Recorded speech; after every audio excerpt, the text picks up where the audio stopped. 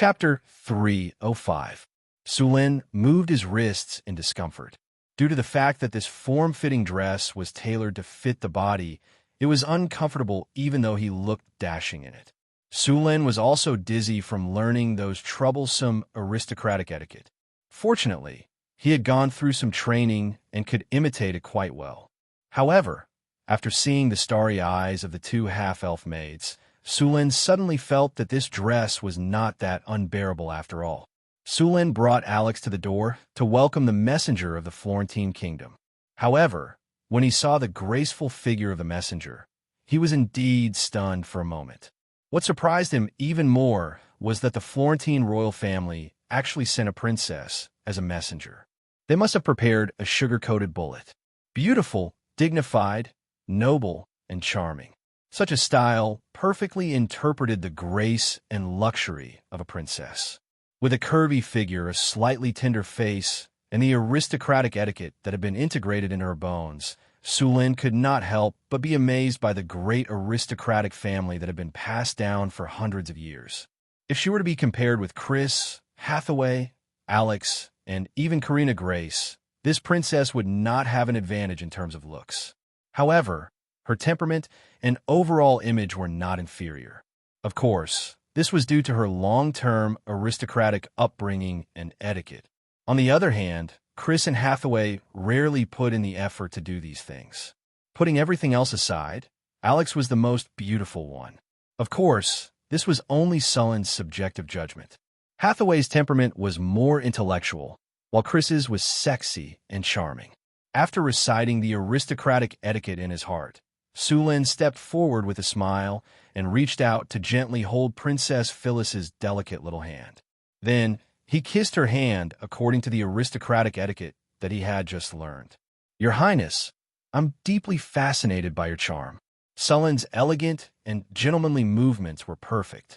These etiquette were requested by an etiquette officer he had specially invited. In fact, in Sulin's opinion, these etiquettes were completely superfluous. However, you have no choice but to learn. After all, when the dukedom is officially established, if there are any problems with etiquette, you will become the joke of the entire continent. Country bumpkins and barbarians were already considered good.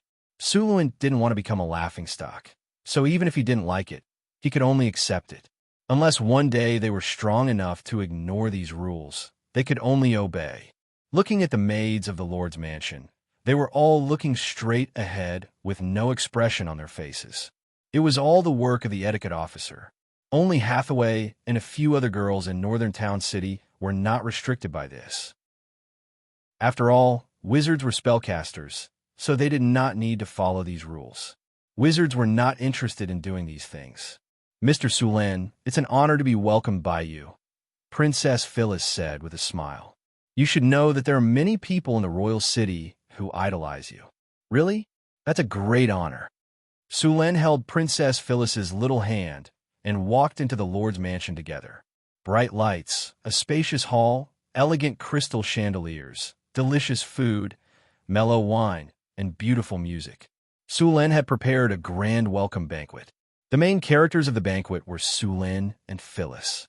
Phyllis knew very well why her father sent her to sign the agreement with Sulin. In addition to forming a political alliance, another reason was to form a marriage alliance. An alliance agreement that was as useless as a piece of paper was not enough to make both sides trust each other. The best way to form an alliance, other than sharing common interests, was to form a marriage alliance. At first, Phyllis didn't have much expectations for this political marriage alliance. However, as a princess of the royal family, she had to protect the interests of the royal family. Therefore, although she was very unwilling, she had to obey the arrangement and come to North Town. In her impression, this remote town in the northern wastelands should be the kind of place where the roads were muddy. There was a foul stench everywhere, the food was coarse and difficult to eat, and the behavior was rough. She could only spend her future in this kind of place. However, to her surprise, after arriving here, she found that North Town was completely different from what she had imagined. This place was even cleaner and tidier than the capital. Although it wasn't as prosperous as the capital, this place had only been built a year ago. It had only taken a year to develop to such an extent. If it was given a few more years, she felt that it might even surpass the capital. More importantly, her marriage partner was also unexpected. He wasn't the boorish barbarian she had imagined, but rather a handsome gentleman. This made Princess Phyllis, who had been worried that she would be banished, very happy. As a princess, although she could enjoy all kinds of luxurious life that ordinary people couldn't imagine, most of them were used for political marriages. They had no right to choose their own marriage partners. Even if the other party was an old man with one foot in the coffin, they couldn't refuse. Now that she saw Sulin, she felt that she was simply too lucky to have met such a powerful, handsome, and gentlemanly noble. As a princess, she knew her fate. Since she couldn't change it, she would fight for the best conditions. Obviously, she was lucky this time and made the right bet. Such a good resource, she must seize it. If she failed, she would be sent to another place for political marriages. She didn't know what kind of people she would meet. Next time, she wouldn't have such a good opportunity. The lights flickered. Sulin and Phyllis sat in the study and had a simple discussion about the alliance documents. In fact, most of the main conditions have been decided long ago. This time, the discussion was only about some unimportant details. But why was Princess Phyllis's expression so strange? It seemed that she was a little infatuated. Under the light, Phyllis looked at Sulin with stars in her eyes.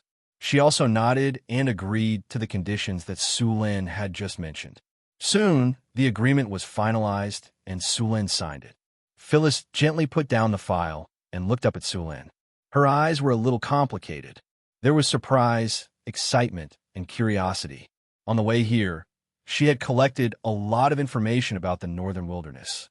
She had a preliminary estimate about this place. Not everyone could develop the northern wilderness to such an extent. In just over a year, he had developed from nothing to the point where he was about to establish a duchy. It was impossible to predict how far he would go in the future. The agreement is signed. Let's celebrate. While Phyllis was still thinking, Sulin stood up and took out a bottle of top-grade rum from the wine cabinet beside him. He poured it into 2 glasses. The amber liquid swirled back and forth in the glasses. Handing one of the glasses to Phyllis, Sulin raised his slender, white, and calloused fingers. He picked up the glass and swirled it a few times under the dim magic light. The rum in the glass was clear and transparent. Under the light, it shone with a mysterious fluorescence. The smell of the wine was strong and fragrant. Then, he drank it up. Phyllis picked up the glass with her white, jade-like fingers, but she didn't drink it. She gazed at Sulin with a complicated look. There was eagerness and expectation in her eyes. She hoped that Sulin would be obsessed with her, but she was also a little hesitant and didn't know what to do. Sulin naturally knew the purpose of Phyllis's visit. He was very clear that the Florentine royal family wanted to form an alliance with him through marriage. They wanted to use this method to pull him onto their chariot. To be honest, they were very familiar with this method of marriage in Florence. Otherwise, how could the Duchy of Florence become the Kingdom of Florence? That was why so many nobles in the Kingdom of Florence had the right of succession to the throne, although this right of succession might not be used for 100 years. Originally, he refused this marriage. After all, who knew what the princess would be like? But today, he had completely forgotten about this matter. This marriage was really a good idea. What did you say? I'm lusting after a body? Bah, this is obviously love. Phyllis put down the glass and looked up at Sulin. It's really incredible. You've built a city here in only 1 year. I'm looking forward to seeing you continue to create miracles. It's nothing. I'm just lucky. Sulin smiled. I don't believe in luck. Phyllis turned around, got up from the stool, and suddenly got close to Sulin. Sulin could not help sniffing her tall and slender figure and her outstanding advantages. When she suddenly got close to him, Sulin could not help but sniff a few times. Phyllis pretended that she didn't notice it. She was still close to Sulin. Although she was very tall, she was still much shorter than Sulin. From this position, he could see her smooth shoulders, delicate collarbones, and 2 mounts. You mind? Phyllis suddenly put her arms around Sulin's neck. I should be the one saying that. Sulin didn't hesitate to put his arms around her slender waist. Then, he turned around and pressed Phyllis against the desk. At the same time, his other hand gently kneaded her smooth shoulders and then moved down little by little. Phyllis's beautiful face flushed and became shy. Although as the princess of the marriage alliance, she had been taught in advance by her nanny. But this was the first time that she had used a real gun. Even her theoretical knowledge couldn't compare with Sullen's, who was a seasoned spear master. However, a newborn calf wasn't afraid of a tiger. Facing a spear master, she didn't want to be outdone and kept resisting. Facing this little white rabbit, Sulin didn't hit her vital points. Instead, he showed his exquisite skills. After seeing Phyllis's face turn red, he shot out his spear like a dragon and went straight to the root of the problem. Chapter 306. Light and Slow Twirling. Under Sullen's superb zither skills, Phyllis began to sing brilliantly. She had already changed out of her beautiful court dress, which was very troublesome when she was singing. Sullen's fair and slender hands played continuously like a brilliant zither player. He was also like an elf, performing a magnificent movement with Phyllis. In the end, Phyllis fell down like a swan with broken wings. It was completely over. The two maids guarding outside the door blushed. After a while, they quietly closed the door and walked out quickly. At the same time, they blocked the corridor. Sulin woke up early when the sky was just beginning to brighten. Looking at the messy bed, Sulin tiptoed out of bed and stretched. Sulin felt refreshed. Although he didn't do it, he didn't indulge too much considering that Phyllis was just an ordinary person. However, Phyllis was different. She was a newborn calf who wanted to challenge the dignity of a tiger. In the end, Sulin whipped her with his spear skills that had already reached the master level. It would take at least 2 days for her to recover. She would just obediently rest on the bed today. As soon as Sulin got out of bed, the bedroom door was pushed open. 2 half-elf maids with dark circles under their eyes walked in resentfully. Angela glanced at Phyllis, who was sleeping soundly on the bed, and then glared at Sulin, looking like a wronged daughter-in-law. As for Anna, she also pouted and didn't say anything. Her expression was obviously saying that she was angry and couldn't be appeased. Looking at the two of them, Sulin smiled in his heart. He then reached out and carried the two of them.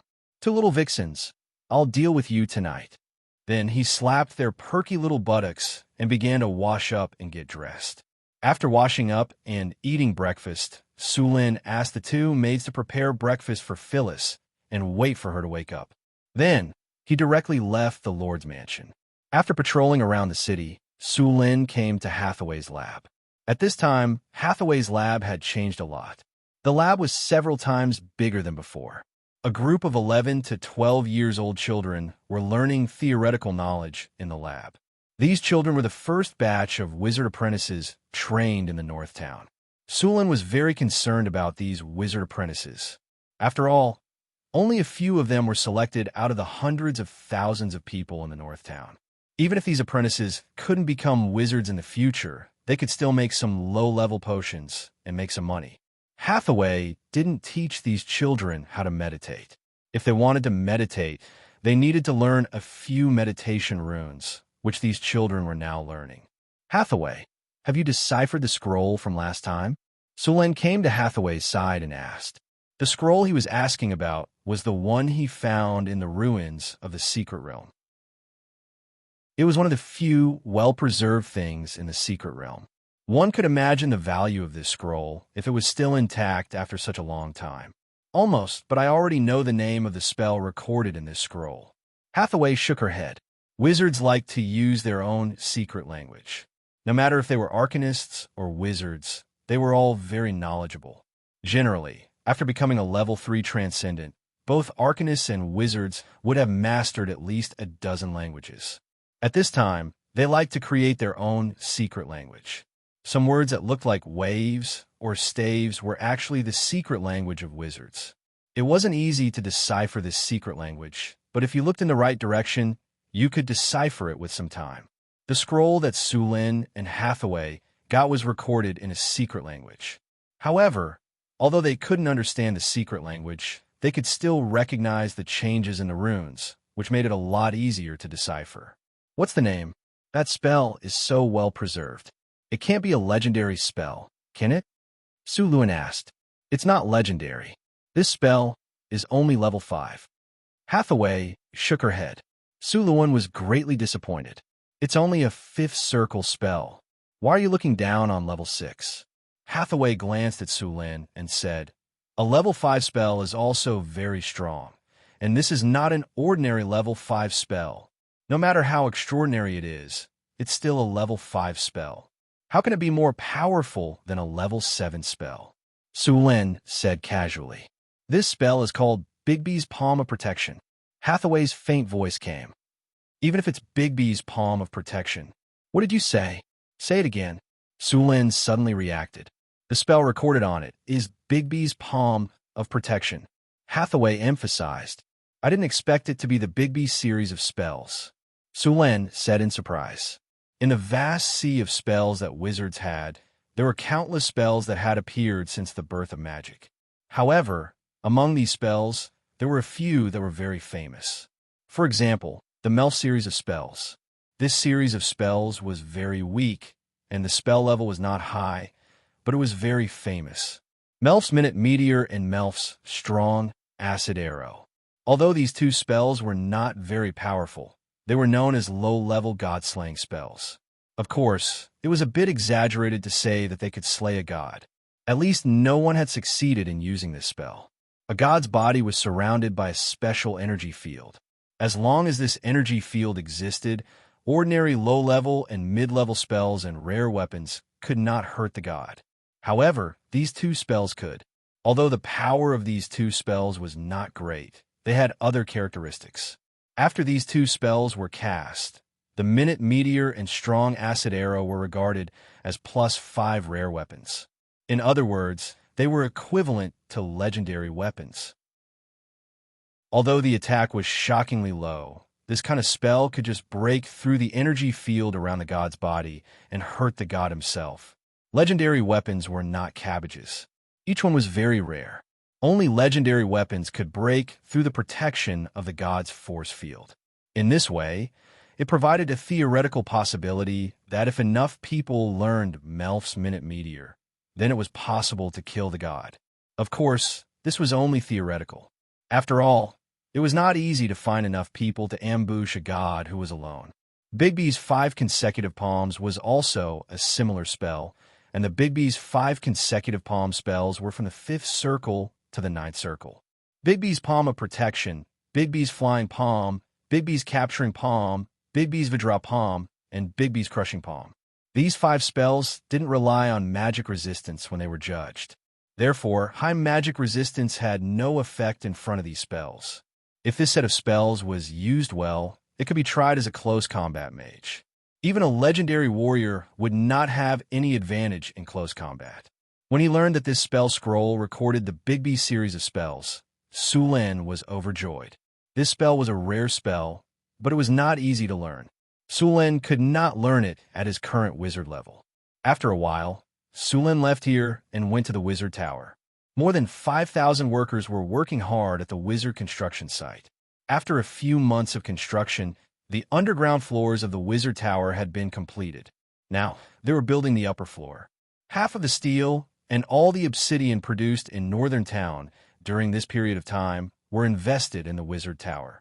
Even Alex, Karina, and Grace were now helping here. A lot of obsidian mined from the underground world needed to be processed. Then these obsidian were fused with stone to mud, and then turned into big blocks with mud to rock. Finally, they needed to cast hardening spells. The whole project was very big. If it were not for the large number of spellcasters in Northern Town, such a wizard tower would take at least a few times more time to build. The steel rods were erected one by one and then wrapped in obsidian. The entire process was done with great familiarity. According to this progress, the main body of the wizard tower would be almost finished by the end of this year to the beginning of next year. However, only the main body was built. It was still far from the completion of the wizard tower.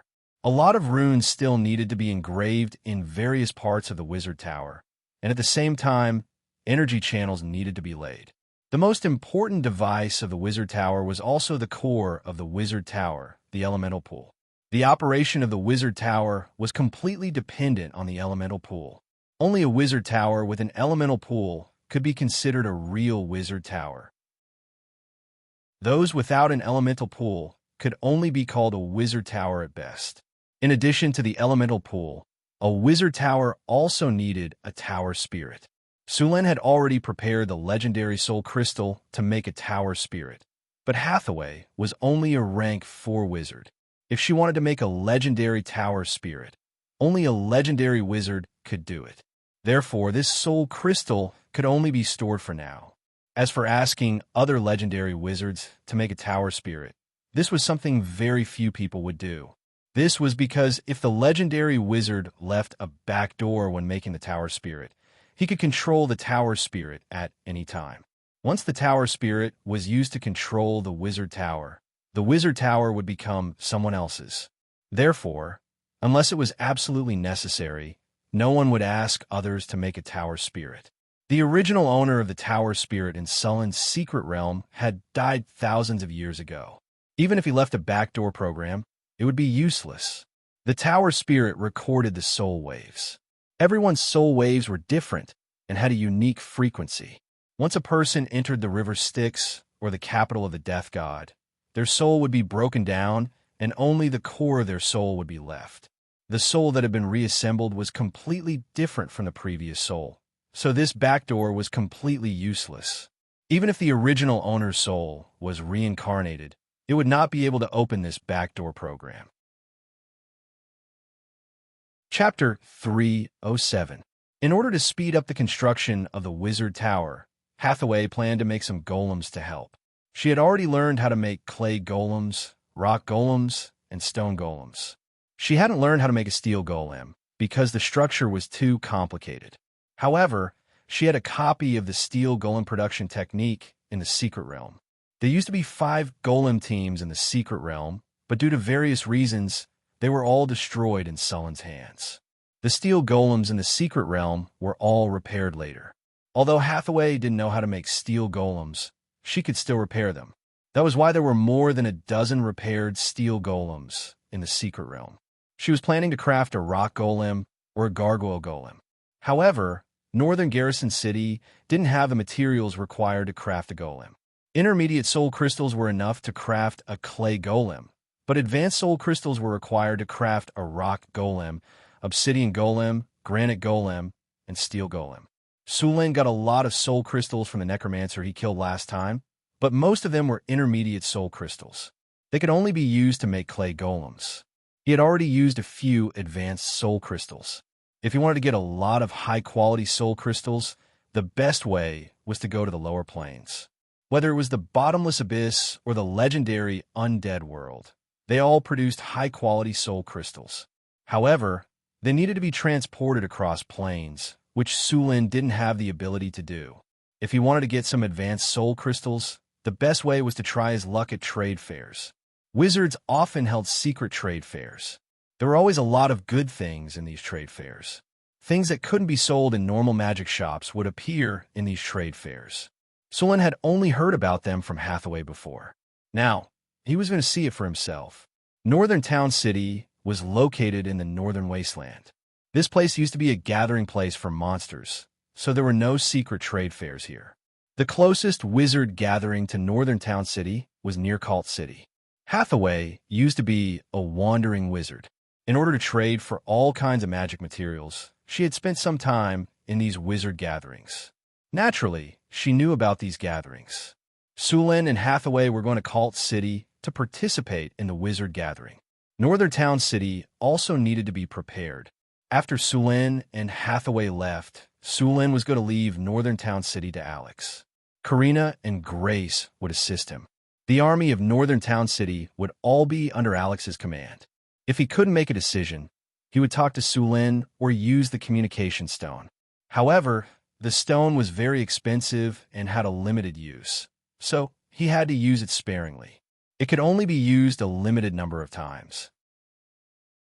After everything was settled, Sulin and Hathaway left the city in a low-key manner. The two then rode their Pegasus towards Cult City. The Pegasus was not only fast, but it also had the ability to fly. A journey that would normally take a week was completed in a day. The two descended from the sky when they were about 10 miles away from the city. Their target was not the city. Instead, it was a small town outside the city. Most wizards didn't like to live in cities. There were too many people in cities, and they didn't like to be disturbed. There was also the danger of wizards doing experiments. It was not suitable to live in a densely populated area. Therefore, the wizard gathering was held in this small town outside the city. There was a forest outside the town. The whole town was covered in a large concealment circle. From the outside, it looked like this place was shrouded in fog all year round. Normal people would get lost if they went in. If they were lucky, they would find their way out. If they were unlucky, they would be trapped inside and die. In the afternoon, a group of handsome, white horses galloped from afar. The horses were very fast. In the blink of an eye, they arrived at the edge of the forest. Sulin and Hathaway jumped off their horses. Before entering the wizard gathering, the two put on a mask to hide their identity and put on a large cloak. After making sure no one would notice anything from the outside, Hathaway took out a badge and entered first. Sulin led the Pegasus and followed closely behind. After passing through a few concealment circles that normal people couldn't detect, the two soon appeared on a deserted street. Of course, this deserted street was only compared to the bustling city outside. At a glance, there were at least a few hundred wizards on this street. Of course, most of them were wizard apprentices. The width of the street was about 10 meters. There were shops on both sides. Many people wearing wizard robes were going in and out of these shops. There was even a market not far away. It was full of stalls. Sulin followed behind Hathaway. He was now a level 2 wizard, a level 4 wizard. After entering the town, there were some wizards guarding the entrance. After paying some kinner and telling them the rules of the town, the two entered. Although this town didn't seem to have a large population, the buildings on both sides of the street were 2 to 3 stories high. Not only were there all kinds of shops, but there were also inns and taverns. It could be said that this was a bustling town. First, they found an inn and left the Pegasus there. Then, they began to walk around. The two came to a shop and began to look for things to buy. These shops had a wide range of business. Not only did they sell things, but they also bought all kinds of raw materials.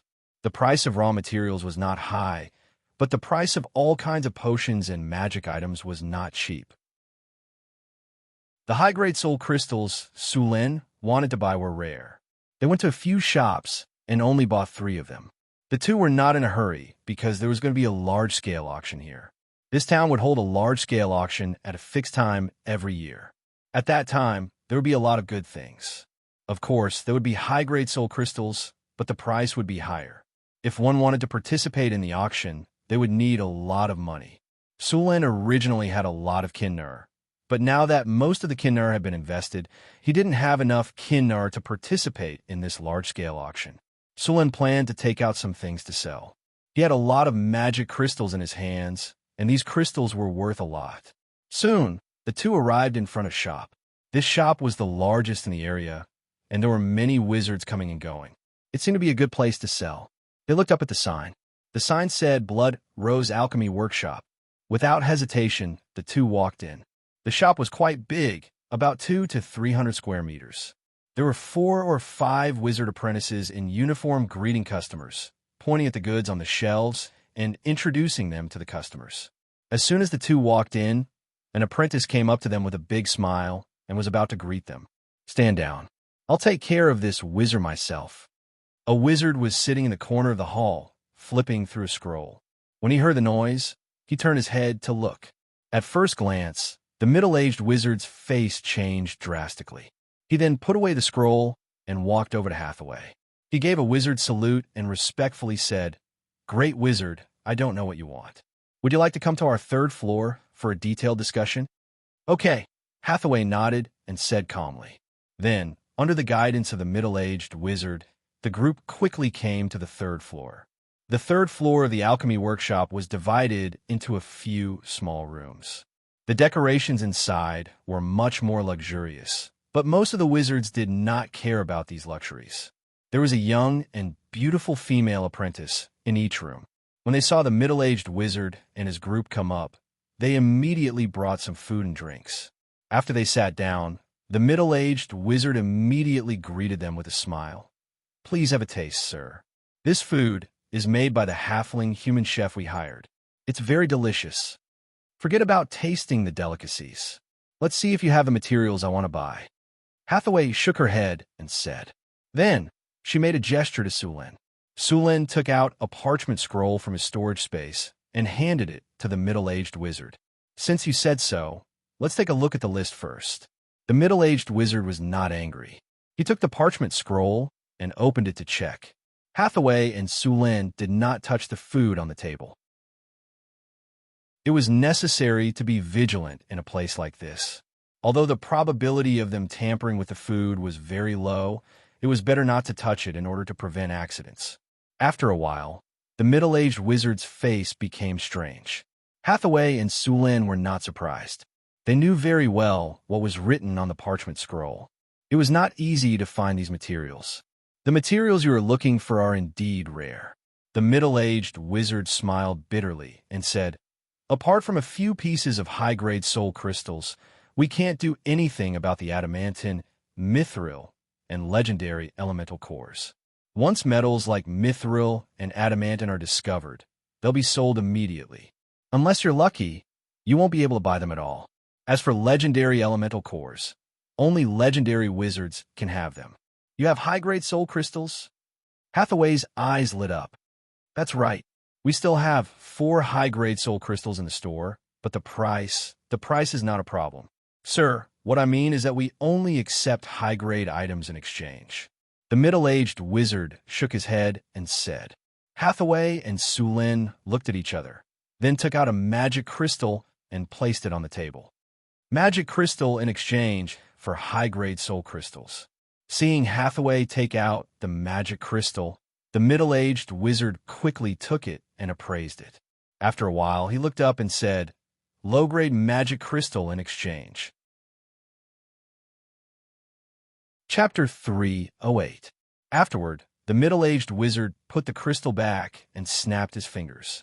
A flash of light appeared and disappeared. Moments later, someone knocked on the door of the room. Afterward, a wizard walked in and handed a brocade box to the middle-aged wizard. "Sir, this is the advanced soul crystal that we have in our store." The middle-aged wizard opened the brocade box and saw a purple crystal the size of an egg sitting quietly inside. Hathaway reached out and picked up the crystal. Afterward, she began to inspect it. Soon, Hathaway finished her inspection. This was indeed an advanced soul crystal. Since there was no problem with the goods, the next step was to discuss the price. "Sir, if you want to use magic crystals to exchange for high-grade soul crystals, you will need at least 30 magic crystals of this size to exchange for 1 high-grade soul crystal." The middle-aged wizard pointed at the magic crystal on the side. "Impossible. This price is too ridiculous." Sulin rejected without even thinking. Although a soul crystal is precious, its value is not as high as 30 magic crystals. "Sir, you should be well aware of the preciousness of high-grade soul crystals. These low-grade magic energy crystals aren't bad, but they aren't too rare. If you want to exchange them for high-grade soul crystals, you'll have to raise the price." The middle-aged adept explained with a smile. "Even so, this price is already more than double. We will not accept this price." Sulin shook his head. "All right then, how many do you think are suitable?" The middle-aged magus carefully observed the expressions on their faces, trying to figure out what was going on. Unfortunately, both of them were wearing masks and cloaks, so he couldn't see any abnormalities. This made the middle-aged magus feel a little disappointed, and he muttered to himself. Judging from their size, they should be a man and a woman. Judging from their voices, they should be quite young. It's just a little strange that there are not many great wizard-level witches, and there are only a few of them in the vicinity of the Kingdom of Florence. Besides, there are not many young ones. Could it be that they just advanced? I haven't heard of any wizard organization that has advanced recently. Could it be a wandering wizard or a traveler from somewhere else? The male sorcerer beside her is a grade 2 sorcerer. Could he be the sorcerer's boy toy? I'm so lucky to have a great adept as my mistress. Wouldn't it be easier for me to advance in the future? Sulin didn't know that the middle-aged man in front of him had already identified him as a man who lived off a woman. If he knew, he would definitely teach him a lesson personally. I think 20 mana crystals for one advanced soul crystal is very suitable. Sulin thought for a moment and said, according to this price, the soul crystals would be purchased at a premium of 1/3. I'm sorry, but we can't accept this price. The middle-aged magus shook his head. After that, Sulin's group and the middle-aged adept went back and forth over the price. Finally, they reached a price that both parties could barely accept. 23 magic crystals for a high-grade soul crystal, which was a 50% premium. After confirming the price, the two sides began to trade. Sulin took out 92 magic crystals of similar size from his storage space and gave them to the middle-aged wizard. He then put away 4 high-grade soul crystals. Seeing Su Luan take out so many magic crystals at once, the middle-aged wizard was also secretly shocked. They couldn't have found a magic crystal mine, could they? After completing the trade, Sulin's group didn't stay any longer and immediately left the shop. After taking out such a large amount of mana crystals for the trade, both of them became more vigilant. Humans would die in pursuit of wealth, and birds would die in pursuit of food. This was a famous saying in both his previous life and this world. As long as there were enough benefits, he didn't think that no one would dare to do anything to him. A rank 4 great wizard and a rank 2 wizard. Even though the shops here were very trustworthy, if the person who leaked the money was not a member of the nearby Magus organization, it was very likely that he was a wandering Magus or someone who came from another region to explore. He still had to be careful to avoid being tricked. Hence, after completing the trade, the two of them didn't stay any longer. They pretended to continue looking for items while being cautious to see if anyone was spying on them. After making sure that no one was following them, Sulin and Hathaway continued to walk to the other shops. However, what happened next made him very disappointed. After entering a few shops, he couldn't find the materials that Hathaway needed. It wasn't that these shops didn't have anything good. Some of the magic materials that the shops actively recommended were very rare. Hathaway was also tempted, but unfortunately, they didn't have enough to trade. In the Magus world, although Kinnur could be used, many high-grade items couldn't be bought with Kinnur. They could only be exchanged with other materials. Kinnur could only buy some low-grade magic materials and magic items. He still wanted to see if he could exchange the remaining items in his storage space for a legendary elemental core. The most important material in the Arcane Garden was the legendary elemental core. With this, Sulin could start building the Sky Garden. Looks like we can only wait for the auction. After walking around all the shops, the two of them stood at the end of the street and shook their heads helplessly. The auction in the Magus town would be held in 3 days. Sulin and Hathaway naturally didn't plan to wait here for 3 days. After finding the auction and buying a voucher, Sulin and Hathaway took the Pegasus from the inn and left the Magus town together. The Pegasus' speed was very fast.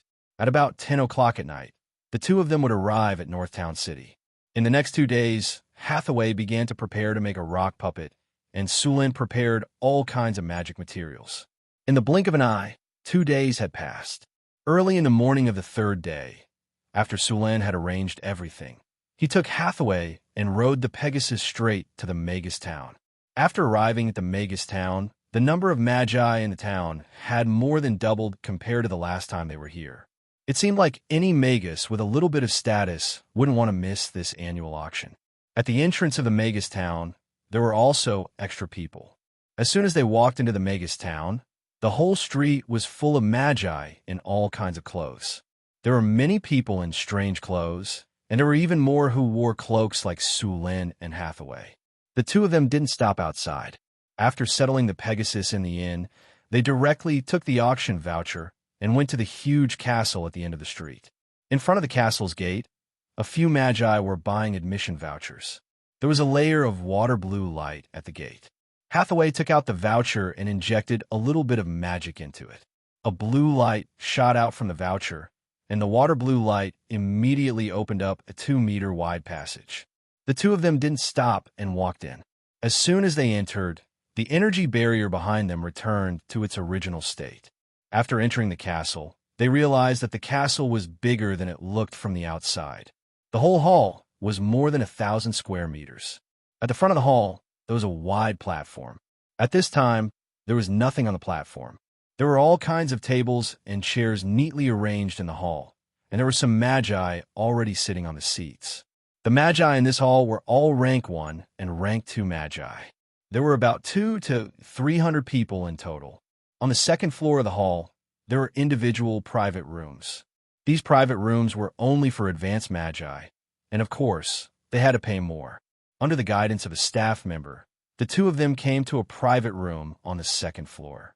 After waiting quietly for more than an hour, there were about 400 to 500 rank 1 and rank 2 magi in the hall downstairs. A few bell rings sounded, and the auction officially began. Sulin and Hathaway sat in the private room and quietly looked at the platform in the hall. On the platform, a middle-aged magus in a silver magus robe was holding a green magus magic staff and briefly introducing it. Thorny magic staff. This is a magic staff made with great care by Master Ollivander. The main material of the magic staff is magic willow. This material is very suitable for the transmission of magic. The material is also very tough. After being made into a magic staff by Master Ollivander, it can increase the casting speed and reduce the casting difficulty. It can also slightly increase the power of spells. In addition, this magic staff also contains a defensive spell called Thorny Shield. It can be released instantly without any preparation. The starting price of this magic staff is 100,000 kinder worth of magic materials. Intermediate magic materials cost 5 times the price. Advanced magic materials don't need to go over the price. Every increase is 5,000 kinder worth of magic materials. The magus in charge of the auction was a rank 3 magus. Although he was a little far away, his voice could be heard clearly throughout the hall.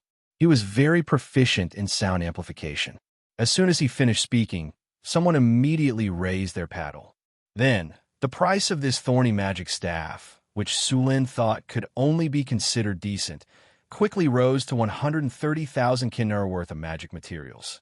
Although this magic staff had many functions, such as reducing the casting difficulty, reducing the consumption of magic, and increasing the power of spells, these effects were just barely satisfactory.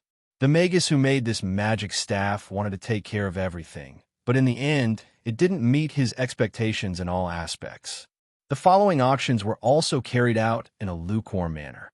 During this time, some decent items appeared. For example, there was a dragon skin robe. The magic light on it had already reached rank 3. It was a very good robe. Sulin only called out the price once, and the price exceeded 200,000 kinder worth of magic materials. He could only give up. In the end, this dragon skin robe was sold for 280,000 kinder worth of magic materials. This price had actually exceeded the value of the item itself. Of course, it was normal for the price to be higher in an auction. Other than these equipment, the most popular items in the auction were various potions. For example, the Azure Potion, which could increase the efficiency of meditation, was very popular. Every time it appeared, it would be highly sought after. Chapter 309. The organizer of the auction was obviously very experienced. Every once in a while, they would take out a more precious item for auction and then attract the attention of the public. But more often than not, the items auctioned were not very good. Although some materials were rare, as long as one had enough money, they could also be bought in large stores. Therefore, in the auction house, the competition was not too fierce. Only rare items that occasionally appeared would cause intense bidding. As the items appeared one by one, time passed little by little. Several heavyweight items appeared in the auction and instantly set off a bidding frenzy. Several treasures appeared in a row, and the competition was fierce. Soon, the atmosphere of the entire auction became extremely hot. A piece of mithril, 832 grams, a rare metal material. The starting price is 350,000 kinnar, a high-level magic material. Note that it is a high-level magic material. The price increase should not be less than 10,000. A piece of silver-white metal with a strange light appeared on the auction stage. The metal was slightly bigger than a fist, but the surface was like a layer of scales. When he heard the words mithril, Sullen's body suddenly tightened, and his eyes stared at the piece of metal. Mithril, one of the most precious magic metals, was an important material for building a floating space city. It could be said that you could never have enough of it. He did not expect to see a piece of it here. 380,000, 400,000, 500,000. Mithril was really famous. Before Su Luan could bid, many people had already bid one after another. Soon, the price exceeded 500,000. Su Luan hesitated several times and finally gave up bidding. He didn't have many things that could be exchanged. Once he bid for this piece of mithril, he wouldn't be able to get the legendary rank elemental crystal core. And this piece of mithril was not too big. It was not enough for a floating space tower, let alone a floating space city. Sulan also produced mithril in the silver mine in the underground world. Although the amount was not much, it was more than enough to build a floating space tower. After weighing the pros and cons in his heart, Sulan decided to give up. After a while, the price of this piece of mithril rose to 1 million, which made Sulan, who was still a little unwilling, give up completely. Since he had already decided, Sulan no longer hesitated and looked at those people fighting for it with a relaxed face. There are so many rich people. Sulan couldn't help but shake his head. At first, he thought that he was quite rich, but after coming here, he realized that there were many rich people among the wizards. In the end, the price of the mithril rose to 23 million kinnar worth of high-grade magic material. The auction continued. Except for lunchtime, the auction continued. Finally, at around 4 p.m., the item that Sulan had been waiting for appeared. A legendary level Earth Elemental Crystal Core in perfect condition. A high-grade magic item or magic material worth 350,000 kinnar. Every bid must be increased by at least 10,000. As his voice fell, an earthy yellow elemental core that looked like a crystal ball appeared on the auction stage. 360,000, 380,000. As soon as the voice fell, the crowd couldn't wait to start bidding. This time, Sulan was not in a hurry to make a bid. He was determined to get this item, so he would let those people fight for it first. When the price was high enough, he would call out a bid. Soon, the price of this elemental crystal core had risen to 950,000. After reaching this price, the number of people participating in the bidding decreased a lot.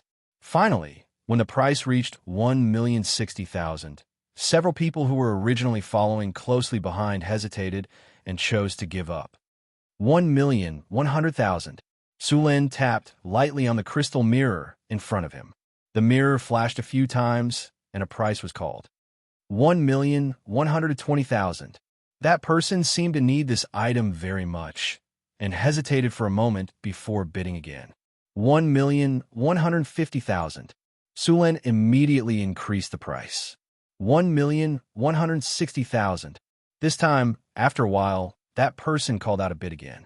Sulan smiled slightly and called out a bid of 1,170,000 again. On the auction stage, the middle-aged wizard who was hosting the auction called out the price twice, as usual. When he was about to call out the price for the third time to confirm the success of the auction, suddenly, another cold voice called out. 1,200,000. Sulan was slightly stunned, and so was the middle-aged wizard who was hosting the auction. However, he immediately reacted and shouted excitedly. 1,200,000 going once. 1,200,000 going twice. 1,210,000. Sulan shouted without hesitation. 1,220,000. This person calmly raised the price again, as if money was nothing to him. This made Sulan's expression change. Once this happened, both parties would definitely fight to the death in the end. Both parties were in the VIP room on the second floor, which meant that the other party was at least a high-grade wizard. After hesitating for a moment, Sullen's expression changed. He made up his mind and directly called out a price that shocked all the wizards present. 1,500,000. As soon as this price was called out, the auction house was in an uproar. The other wizards all looked at the VIP room on the second floor with strange expressions. This price had actually far exceeded the price of a legendary elemental core. The auctioneer's face lit up with joy. It was very likely that this was the highest price in this auction. Sullen's face was expressionless as he stared at the other VIP room. The auctioneer began to call out the price again. Soon, the two bids were called out, but there was still no sound from the VIP room. The middle-aged auctioneer was a little disappointed. He called out the price again and directly dropped the hammer. After paying a huge price, Sullen finally got this elemental core. After this climax, the auction quickly came to an end. The final item was only sold for 1,400,000 kinners. After the auction ended, Sullen was led to the back of the hall by a beautiful wizard apprentice to carry out the transaction. Your Excellency, the legendary elemental core you bought is a high-grade magic item or magic material worth 1,500,000 kinner. You need to give it to us for evaluation. A wizard said with a smile on his face. Okay. Hathaway nodded and said. She then took out a portal bag and put it on the table. The wizard snapped his fingers and a light flashed. Soon, a wizard about 60 years old walked in. This is the chief appraiser of our auction house, Mr. Bacon. He will evaluate the items you have provided. The wizard explained and then handed the portal bag to him for evaluation. Next, the wizard named Bacon began to take out the items in the portal bag one by one to evaluate them. 6 bottles of Azure Potion, high quality, 15,000 kinner a bottle. 2 bottles of Purple Light Potion, high quality, 20,000 kinner a bottle. 4 bottles of Moonshine Potion, high quality, 13,000 kinner a bottle. 3 pieces of your own leather armor, grade 3 magic item, 35,000 kinner a bottle. The appraiser named Bacon was indeed very good. He did not underestimate the price at all. He set the price according to the retail price. Sullen nodded and accepted the price. Soon, all the items were evaluated. In the end, all the items added up to a total of 1,070,000 kinner. Sir, the price of these items did not reach 1,500,000 kinner. After confirming the price of all the items, the wizard said with a gloomy face, "It's not over yet." Sullen took a step forward and took out a white ring from his pocket. He then put it on the table and said, "Add this." It was the bone control ring that Sullen got from the necromancer. This is a high-grade magic ring. The wizard's heart skipped a beat when he saw the items on the table. He then carefully picked up the ring and reluctantly handed it to Bacon for evaluation. Among all the magic items, rings and other accessories were the most expensive. This was because compared to magic staffs, robes, magic books, or scrolls, rings and necklaces were too small. It was very difficult to engrave complex runes on such small objects. Think about the artificial micro-engraving technology. Engraving on a ring required tens or even hundreds of complex runes. Then, these runes would form a rune circle. Only then would it be considered a success. If there was a single mistake, the ring would be useless. Therefore, the price of a high-grade magic accessory was more than twice the price of other magic items of the same grade. Good stuff. Wizard Bacon looked at the ring for a while. He then put down his crystal glasses and couldn't help but praise. It's been a long time since I've seen such exquisite craftsmanship. This should be something that only a master alchemist could make. The only pity is that this ring can only be made by a necromancer. If it was a common magic ring, it would cost at least 600,000 or 700,000. But now, I can only estimate it at 500,000. Do you two accept this price? Yes. Hathaway nodded and said. Then we'll pick out the extra 70,000 kinner worth of goods. Also, this legendary earth elemental crystal core is yours. The wizard on the side said, "You don't have to pick out the stuff. Just exchange it for 70,000 kinner worth of materials." Hathaway said as she took the legendary earth elemental crystal core and inspected it. "That works too. What materials do you need?" The wizard asked with a face full of joy. It's all on this list. Hathaway handed over a list of materials that were not available in the northern town. The auction had just ended, and they had collected a large amount of magic materials. The materials on the list were not too rare, so it didn't take long for them to collect all of them. After checking all kinds of goods, both sides were very satisfied. Sulin and Hathaway took the things and left the auction house. They didn't stay for long. They went back to the inn and left the wizard town with the Pegasus. Chapter 310. The two left the wizard town and stopped hiding. Sulin got on the horse and carried Hathaway in his arms. He rode the Pegasus and soared into the sky. The Pegasus neighed and galloped forward. Damn it, that's a Pegasus. Why do they have such a thing? Chase them. What's there to chase? Do you think you can catch up with a Pegasus? Just as Sulin and Vivian left quickly on the Pegasus, 3 people in black wizard robes suddenly ran out from the woods below and looked at the figures disappearing into the sky. Sulin didn't know that there were a few wizards ambushing him. Even if he knew, he wouldn't care. According to the speed of the Pegasus, the wizard's flying spells were far from being able to catch up with it, unless they had flying magic items, such as magic carpets or airships. Flying items were not common in this world, because wizards preferred to use teleportation spells instead of flying slowly when traveling long distances. The Pegasus carried the 2 of them across the sky like a shooting star. Finally, 2 hours later, they arrived at the northern town city. Letting the Pegasus rest and play by itself, Sulin excitedly carried Hathaway back to the bedroom in the Lord's castle. Then, he pulled Phyllis and the 2 little maids over to play a Russian roulette game. Early the next morning, Sulin got up feeling refreshed. Although it cost a lot to attend the auction this time, he got all the things he wanted and bought them. In addition to the elemental crystal cores to build the arcane garden, he also got 7 advanced soul crystals. Hathaway planned to build 2 gargoyle magic statues with these soul crystals, and the rest was to build the iron magic statue. The gargoyle magic statue belonged to the advanced rock magic statue. Its craftsmanship was higher than the previous rock magic statue. These gargoyle magic statues could also fly. Although their strength was slightly inferior to the rock magic statue, it was already very exaggerated compared to humans. The gargoyle statue was made entirely of obsidian. Although the cost of manufacturing such a statue was several times higher than that of a rock statue, its physical defense and magical defense were much higher. Whether it was used for combat or carrying bricks, it was a good choice. The wizard tower was over 100 meters tall. With these 2 gargoyles, the speed of transporting materials was much faster. In fact, normal wizard towers didn't need to be this tall, but Sulin wanted to build a floating city. As the control center of the floating city, a wizard tower had to be tall enough. Hathaway picked out 2 batches of the best obsidian and sent them to her laboratory. At the same time, she gathered the last remaining craftsmen in Northern Citadel and had them carve according to the blueprint. The structure of the gargoyle stone golem was more complicated, and the craftsmanship required was much higher than that of the rock golem.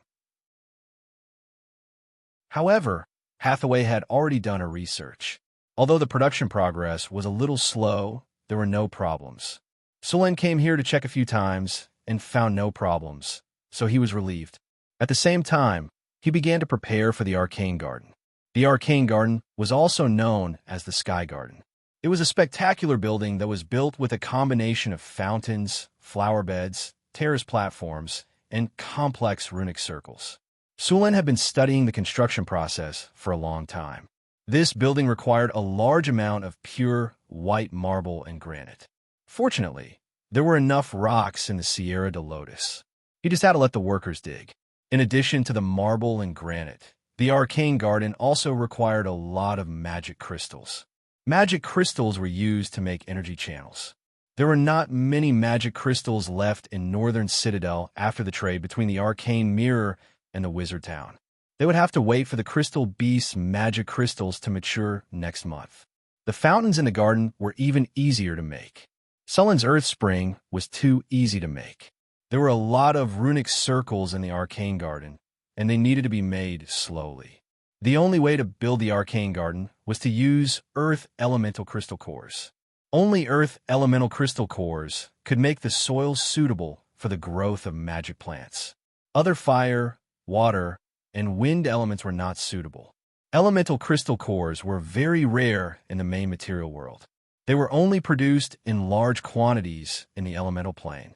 Intermediate and low-level elemental crystal cores could be obtained by killing giant wind elementals. However, not every elemental creature could drop an elemental crystal core. In the 4 major elemental planes, the giant elemental creatures could only be regarded as small fish, and the elemental elders were the mini-bosses. The more powerful ones were the demigod-level elemental djinns like the wind djinn. The wishing spell in the sorcerers was to summon the elemental djinn and then fulfill it. There were also 4 elemental gods living in the depths of the elemental plane. They were the real big bosses. Before the era of the Arcane Empire, the demons of the bottomless abyss wanted to conquer the multiverse. As a result, as soon as they came out of the abyss, they bumped into the oldest elemental gods. Then, these elemental gods brought a large number of elemental creatures and directly smashed the demon army.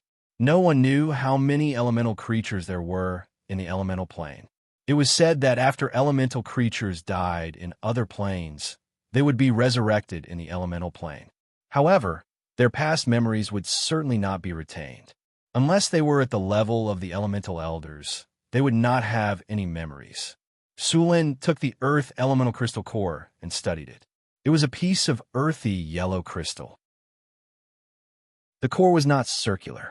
Its surface had many flat surfaces, and the overall appearance was close to a circle. This thing had many uses. It could affect the size of the gravity within a range, and it could make the land in an area fertile. At the same time, the energy consumed in the Earth elemental crystal core would slowly be absorbed from the surrounding air. In theory, as long as the consumption was not excessive, the energy of this Earth elemental crystal core would not be exhausted. In the future, if he wanted to build a floating space city, he must use Earth elemental crystal cores above the legendary level to create gravity for the floating space city. This way, after the floating space city entered the astral plane, the things inside would not float up. In addition to gravity, the floating space city would face many other difficulties, such as air circulation, water circulation, and other basic problems. However, it was still early to study these. After all, even the problem of the floating space city's energy core had not been solved. Even if the other problems were solved, it would be useless. Sulin was not in a hurry to build the Arcane Garden. The 3rd phase of Northtown City's construction was not over yet, and he could not transfer too many people for the time being. Even if he wanted to build the Arcane Garden, he would have to wait until the 3rd phase of the construction was completed. He could only ask people to prepare the materials in advance, while he led people to speed up the construction at the construction site.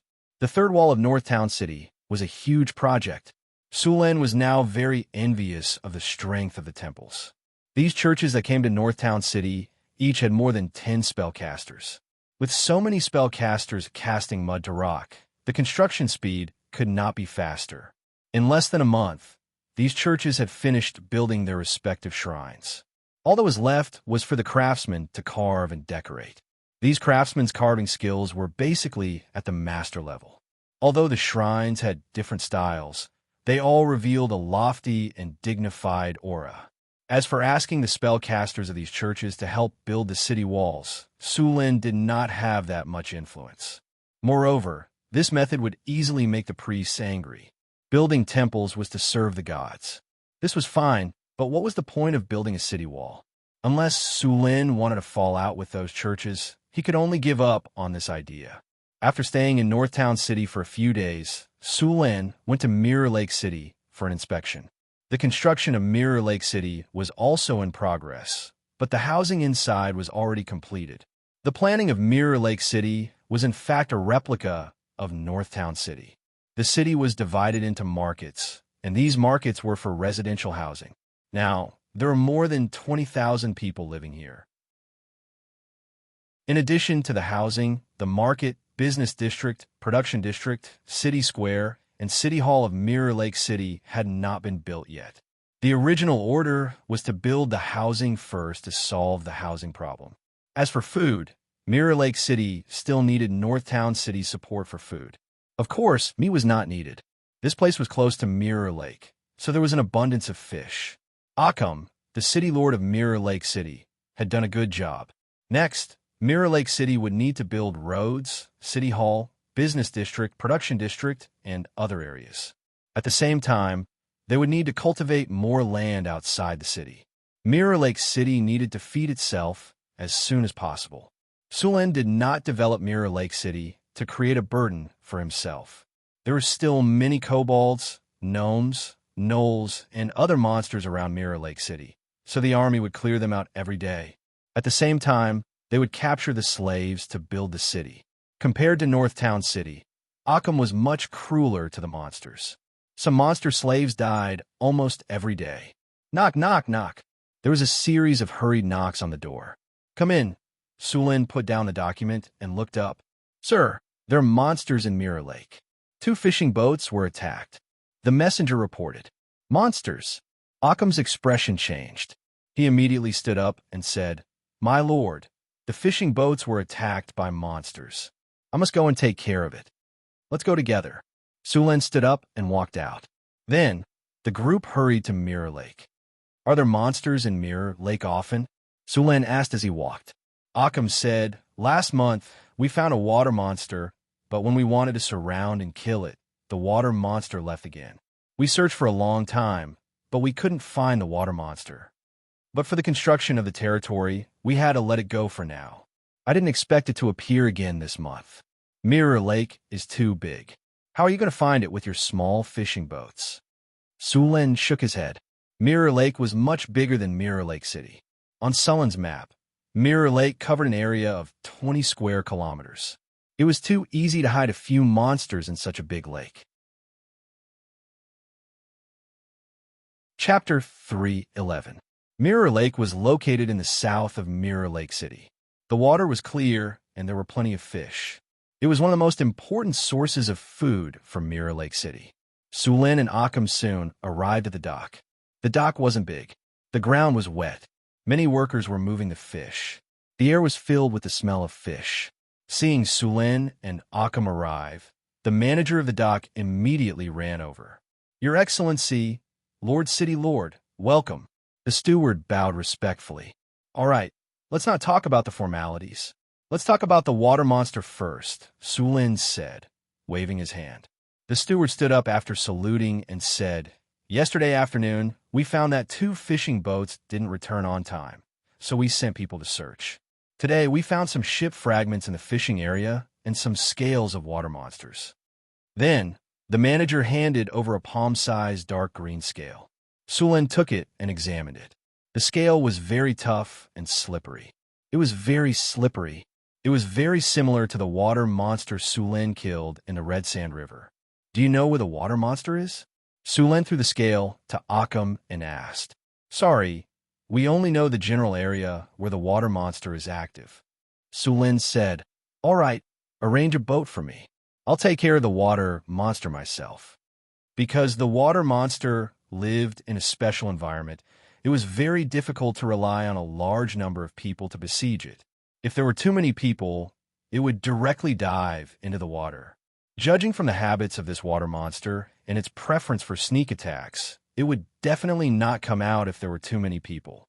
In the Mirror Lake City, only Sulen had the confidence to kill the water monster alone.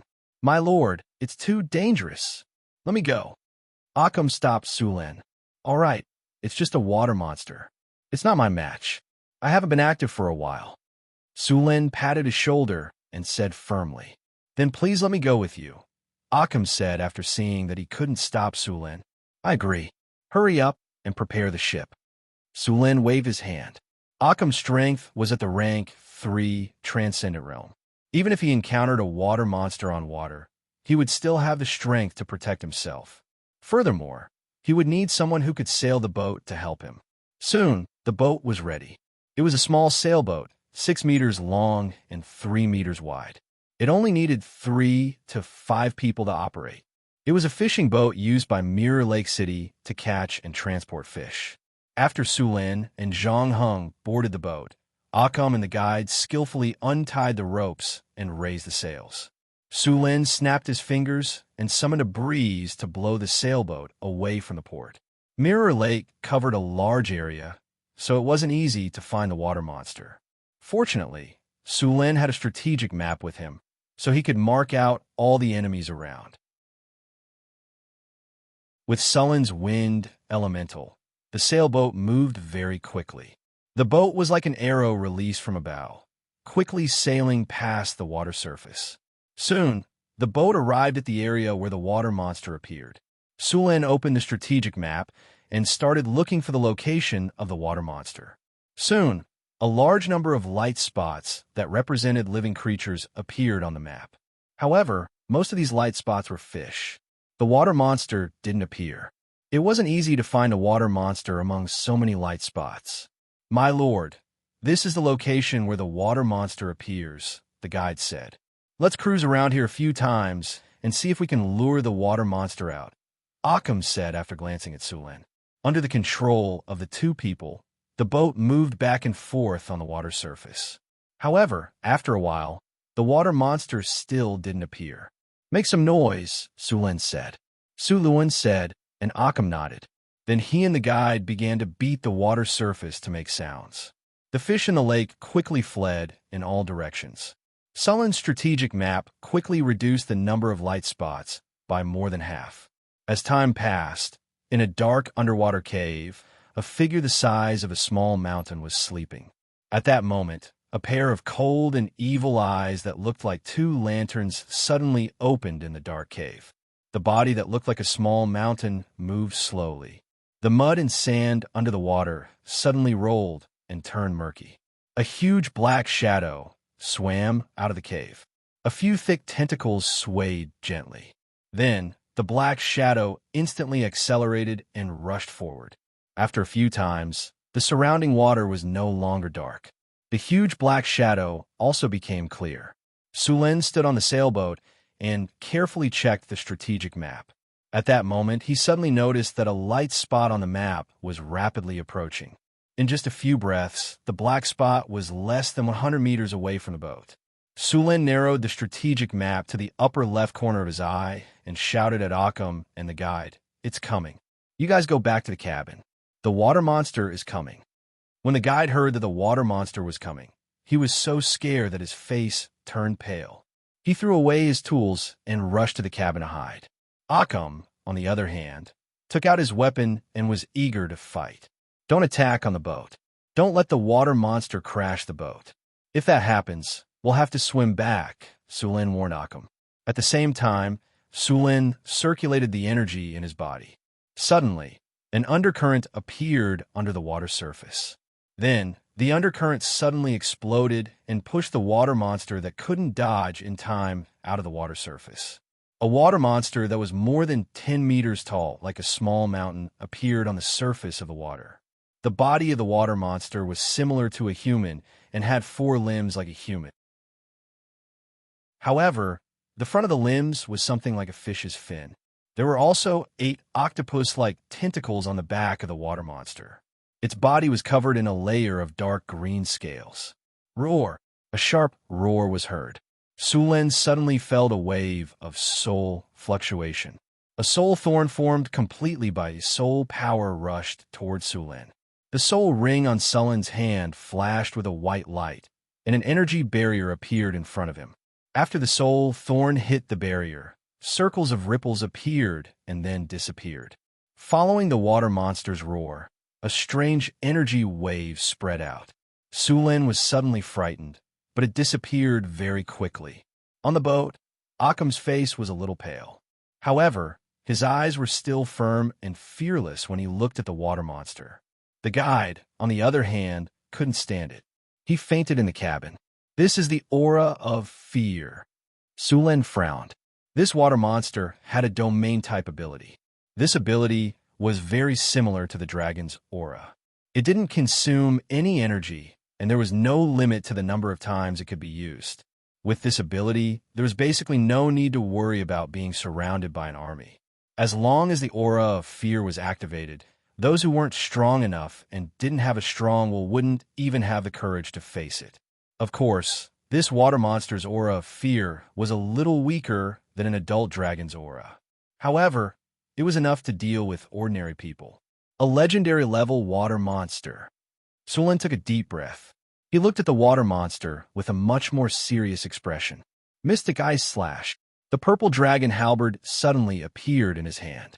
In the next second, 3 cold ice blades flew out from his weapon.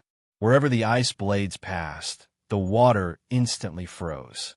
In the blink of an eye, they were in front of the water monster. The tentacles on the back of the water monster waved. A powerful water column suddenly appeared and hit the 3 ice blades. The ice blades collided with the water column and were frozen into ice pillars. Water walking. Underwater breathing. 2 beams of light flashed past Sulin's body. After using water breathing, Sulin directly jumped off the ship and rushed toward the water monster. Roar! A sharp roar sounded. The water monster, floating on the water, roared and quickly waved its fin-like arms. At the same time, it opened its mouth and spat out a dark green water arrow. The surrounding air was filled with a rotten and sour smell. Under the spray of the acid and poison arrows, the surrounding water surface had already turned dark green. Some of the fishes and shrimps that did not manage to escape in time had their bellies turned white.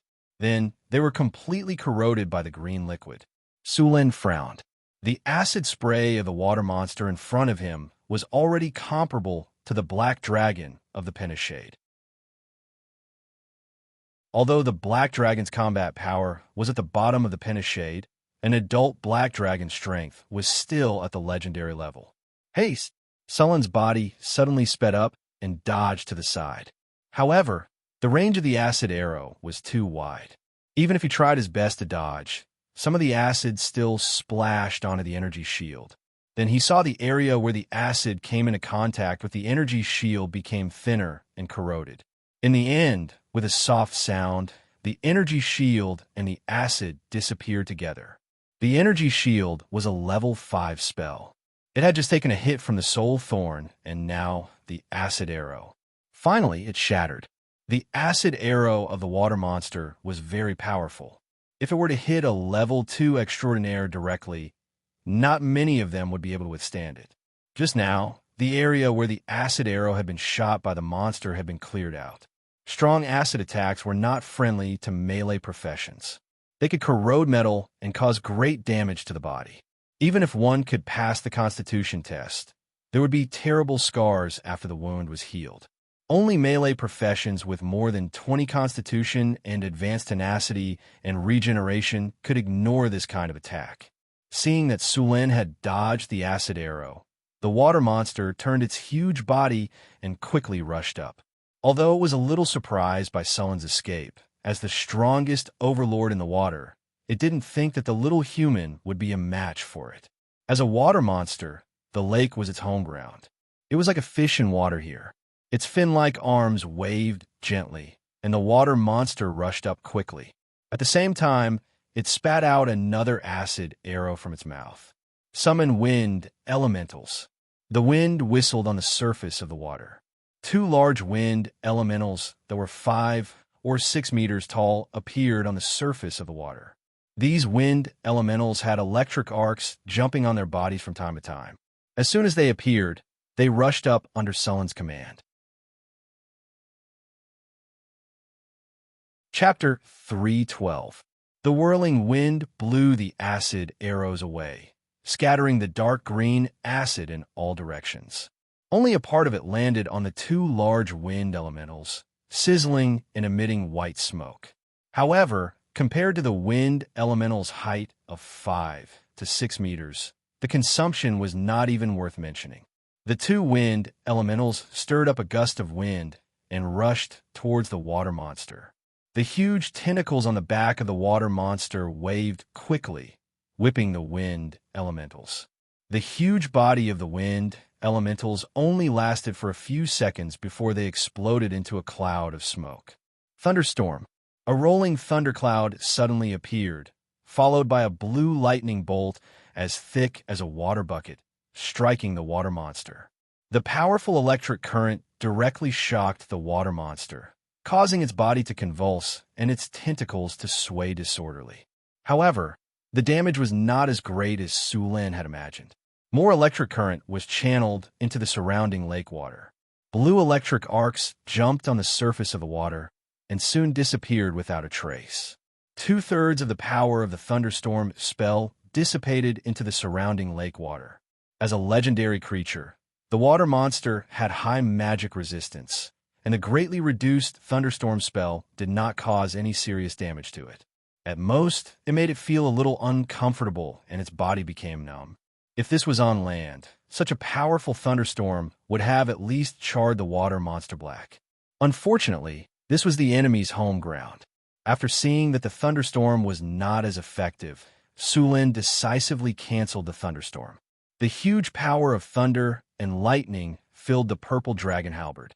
Although the damage of the thunder and lightning was not good, the additional numbing effect was not reduced at all. After adding the water walk buff, Sulin could walk on water as if it was flat ground. After seeing that the effect of the thunderstorm was greatly reduced, Sulin tapped the ground with the tip of his foot and quickly rushed towards the water monster. Silver Dragon Inverse Scale Spear. As the purple dragon halberd was waved quickly, a silver dragon appeared. The dragon's body flashed with lightning, and in the next second, it directly rushed towards the water monster. The water monster that had just recovered from the numbing effect did not have time to dodge. Bang! The water monster's massive body was sent flying nearly 30 meters away. Its originally streamlined body was now riddled with bone-deep wounds. A large amount of blood gushed out from the wounds. Although the water monster looked miserable, its injuries weren't as severe as one would imagine. However, this water monster was unlucky enough to be paralyzed once again. This made using lightning attacks very annoying. Every attack would go through a test of paralysis. Once it failed, it would enter a state of paralysis. Lightning attacks had a very high chance of paralysis. Half Moon Slash. A crescent-shaped light blade flashing with lightning suddenly appeared. Then, it quickly rushed towards the water monster while sticking close to the surface of the water. After recovering from its paralysis state, the water monster immediately summoned a huge water shield. The light blade slammed into the water shield, splitting it in half. Then it turned into countless water droplets and fell into the water. Although the light blade had broken through the water shield, it had consumed most of its energy. Then, it collided with one of the water monster's tentacles. After leaving a scar on the tentacle, the light blade completely dissipated. Sulin's body quickly glided across the water. In a breath's time, he had crossed a distance of 30 meters and arrived beside the water monster. In front of him, the water monster that looked like a mountain of flesh had just finished casting a spell. At this time, the water monster was in a state of exhaustion and had yet to recover its strength. Sulin's target was its chest and abdomen. From here, he could directly attack the water monster's internal organs. Although he didn't know where the water monster's heart was, and the water monster's body was too big, Sulin wasn't confident that he could hit its heart in one hit. So, his goal was to open its chest. Dark green scales covered its body. Sulin waved the purple dragon halberd, and at this time, the water monster forcefully dodged. At the same time, the tentacles on its back swept towards Sulin. Sulin quickly twisted his body and easily dodged the attack. At the same time, the purple dragon halberd in his hand stabbed towards the scales on the water monster's abdomen. Slash! It felt like a knife cutting through cowhide. Although there was a lot of resistance, the purple dragon halberd still quickly pierced through the scales, cut open the water monster's tough skin, and stabbed into the water monster's muscle layer. After piercing into the muscle layer, the purple dragon halberd was like a scalpel, quickly sliding upwards along the muscle texture. After Sulin's halberd broke through the water monster's defense and left a 1-meter-long wound on its abdomen, the water monster's tentacles frantically whipped towards Sulin. Sulin didn't take it head-on. His body flashed, and he pulled out the purple dragon halberd and quickly retreated. When the purple dragon halberd was pulled out, it also brought out a large piece of flesh and the water monster's wound became even more serious.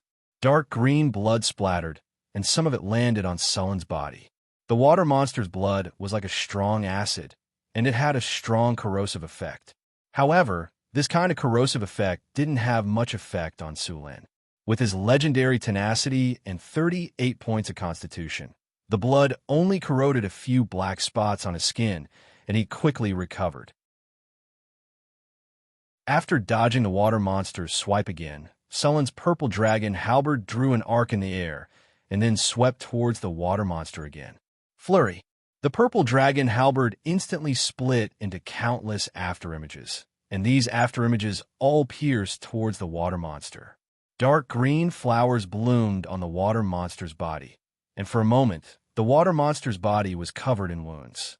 The intense pain caused the water monster to constantly hiss, and its sharp roars caused Sullen's ears to tingle slightly. It had to be said that the difference in size in a battle was very obvious. Sullen's attack on this water monster was like stabbing an adult with a needle. Although the wounds were bleeding and painful, the damage was not enough to kill it. Faced with the storm-like attacks, the water monster's eyes turned red. The intense pain made it even crazier, and the 8 tentacles behind it attacked wildly. Faced with the water monster's counterattack, Sullen's purple dragon halberd constantly blocked, and his body twisted to dodge, but he was still hit a few times. Fortunately, he reacted quickly and was not caught by the water monster's tentacles. Faced with the water monster that seemed to have 8 arms, Sulin was also a little tired, who told him to only have 2 arms. With so many arms attacking at once, this was cheating, ambushing, and not caring about martial arts ethics at all. Thunder Domain. Powerful thunder energy quickly surged out from Sullen's body, and his body was covered in a layer of jumping thunder and lightning. The purple dragon halberd was completely covered in thunder and lightning, as if it was a weapon made of countless thunder and lightning.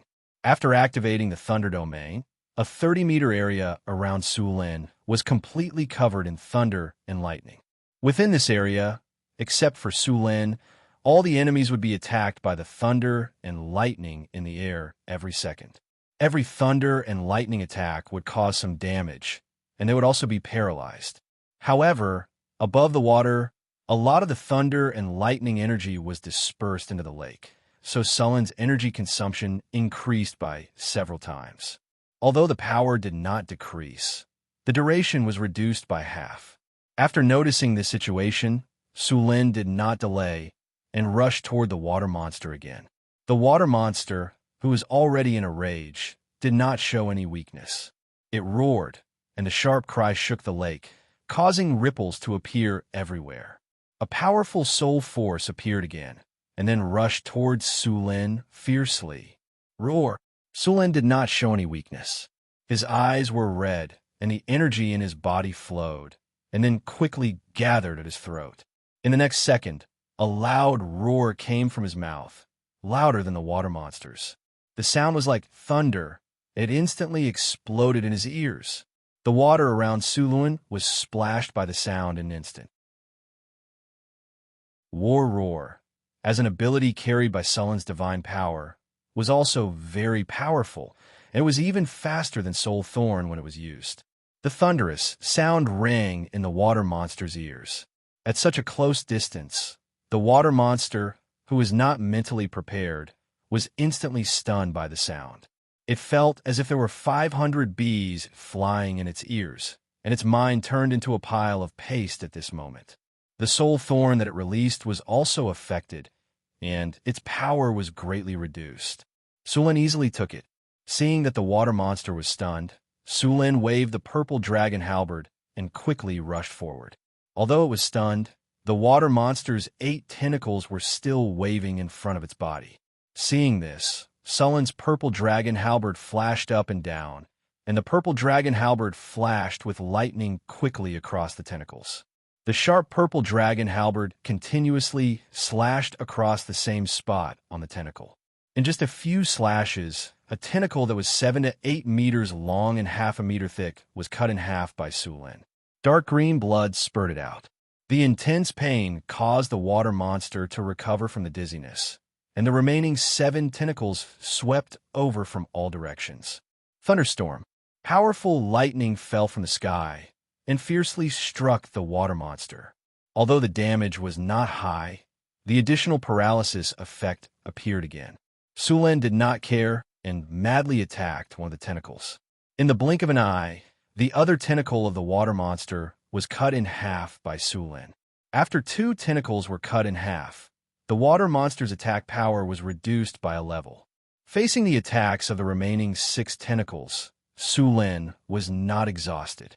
Acid spit. Seeing that Sulen was tangling with the tentacles and was beginning to gain the upper hand, the water monster once again spat acid at Sulen. However, Sulen, who had activated his thunder domain, did not dodge this time. The distance was too close, and the water monster's acid had a wide range. The effect of dodging was not good. Dazzling lightning exploded from Sulen's body, and the powerful electric current formed a lightning screen in the air. The dark green acid and the lightning screen collided.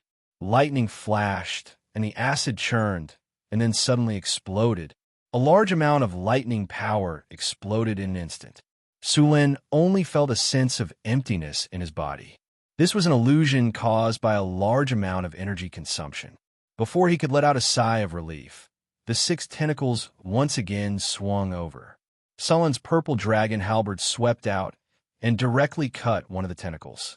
Then his body dodged the tentacle behind it, and the tip of his foot kicked off the tentacle, and his body sped up again. Chapter 3:13. Cold Poison Purgatory. A dark green liquid suddenly appeared in front of Sulen. In the blink of an eye, he was surrounded by the dark green liquid. The venom was highly corrosive and had an extremely low temperature. Sulen was charging forward this time. He could not leverage himself in midair and was hit in an instant.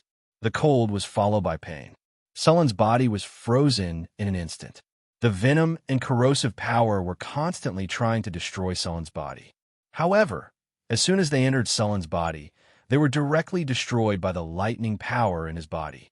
The water monster paid a great price and finally killed Sulen. The few remaining tentacles rolled up the dark green ice around Sulen, preparing to kill Sulen completely. Crack! At this moment, the sound of ice breaking came from the ice. Before the water monster could react, a large number of ice cubes suddenly shattered. Sulen's body was wrapped in lightning. A terrifying lightning power gathered around him. Entanglement. 6 tentacles suddenly rushed over, wanting to completely strangle Sulen. However, as soon as they came within 3 meters of Sulen, the explosive lightning power paralyzed all the tentacles. Lightning flashed all over the sky. Sulen's figure flashed like a bolt of lightning and instantly broke through the encirclement of the 6 tentacles. He crossed a distance of more than 10 meters and appeared near the water monster's body. Then, the terrifying lightning power gathered on his weapon. With a splash of blood, Sulen's purple dragon halberd sank more than a foot into the water monster's chest. The water monster's huge body trembled. Then, the arms and tentacles on its body swung wildly. Sulen was sure that he had pierced the water monster's chest. He might have even pierced its heart. However, the water monster did not die even after its heart was pierced. One could imagine how strong this water monster's body was. Sulen's face was a little pale. He did not expect the enemy's vitality to be so tenacious. Although the explosion just now was powerful, the aftereffects were also serious. In just a short period of time, Sulen had consumed more than half of his energy. The water monster's tentacles swung wildly. Sulen's arm exerted force and pulled out the purple dragon halberd. Then, he slashed at the water monster's head fiercely. Slash! Blood splashed in all directions while lightning bolts boomed in the air. The purple dragon halberd's crescent edge deeply pierced into the water monster's head. A third of the water monster's head was cut open, and large streams of hot blood gushed out. This attack had severely injured the water monster once again. With such a serious injury, even if the water monster's body was strong, it was still made of flesh and blood. Its vitality was quickly fading. The tentacles that were wrapped around Sulen's body loosened weakly. A few tentacles began to twitch irregularly. Finally, with a bang, they fell into the lake. Blood dyed the lake dark green. Most of the lightning on Sullen's body had dissipated. His clothes had become tattered. Many parts of his body had become pitch black. A fishy smell wafted out.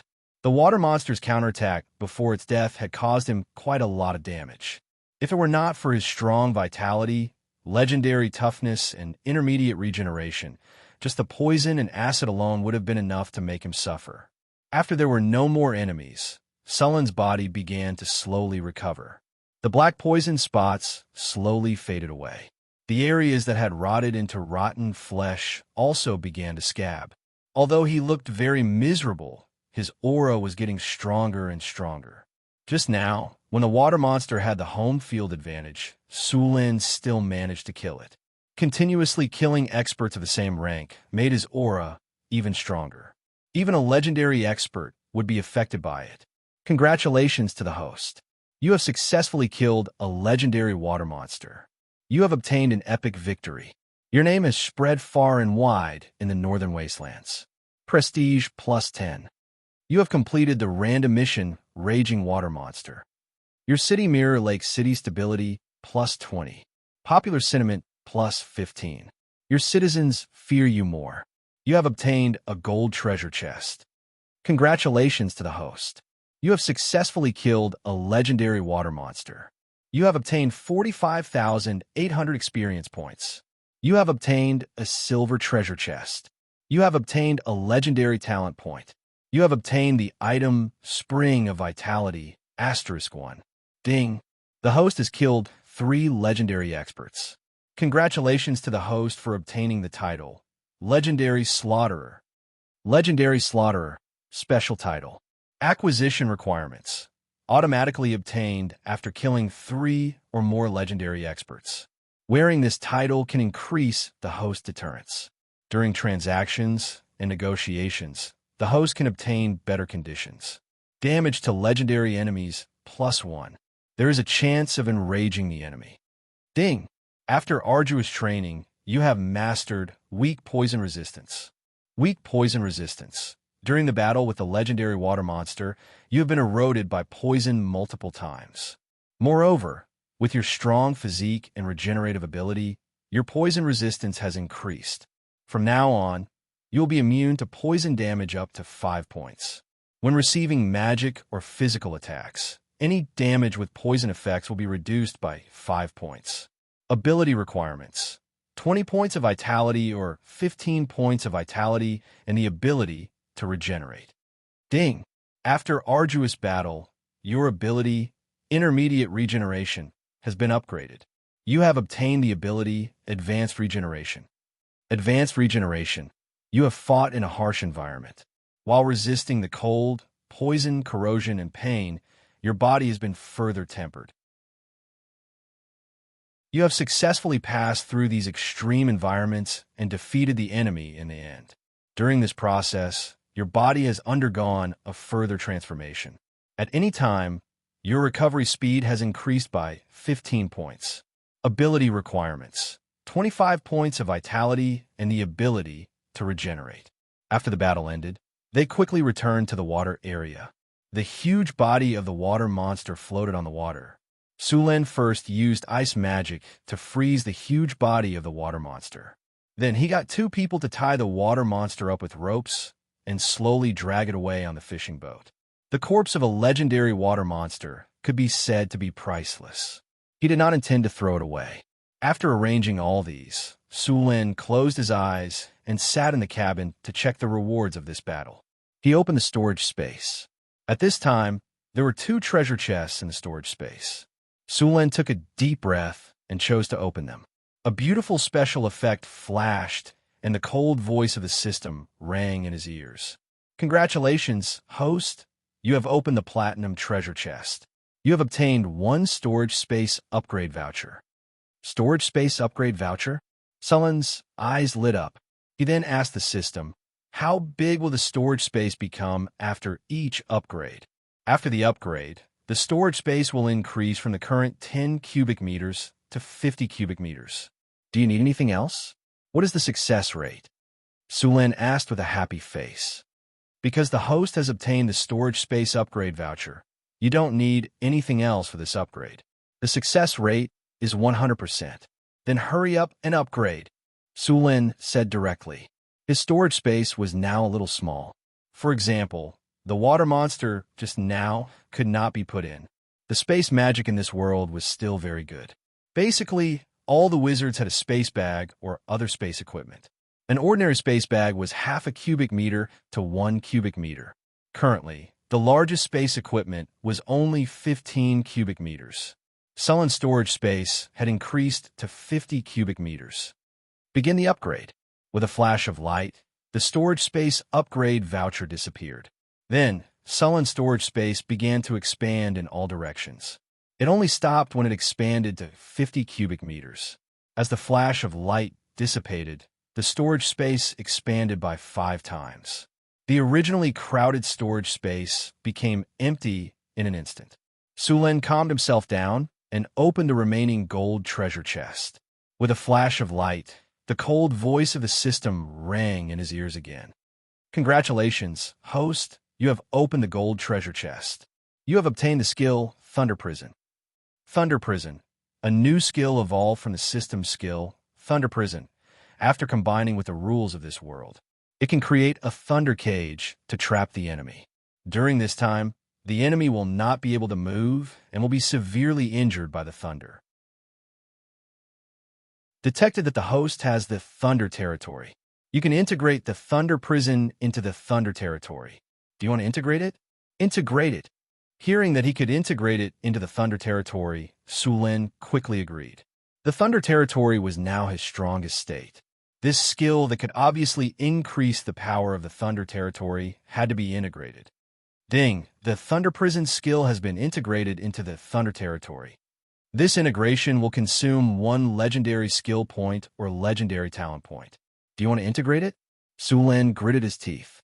Originally, he had planned to save a legendary talent point to upgrade his advanced regeneration to legendary regeneration or to upgrade his anti-magic skills.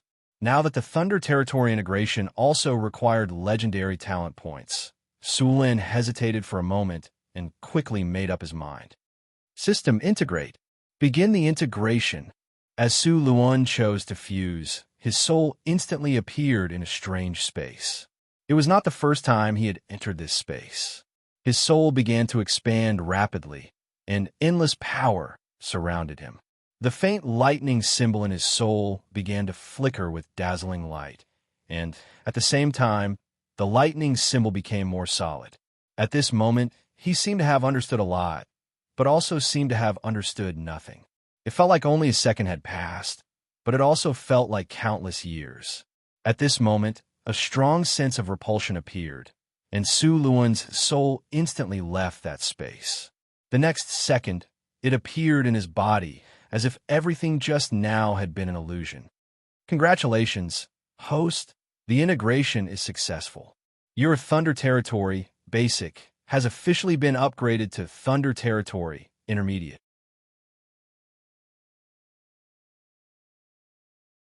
Chapter 314. Sulin slowly opened his eyes. After a tough battle, his empty body was once again filled with energy. Traces of lightning energy scattered from his body, and the wounds on his body had already healed. If it were not for the color of the wounds, it would be as if he had never been injured. Even the places on his body that had been corroded by acid and poison were quickly recovering. The poison had completely disappeared, and the black rotting areas were quickly scabbing and then shedding. In less than 10 minutes, these areas had returned to their original state. The advanced regeneration talent was indeed very powerful. With this talent, not only would wounds heal quickly, but it would also grant some supernatural changes. For example, as long as a broken limb was reattached to the body's regeneration ability would regenerate the limb and the body. It was said that with the legendary regeneration talent, even if a broken limb was completely destroyed, the body would grow again after a period of time. In other words, he had the ability to regenerate broken limbs. Sulin had only seen this talent in slimes and trolls. Sulin gently opened his hand, and a ball of lightning energy appeared in his hand. The violent lightning energy formed a ball of lightning in his hand. Sulin held the ball of lightning and gently tossed it up, then caught it again. Then, he continued to perform various actions. The ball of lightning did not change at all under Sulin's acrobatic actions. It did not look like a violent lightning element at all. In the past, Sulin couldn't do this. However, after fusing with Thunder Prison and upgrading his Thunder Domain, Sulin was able to do this easily. Thunder Territory. Intermediate, you have begun to control the power of lightning. When you use lightning energy again, it will be more powerful. You are immune to ordinary lightning damage. The consumption of all lightning energy skills will be reduced by 50%, and the power of all lightning skills will be increased by 50%. After the territory is activated, you can create a world of lightning within 30 meters of yourself. All people or monsters that enter this area will be damaged by lightning. In this territory, your skills, strength, constitution, agility, and magic resistance will be increased by 100%. Sulin's thunder territory had expanded. Of course, his energy consumption had increased as well. Apart from that, his control of thunder and lightning had also become easier. Now, Sulin could easily control the thunder and lightning to kill the monster, even if they were on the surface of the water. Previously, when he used the Thunder Domain, although it was very powerful, he couldn't control the thunder and lightning released. Now it was different. As long as he was in the Thunder Domain, he could control the thunder and lightning released. It wouldn't be like last time, when 2/3 of the power of the thunderstorm spell was channeled into the lake. For example, Sulin could now adjust the plasma cannon according to his needs. If the succubus had high magic resistance, he could increase its power. If Phyllis was weak, he could reduce its power. Although its power did not increase by much, Sulin's combat power had increased by several levels. "Sir, we've arrived." Just as Sulin was thinking about how to train his lightning control, Occam's voice came from outside the cabin. "Got it." Sulin took out a clean and intact set of clothes from the storage space and threw away the beggar's clothes. He found a mirror and simply tidied up his appearance before walking out of the cabin. As soon as he came out, he heard deafening cheers from the port. Sulin was very familiar with such scenes. After calming down these people easily, Sulin looked at the other spoils of war. The corpse of a legendary monster. The corpse of a legendary magical beast was rare.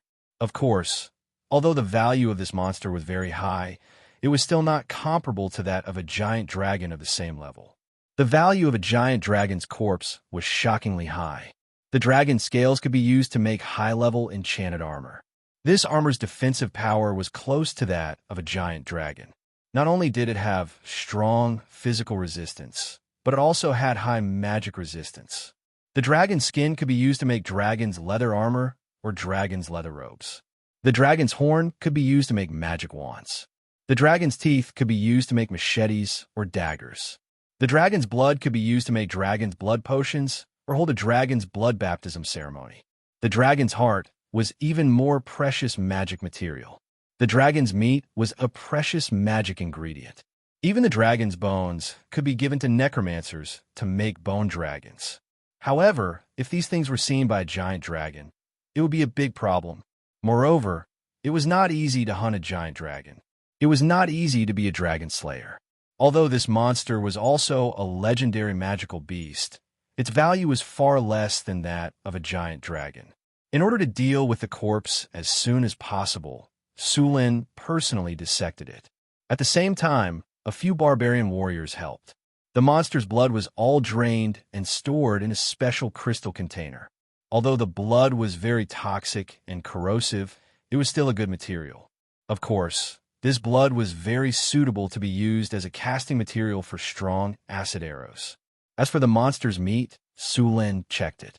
The meat was poisonous and inedible. He could only freeze it and give it a Hathaway to see what use it had.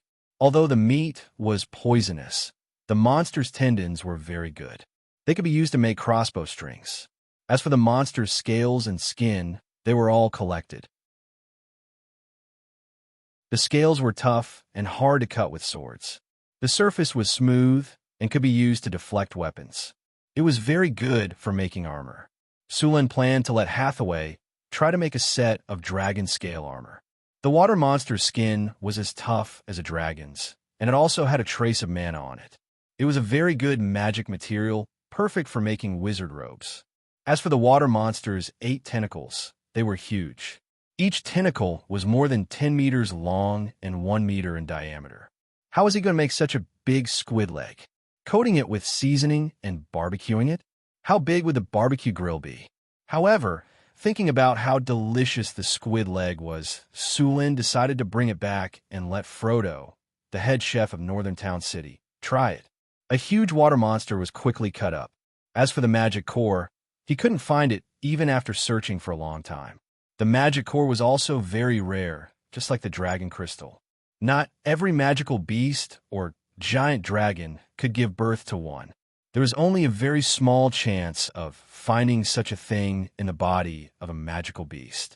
The rest of the monster's organs and bones were collected and processed.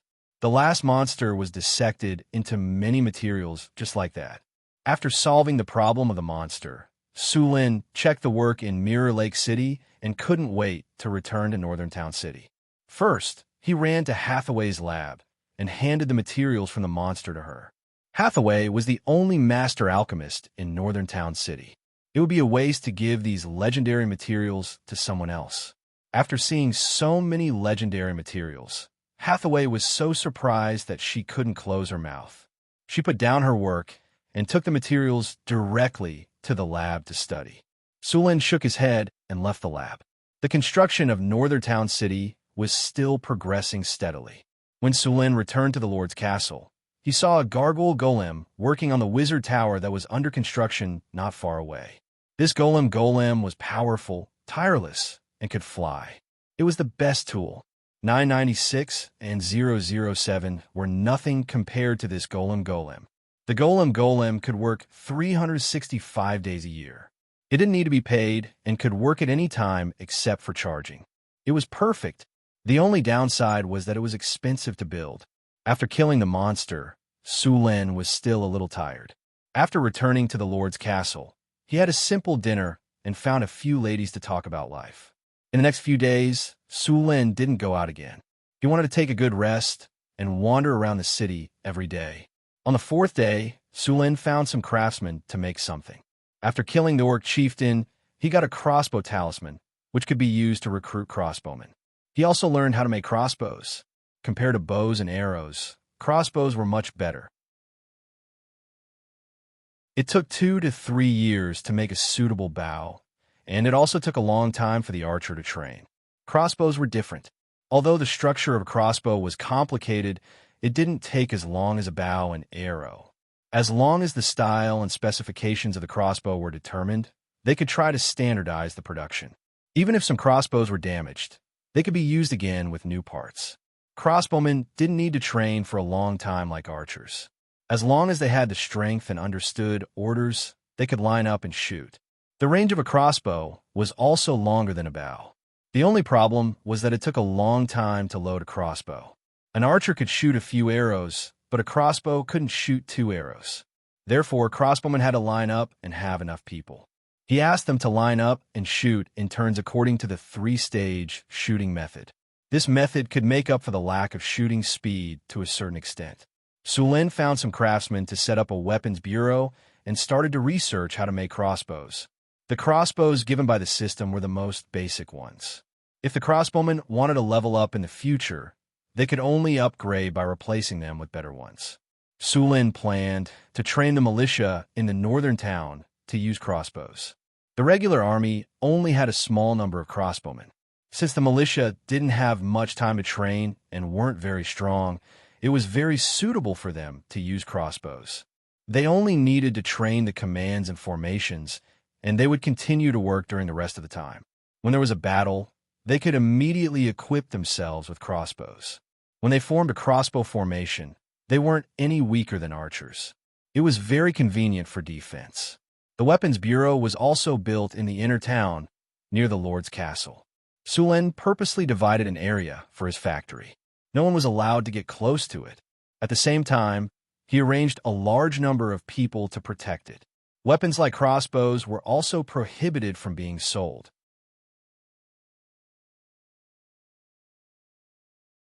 Chapter 315. The Weapon Bureau only took 2 days to complete, and the attributes were quite good. Weapon Bureau, Department for Research, Development, Improvement, and Production of Weapons. Research Speed +10, Strive for Perfection +8, Craftsman Spirit +10, Work Efficiency +10. Although the attributes were not much, the effects were quite good. Sulin arranged for 30 craftsmen to work on the Weapon Bureau. The first weapon they were researching was the crossbow. The crossbow Sulin had obtained was simple in structure, low in power, short in range, and slow in loading. It had no advantages over the centaur longbows and elven longbows. It was similar to the birch bows used by human archers. This level of crossbow had no advantages at all, so Sulin planned to research and upgrade it before equipping it. Of course, even if they wanted to research and upgrade the crossbow, they still needed to make the basic crossbow first. Many countries had crossbows, but they preferred the powerful ballista.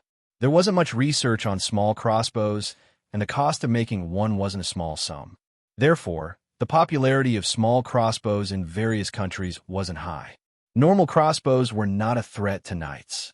In this supernatural world, a knight could wear plate armor and charge back and forth on the battlefield. Normal crossbows could not pierce plate armor at all. Only large ballistae could pose a threat to them. However, ballistae were heavy and difficult to move. As long as they were discovered in advance, the hit rate would be even lower. They were more suitable for siege or defense. Because he had mechanical control and had made ballistae before, making a small crossbow was not difficult for him. Sulin asked the craftsman to help him and made the crossbow according to the blueprint. As long as the frame of the crossbow was made of metal, this part could be poured directly. The other parts were made of flexible wood, and the bowstring was made of cow tendons and other materials. The bowstring used in the crossbow was tougher than normal bows, so it was made of several pieces of cow tendons. When necessary, iron wire could be added to increase the strength. With the completion of the last part, Sulin finally finished making all the parts of the crossbow. After moving his body a bit, Sulin picked up the parts and started to assemble them. Compared to making the crossbow, the assembling speed was much faster. It only took him 10 minutes to complete the crossbow. In fact, the crossbow in the blueprints given by the system was an arm crossbow. However, the arm crossbow took a long time to load, so Sulin modified it and turned it into a leg crossbow. It was the addition of a pedal at the front of the crossbow. When drawing the crossbow, one foot stepped on the pedal and both hands pulled the bowstring. It was faster and more labor-saving than using both arms to draw the bowstring. Sulin tried to pull open the crossbow and put the special bolt into the crossbow machine. The bolt used by the crossbow machine was different from the bolt used by the bow. The bolt used by the crossbow machine had no feather and was shorter than the bolt used by the bow. After fixing the bolt, Sulin led the other craftsmen to a weapon testing field in the back. Sulin asked the craftsmen to place the targets at 50 meters, 80 meters, 100 meters, and 120 meters respectively. He began to test. He held the crossbow machine with one hand and the handle with the other. Then he aimed the crossbow machine at the target in the distance and pulled the trigger with his finger. Bang! The sound of the bowstring vibrating was heard. The bolt instantly shot to the target in the distance and hit the bullseye. Then Sulin continued to load the crossbow and shoot. Bang, bang, bang. The sound of the bowstring was heard continuously. In a short while, Sulin shot out more than 10 bolts. Then, he began to check the lethality of the bolts. The bolts on the 50-meter target directly penetrated the target. These targets were all made of hardwood and were 7 centimeters thick. It was not easy to penetrate them. The bolts on the 80-meter target also penetrated deeply. On the 100-meter target, the bolts on the 100-meter target were very shallow, only about 1 centimeter deep. On the 100-meter target, the bolts on the 100-meter target could be easily pulled out. Basically, the bolts on the 100-meter target had no lethality. Sulin used a force of 30 kilograms to load the crossbow. An adult could easily pull it open. The power was also SOSO. The lethality was very strong within 80 meters. At 50 meters, it could penetrate armor. Beyond 100 meters, the power would plummet. The bolts were different from bows because they did not have feathers and were very unstable. Beyond a certain distance, the power would not be as strong. However, a 30-kilogram crossbow was only the most basic. Usually, the crossbow was more than 60 kilograms. At that time, the range of the bolts would definitely be longer and the penetrating effect would be stronger. In fact, a 60-kilogram crossbow only needed to be strengthened. The main body of the crossbow did not need to be changed. After Sulin tested the crossbow and confirmed that there were no problems, he let the craftsman research and design the bolts. Sulin did not plan to participate in the research and design. If he did everything himself, what would the craftsman do? As a lord, he was very busy. He only planned to take some time to take a look at the Weapons Research Institute and give some advice if there were any problems that he could not solve. When Sulin established the Weapons Research Institute, the corresponding training in the barracks had already begun. The militia system in Northtown was now established. The militia was different from professional soldiers. The militia had a very low salary. They had at least 5 days of training per month. The rest of the time, they worked as usual. The militia's training had also been changed. It was now about formations and getting familiar with all kinds of commands and flags. In fact, military training was mostly about formations. Whether it was spearmen or archers, they all needed to know how to arrange formations. The soldiers in Northtown City were currently training the crossbowmen in a phalanx. Once the crossbows were made, they would be able to fight very quickly. The soldiers did not need to go out to fight. They would usually stay in the city to defend.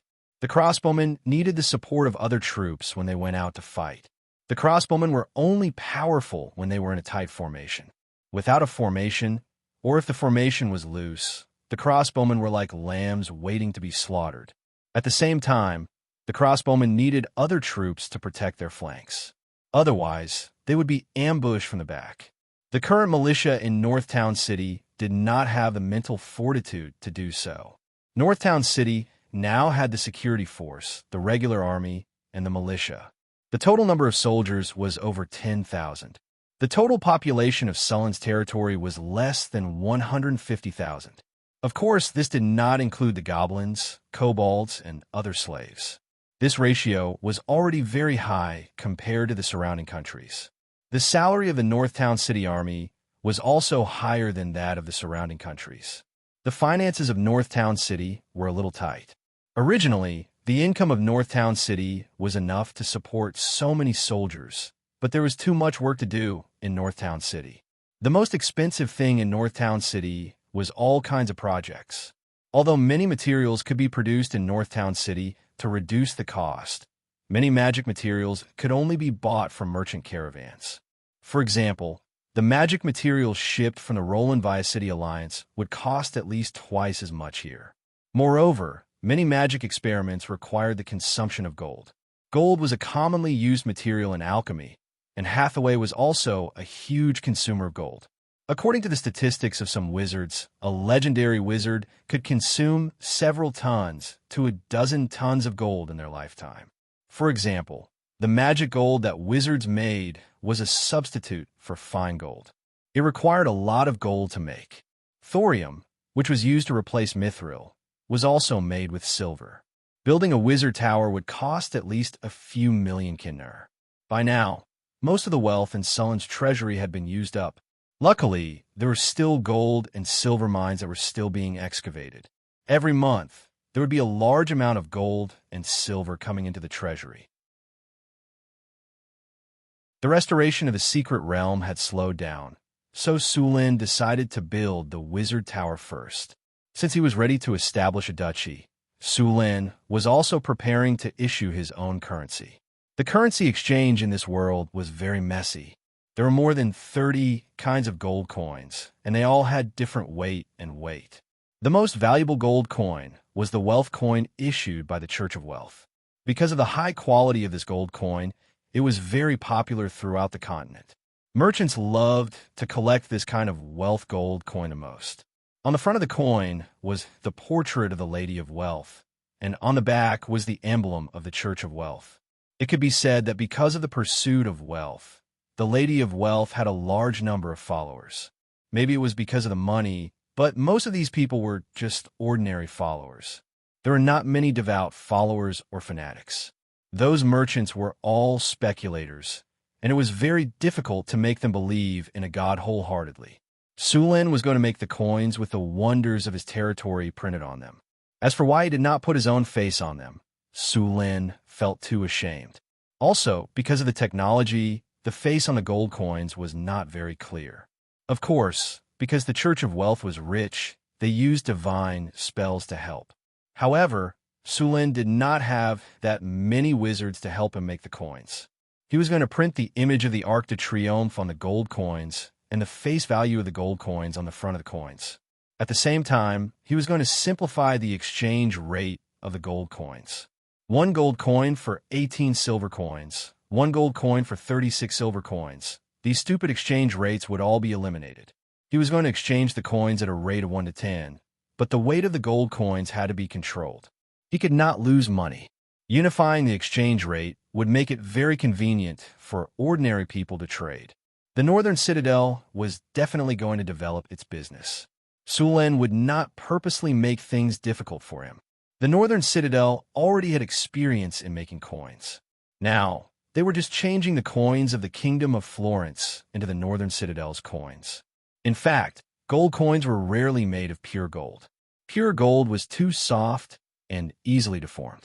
Therefore, some other metals were mixed in to increase the hardness. P.S. Sulin is going to establish a duchy. Asking for the name of the duchy. The Northern Citadel is too out of character.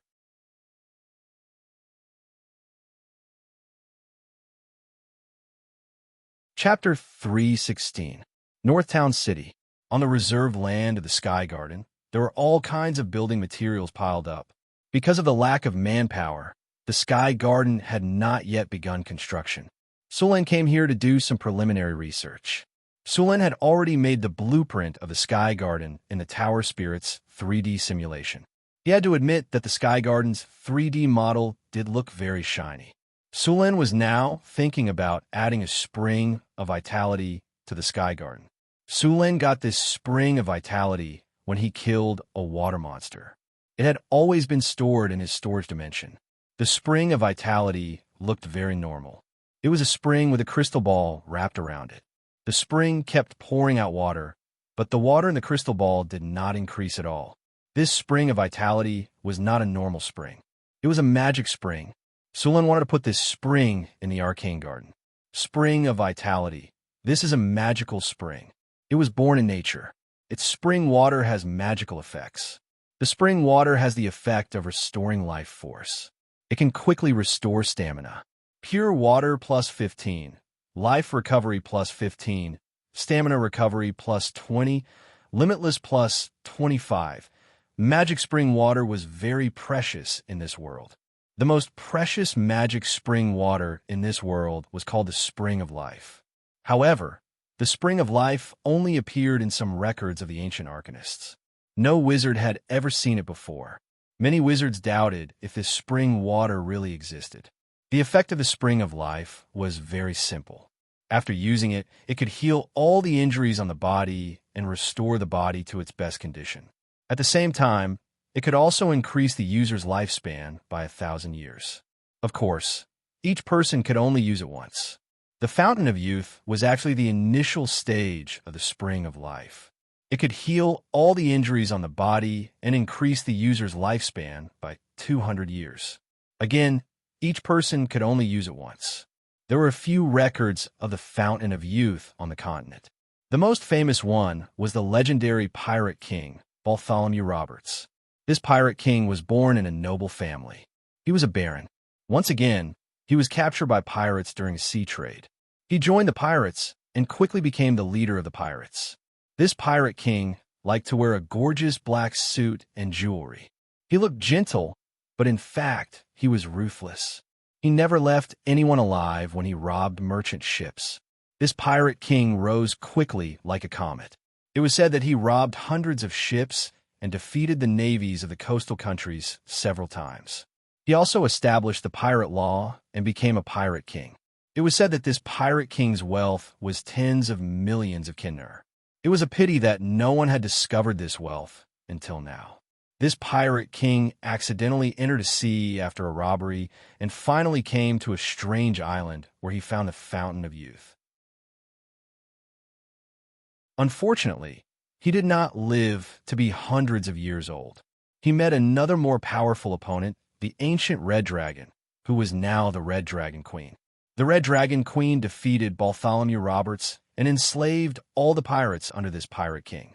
Then, in a few years, she established the Red Dragon Kingdom in the Southern Sea and completely monopolized the sea trade in the Southern Sea. However, she was different from Bartholomew Roberts. The Red Dragon Queen encouraged trade, and she collected taxes on every ship. As long as you paid the taxes, you could pass through the Southern Sea unimpeded. These ships would fly the Red Dragon Queen's flag, and the Red Dragon Queen would attack the pirates who attacked the ships flying the Red Dragon flag. Legend has it that Bartholomew Roberts used the Fountain of Youth to stimulate his life energy and successfully advance to the legendary level. Then his rise began. Some people speculated that Bartholomew Roberts hid all the gold, silver, and jewelry he robbed on the island where the Fountain of Youth was found. As long as one could find that path, not only could they obtain a huge amount of wealth, but they could also obtain a long life. Because of this, there was a period of time when a large number of adventurers rushed into the Southern Sea to find the legendary island. However, until now, no one had found it. Nature bred many treasures. The Fountain of Youth and the Fountain of Life were all bred by nature.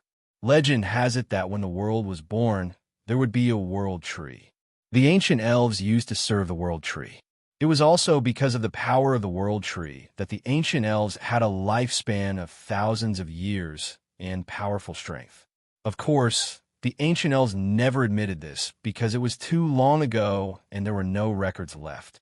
It was a time when the ancient gods were active. Perhaps only the ancient gods hiding in some corner of the multiverse would know whether this was true or not. In addition to the Fountain of Youth, there are also petrifying springs and lucky springs. The petrifying springs could turn all kinds of objects into stone, so some people called it Medusa Springs. The lucky springs could increase luck. Although these springs were not as powerful as the Fountain of Youth, they were still precious. The Fountain of Vitality that Sulen obtained could increase the recovery speed of his HP and stamina.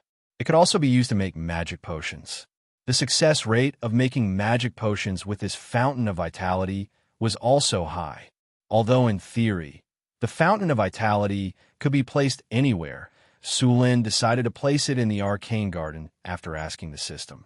This was because the natural treasures were usually born at the central point where the elemental energy of nature gathered. Only in these places would there be a very low chance of being born. If someone wanted to move it, it would be very easy to destroy it. Of course, the Arcanists had found a way to transplant it. However, after the transplant, they still had to find a suitable place to place it.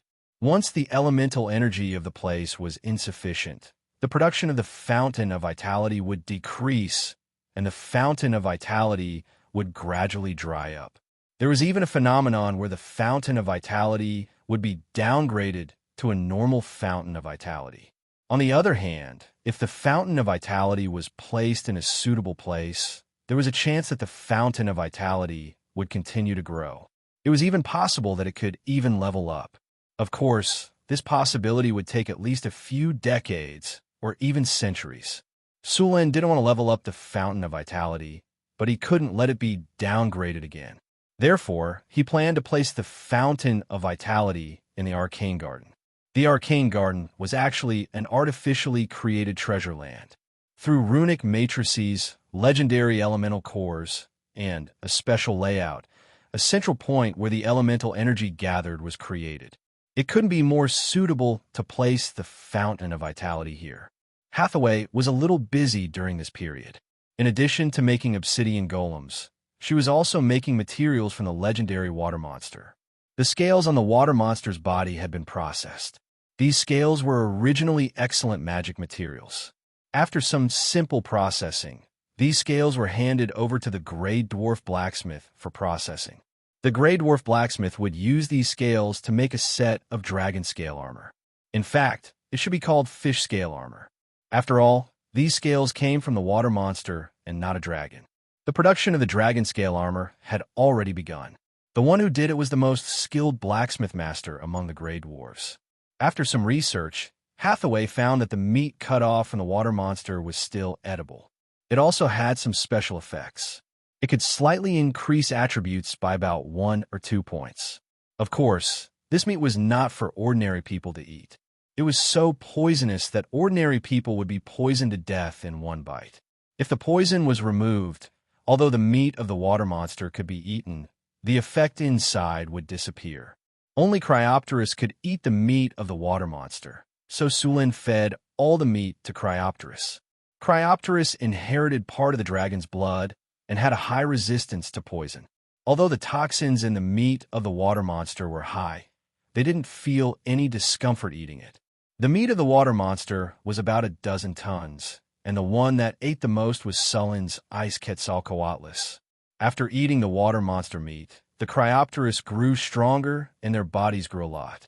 The meat of the water monster also had the effect of accelerating growth. The blood and heart of the water monster were purified by Hathaway into a kind of bloodline potion. After this bloodline potion was integrated, one could become a bloodline warlock. However, because of the level of the water monster's bloodline, it was difficult to advance to the legendary rank after using this bloodline potion. Even so, it was very precious. It was not easy to integrate the water monster's bloodline because it was very poisonous and corrosive. The integrator needed a high enough compatibility. Only when the compatibility was more than 70% would the success rate be more than 50%. When the compatibility was more than 80%, the success rate would reach 70%. When the compatibility was more than 90%, there was basically no possibility of failure. Sulin didn't plan to integrate the water monster's bloodline. The water monster was no match for him when it was alive, let alone someone who integrated its bloodline. However, although Sulin didn't like it, it didn't mean it was trash. A bottle of water monster's bloodline like this could create a warlock family. As long as Sulin was willing to sell it, there were still many people who were willing to buy it.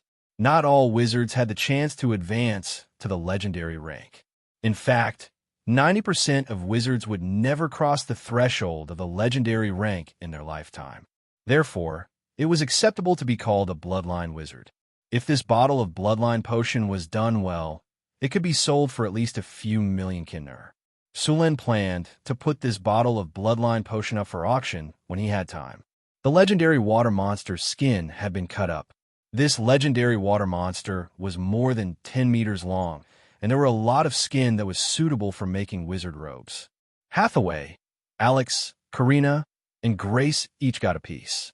As for the rest of the skin that wasn't suitable for making wizard robes, it would be made into leather armor. The skin of the water monster was much better than that of the Ice Quetzalcoatlus. The remaining leather could be used to make about 12 half-body leather armors. Some parts could be used to make belts, leg guards, wrist guards, and so on. Nothing was wasted.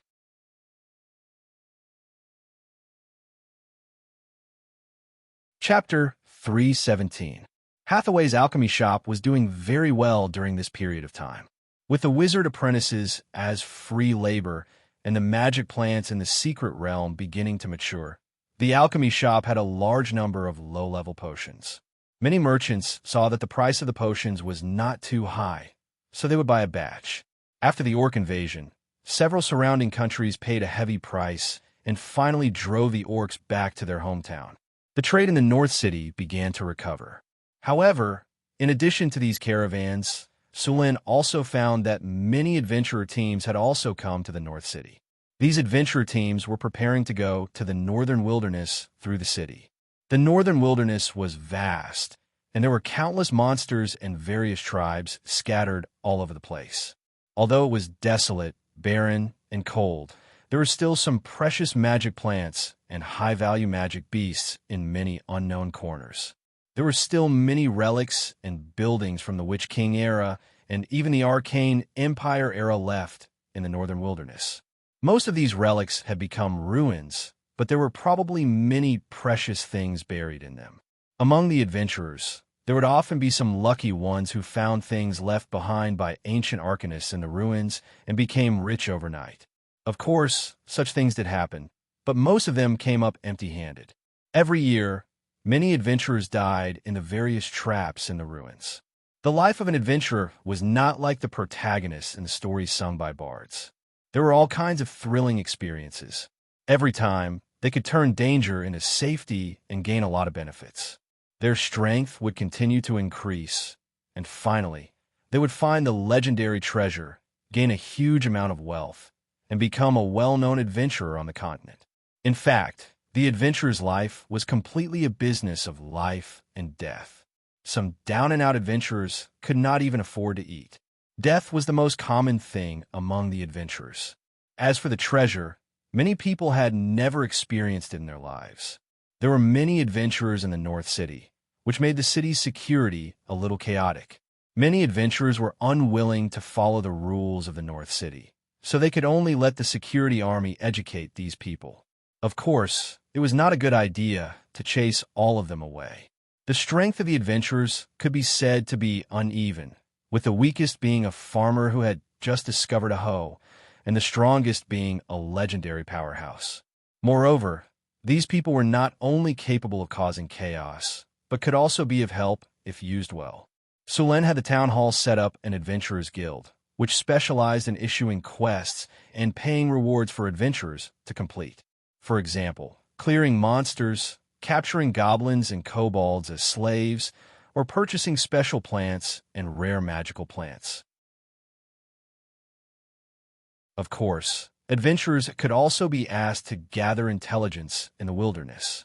On one hand, they were offering quests and rewards. On the other hand, they were cracking down on adventurers who broke the rules. The adventurers of Northern Town City quickly learned to adapt to this city. Due to the rapid development of the city and the influx of merchants and adventurers, the taverns in the northern part of the city were no longer enough.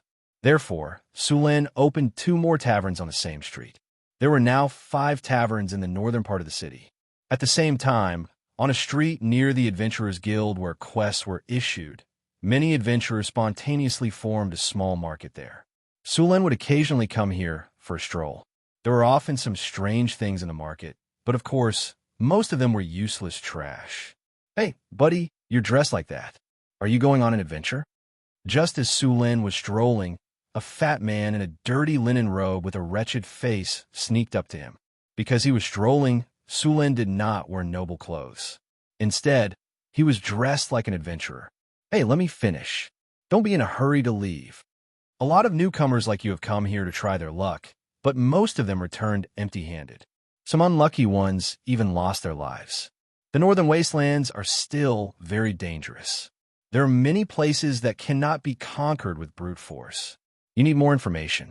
Also, you need to know which places are deadly. You must not go near them.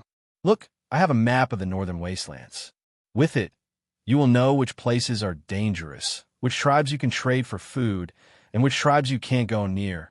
As he spoke, the wretched fat man grabbed his collar with both hands and pulled it out. There were a dozen books hanging inside his windbreaker. Sulen roughly counted.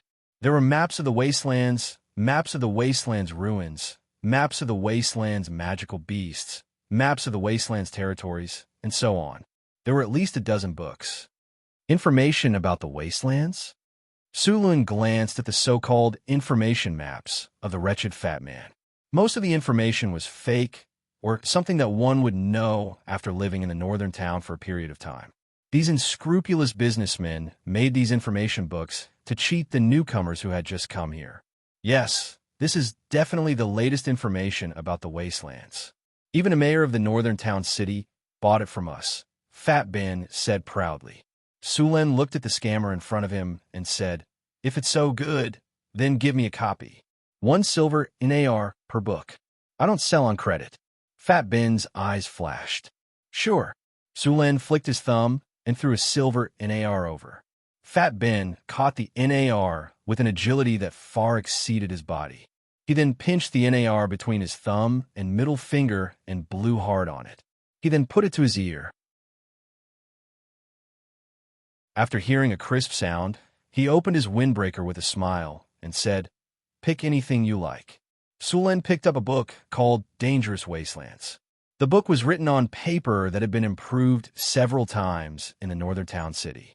The paper was yellowish and rough, but it could be written and read. The book only had a dozen pages, and it looked rough at first glance. He flipped through the pages.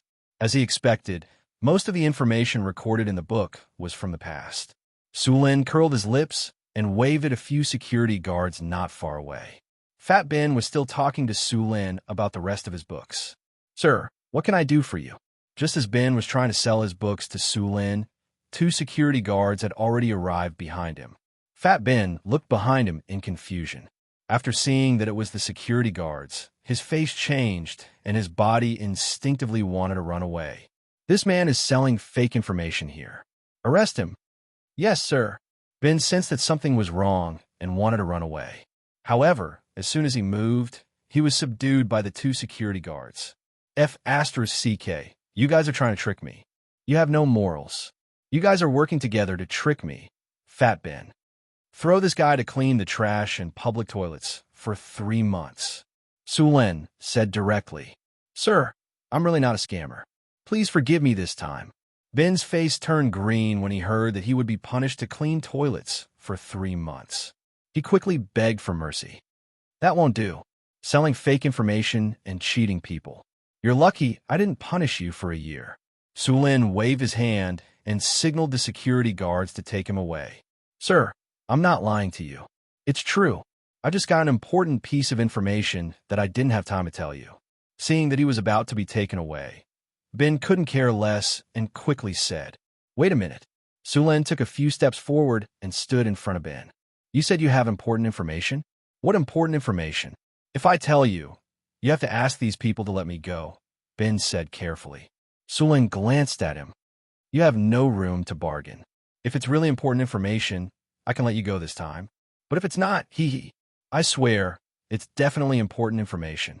Sulin waved at the two security guards and asked them to let go of Ben. "Speak." Ben moved his sore shoulders and then said, "Sir, this is the information I just got from an adventurer. That adventurer had a small team of 5 people. Except for him, the rest were all left there." Sulin looked at him expressionlessly. Ben forced a smile and said when the guy came back, he had a mental breakdown. He said they encountered monsters in a canyon north of the city. There were a lot of monsters, and they were fearless. "Go find the survivor." Sulin frowned and said to one of the security guards. Soon, according to Ben's description, the security guards found the survivor in a tavern. However, the survivor was just as Ben said. He was mentally traumatized and almost went crazy.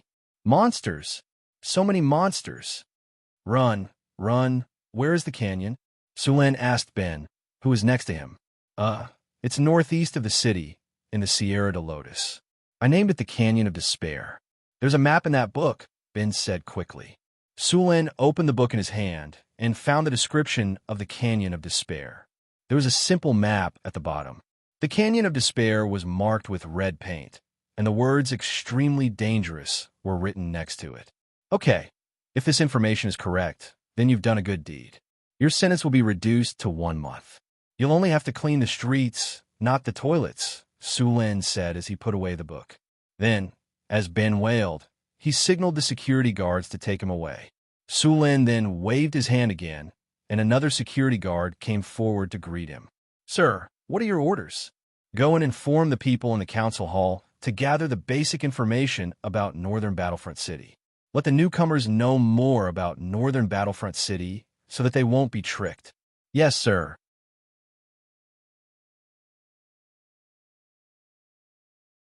Chapter 3:18. The Adventurers Guild was not a unified guild. Most of them were formed by nobles. There were no large guilds in this world that could be found all over the continent. Whether it was nobles or churches, such guilds were not allowed to exist. For example, the Thieves Guild and the Adventurers Guild were basically formed by the local people. After checking some information, Sulin decided to go to the Canyon of Despair to have a look. According to the collected information, it was very likely that there were monsters in the Canyon of Despair. Monsters were different from magical beasts. They were a kind of mutated and distorted monster that had been contaminated by radiation. They had strong vitality and were very polluting. If they were given time, these monsters would evolve into evil creatures. It was said that the ancestors of these monsters were some ancient evil creatures. The wizard world did not have a conclusion about how these things came to be, but their danger level was on the same level as abominations and hatred. Ancient evil creatures were very difficult to kill. Their bodies were very strong and they were very polluting.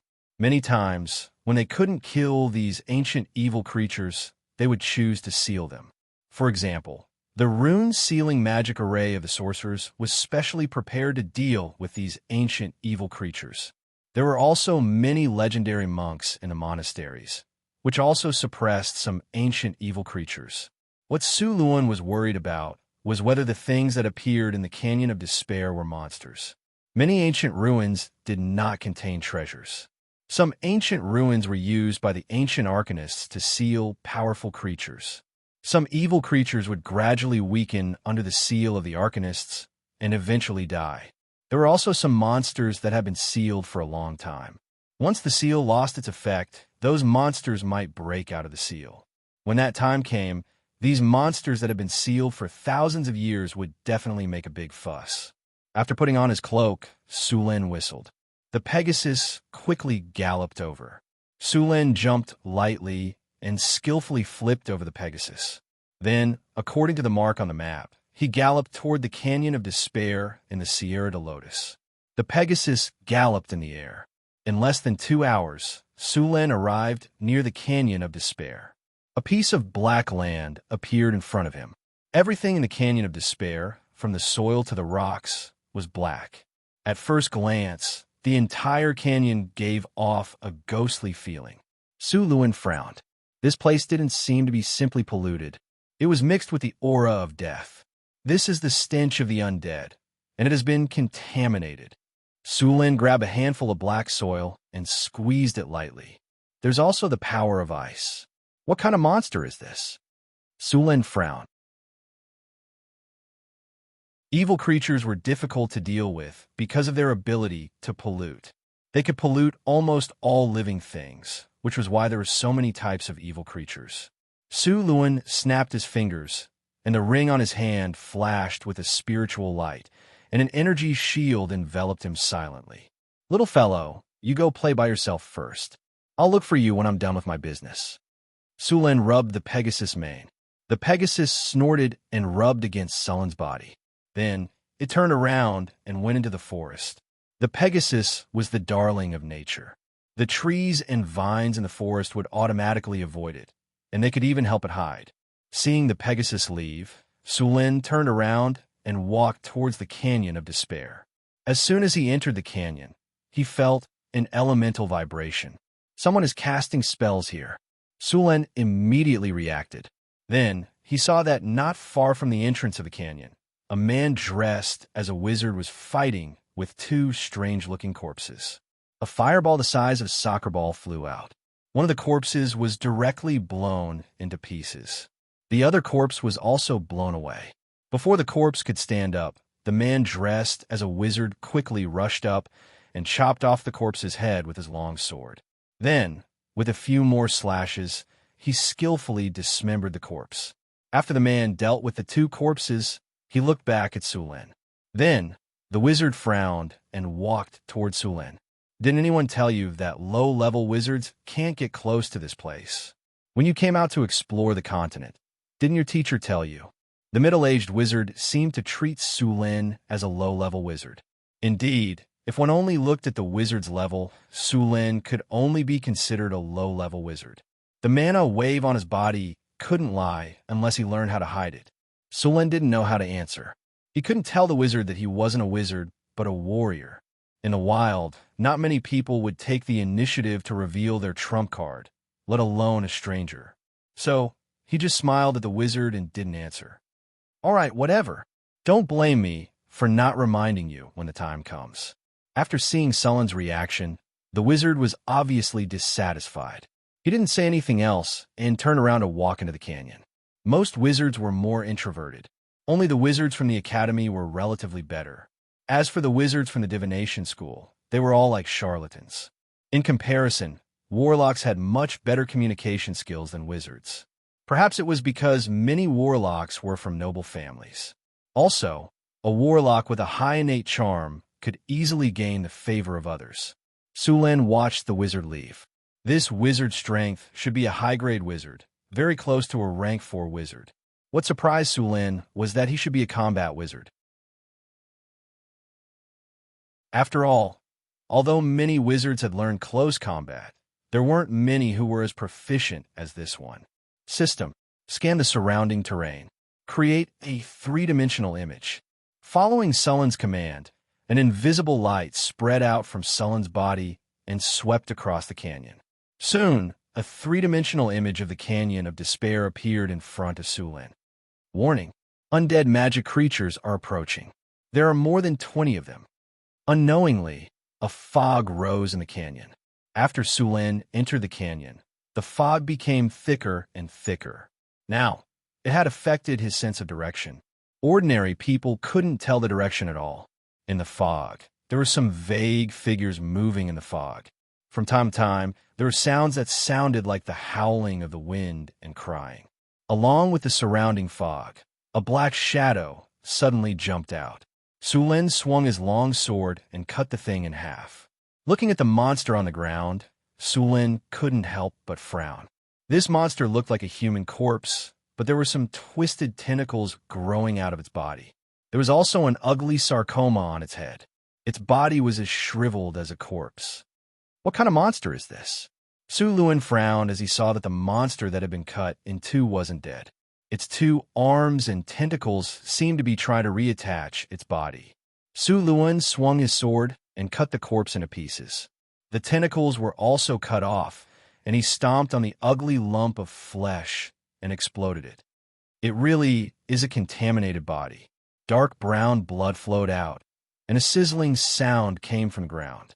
It sounded like acid corrosion. Haste. Enchanted weapon. Wizard armor. Sulin quickly cast a spell and buffed himself. He was now preparing to combine wizard spells with his fighting style. It was a bit similar to the fighting style of combat wizard, but he was more like a warrior. Of course, this was also the idea of hiding his strength. In fact, many people had done this before. There was once a sword saint who was a wizard. He buffed himself with petrifying skin, haste, bear's tenacity, energy deflection field, and wizard armor. Then he raised his sword and slashed people. The sword saint's attack was already very strong, but their body's defense was not even as good as a wizard's. In the end, after buffing himself with so many buffs, this sword saint rushed into the crowd like a berserker. No, it was a sword storm. It was a massacre, because sword saints gave up on defense and pursued the ultimate attack. Their attack power could be said to be the highest among all the physical professions. They also mastered the eye of insight and weak point attack. Even the energy shield of an elite wizard could be broken in front of them. Once they had a chance to show off, it would be a nightmare. Therefore, on the battlefield, as long as the opponent was a sword saint, the first thing they would do was to focus fire on him. The death rate of sword saints was also the highest among all the professions. Of course, the number of enemies they killed was also much higher than other professions. Most sword saints died before reaching the legendary level, which was why legendary level sword saints were so rare. Most of the time, wizards looked down on warriors, but all wizards respected sword saints. Fireball. An orange fireball appeared in Sullen's palm, and he instantly flew forward. Boom! A loud sound was heard.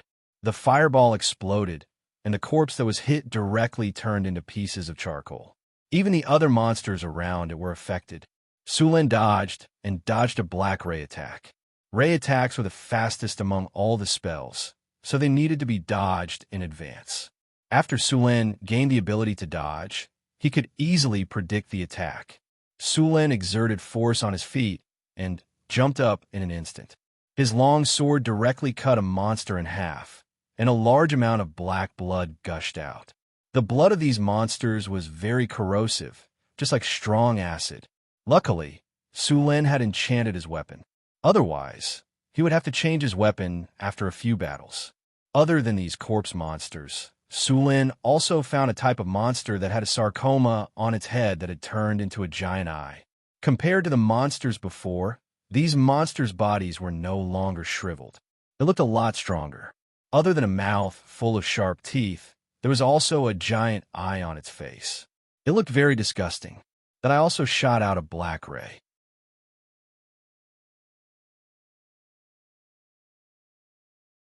Chapter 319.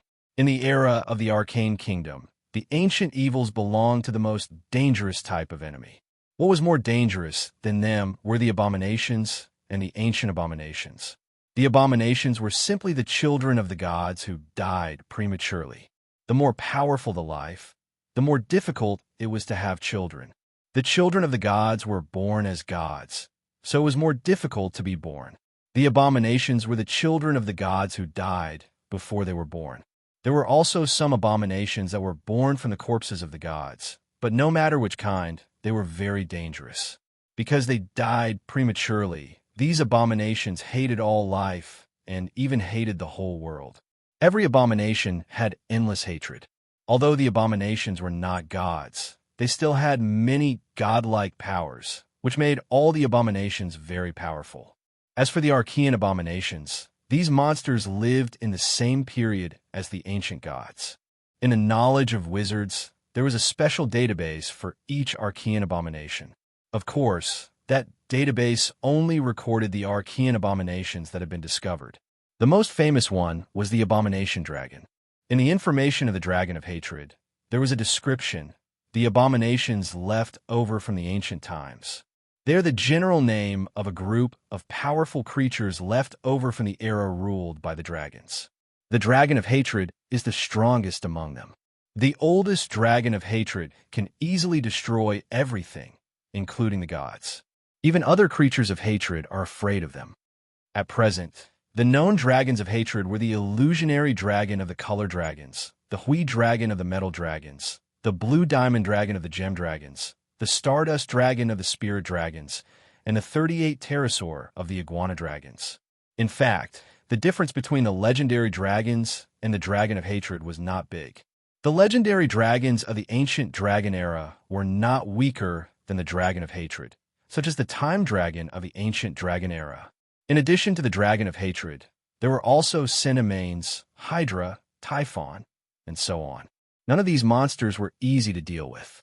Since entering the era of the new gods, the abominations and the ancient abominations rarely appeared. Occasionally, some of the ancient abominations that appear were sealed or exiled after paying a huge price. Sulin killed the last demonic monster that had surrounded him. He shook his sword lightly to get rid of the dark brown blood on it. These monsters were not very powerful. The only troublesome thing was that the demonic eyes that had grown to maturity could use energy rays to attack. It was a kind of ray filled with corrosive and death energy. Sulin guessed that these energy rays were likely to have the property of instant death. Instant death spells had a very disgusting ability, which was that they had a certain chance of directly killing the enemy. Among them, the most representative was the Angel of Death. This kind of monster that lived in the bottomless abyss was born with the ability to cast the gaze of death. In other words, it was the legendary ability to impregnate anyone it glared at. Of course, the instant death rate of this kind of spell was very low, about 1 in 1,000. Of course, if the level difference between the caster and the target was too big, the success rate would also increase. In addition, there were many factors such as divinity, the opponent's physique, and so on. The wizard's Finger of Death spell was said to be a spell that imitated the gaze of death. These demonic monsters in front of him had a similar disgusting ability. Although the probability was very low, when there were enough of them, the quantitative change would lead to a qualitative change. If Sulin was unlucky and really bumped into them, he would not even be able to cry. Arcane Missile. Bayubu. A series of arcane missiles shot out, directly turning the demonic eye monster that dared to sneak attack into a sieve. Sulin piled the bodies of these monsters together, then took out a special die used to assist in the release of fireball and directly ignited the bodies of these monsters.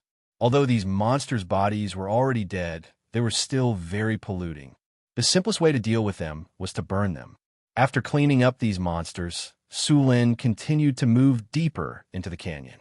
Soon, he found a lot of human remains. These corpses were badly damaged, and there were many badly damaged swords and equipment scattered around. According to the information Sulin had obtained, these people had died at most a week ago. It was very likely that the surrounding fog had caused them to become like this. Damn it! Why is there a monster here? Fortunately, I found it early. If I had waited for it to grow slowly, it might have become an evil creature, and then it would be even harder to clean up. Sulin pursed his lips.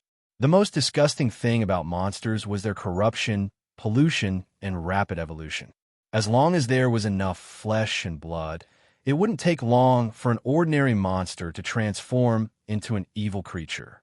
Of course, it was still very difficult for an evil creature to transform into an ancient evil creature, but it was still very fast compared to other creatures.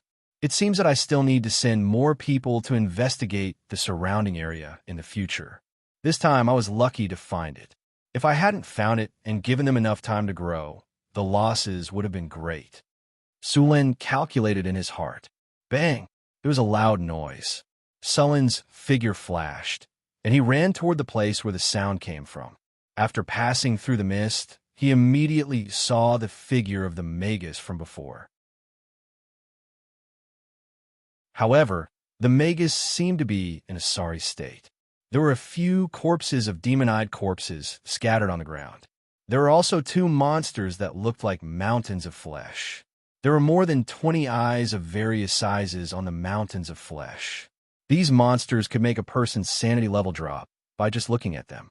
However, at this time, the 2 monsters had become a pile of mud, and the wizard's face had become a little pale. Obviously, this guy was not doing well. Sulin looked at him and said, "You're not in a good condition now. It's better to leave this place as soon as possible." The wizard did not answer. Instead, he took out a bottle of potion and raised his head to drink it. "Can you solve the problem here? You should have seen those monsters. They are monsters. If we don't get rid of them as soon as possible, they will grow into evil creatures, and we will be in big trouble." Sulin looked at the wizard with a little surprise. He never thought that, as a selfish wizard, there would be someone who would sacrifice himself to save the world. "Don't look at me like that. The monsters in this canyon were originally sealed by the wizard school I belonged to. Since the day the school was established, we have made an oath to seal this monster forever. Although thousands of years have passed, and the school I belong to has withered to this point, the responsibility on our shoulders does not allow us to retreat. For some people, an oath was more important than their lives. It was very sacred, and many oaths had magical powers. The most typical example was the monk. The commandments they followed were actually a kind of oath. This wizard in front of him had made an oath to seal the monsters in this canyon. Sulin put away his long sword and said slowly, "Can you still fight? Let's work together to clear out the monsters here." "You?" The wizard looked at Sulin suspiciously. Sulin did not mind. "Let me introduce myself. My name is Sulin, the Lord of the Northern Town." "You are the Lord of the Northern Town?" the wizard said with a surprised face. "Let's go." Sulin did not answer. He took the lead and walked into the canyon. "Oh, right. What's your name?" "Lorraine Anders." Sulin chose to go with Lorraine not only because he wanted to help her, but more importantly, Lorraine knew about the monsters sealed in this canyon. She must know more about the situation here than Sulin. With Lorraine's help, things would be easier. Sulin originally thought that there was a monster here, but now it seemed that there was a big monster sealed in here. The monster was at most a small boss. The monster was sealed in the deepest part of the canyon. As they continued to move forward, they encountered more and more monsters. However, These monsters could not resist Sulen at all. The lightning wrapped around Sulen's weapon easily electrocuted all the monsters into ashes.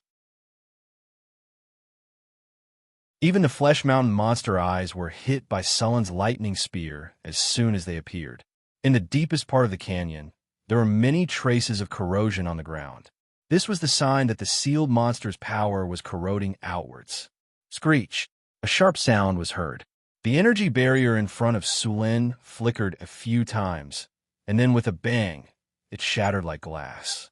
Sulen felt a sharp pain in his brain. Soul howl! At this moment, sharp spikes suddenly shot out from the ground, trying to pierce through Sulen. Sulen suddenly felt a sense of danger. Although his brain was in pain, his body instinctively dodged, and he just happened to dodge the spikes.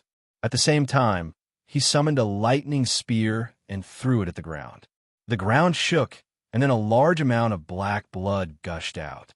Be careful. This is a corrupted prowler. Sulen's brain quickly recovered from the pain, and he did not stop. He quickly threw out a few lightning spears. Seeing that Sulen was fine, Lorraine breathed a sigh of relief and said, "The soul howl just now must have been caused by that evil creature. We made a mistake in our judgment. That monster has transformed into an evil creature." The main target of the soul howl just now was not him, but he was also affected. Sulen was unharmed, but Lorraine's wizard robe was pierced, and his body was injured. Evil creature? That's even better. Sulen grinned, and then took out the purple dragon halberd. In the depths of the canyon was a huge crypt filled with chaotic, corrupt energy. As soon as the two of them stepped into the cave, a large number of devil-eyed corpses and demonic eyes of flesh appeared before them. Next, they furiously attacked the two of them. Tens of negative energy beams shot out in an instant. Su Luan's face sank, and he instantly stuck close to the wall to hide behind a protruding rock. Lorraine's reaction was just as fast. With a flash of light, Lorraine's figure disappeared from the prime material world and entered a crack in the dimensional space. A large number of negative energy beams hit the rock, but it was a pity that the rock was not alive and only some fragments fell off.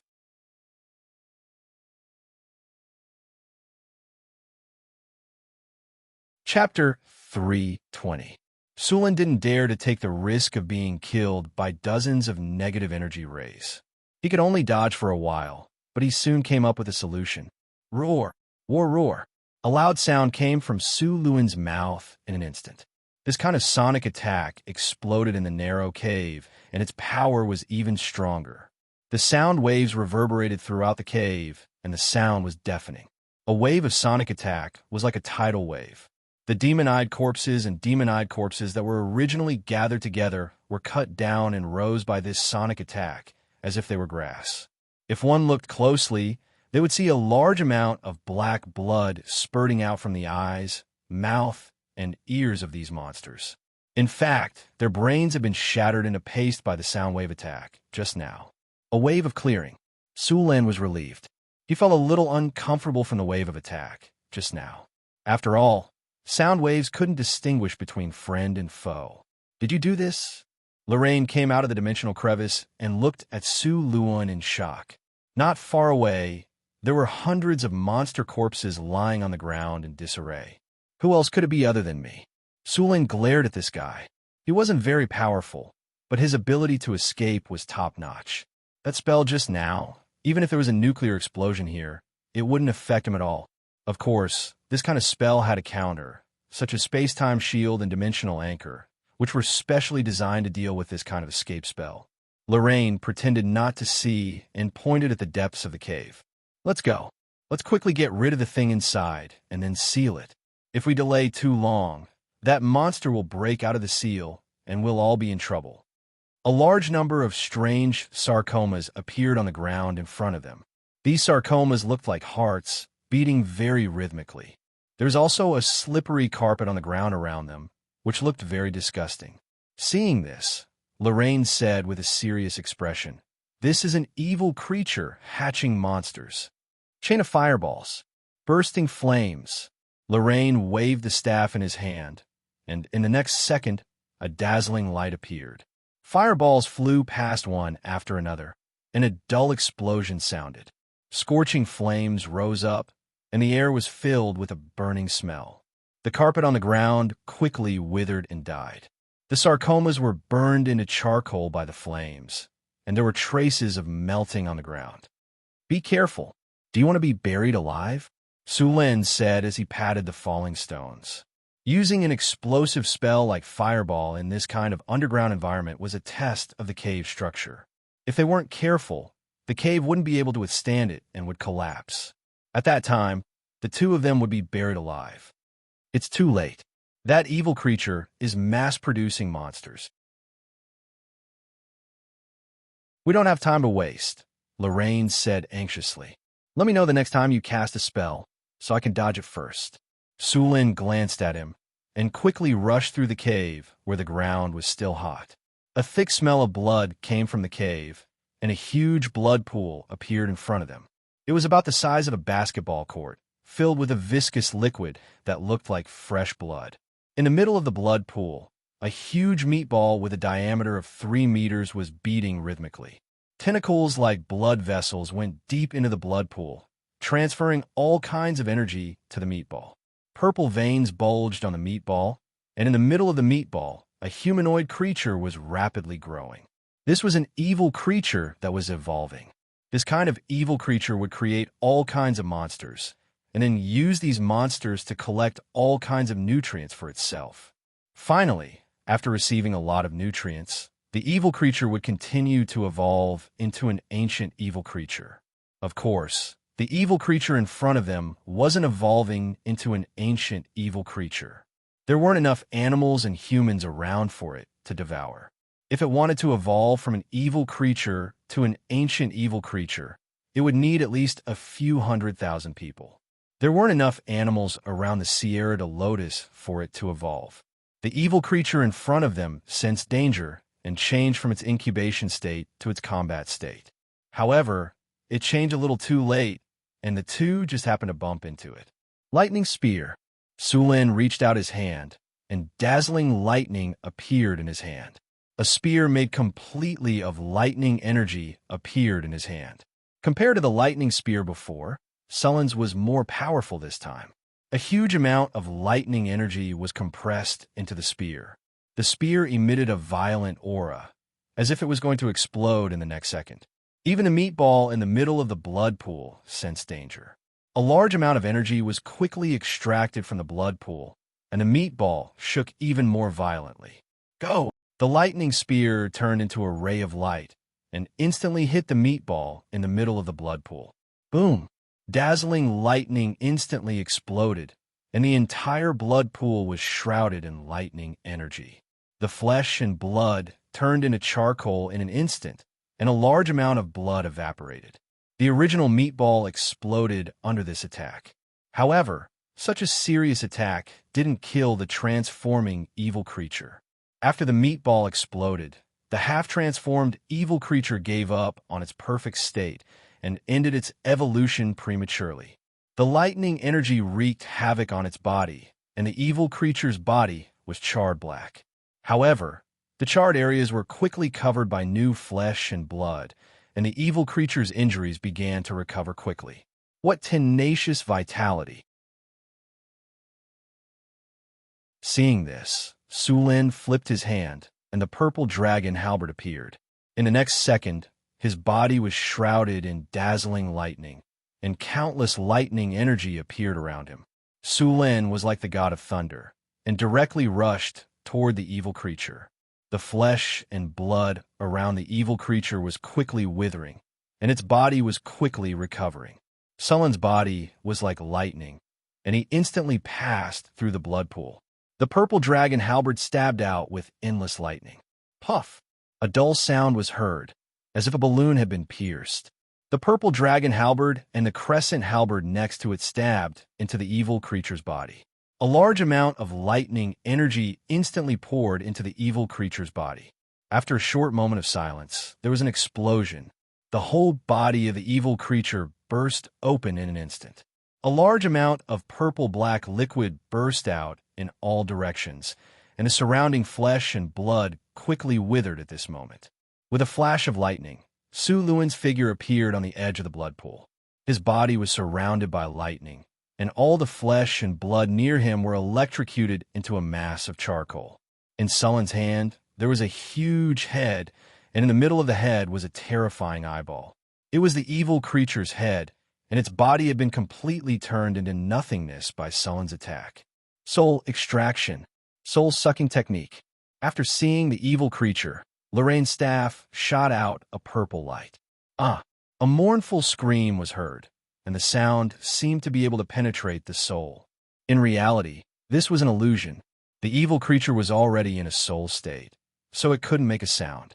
However, this evil creature's soul was very powerful, and it had reached a level where it could interfere with reality. The evil creature's soul was pulled out without any resistance. It was a huge mountain of flesh, and its body was covered with tentacles and eyes. Looking at it made one's scalp tingle. A large amount of souls rushed out of the mountain of flesh, and in the blink of an eye, the mountain of flesh shrank at a speed visible to the naked eye. Finally, a strange ball of flesh with a dense evil aura appeared in front of them, and in the next second, it was sealed in a gem by a ray of light. The souls that regained their freedom instantly woke up. They calmly said something to the two of them, and then, under the guidance of a strange force, they turned into countless fluorescent lights and disappeared. Ding, ding, dang, dang. A messy sound was heard, and gray soul crystals fell to the ground. Although they couldn't hear the voices of the souls from the shape of their mouths, it seemed like they were saying thank you. These souls were lucky.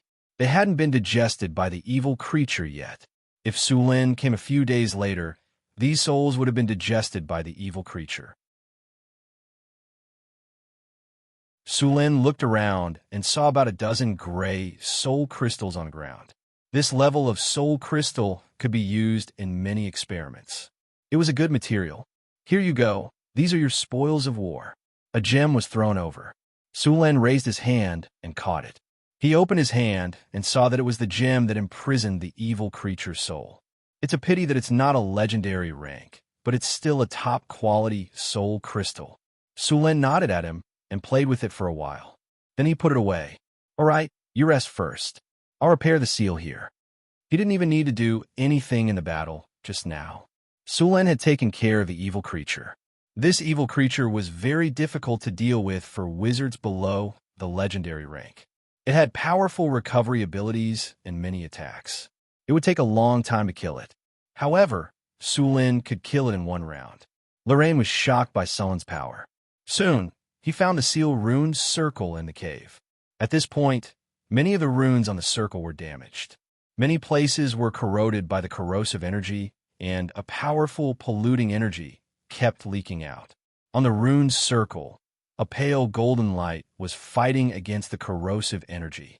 It was because of this energy that the polluting evil energy didn't continue to expand. This energy was absorbed by the fungus and transferred to the evil creature.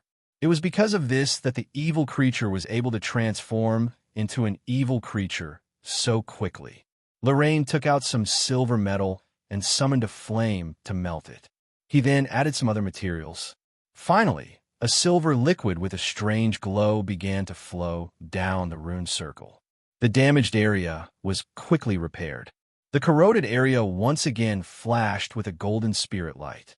The golden spirit light quickly expanded, completely dispelling and suppressing the corrosive energy in the surroundings. Done. Where are you going next? You still haven't decided? Do you want to come to Northtown City? I'm going to build, sure.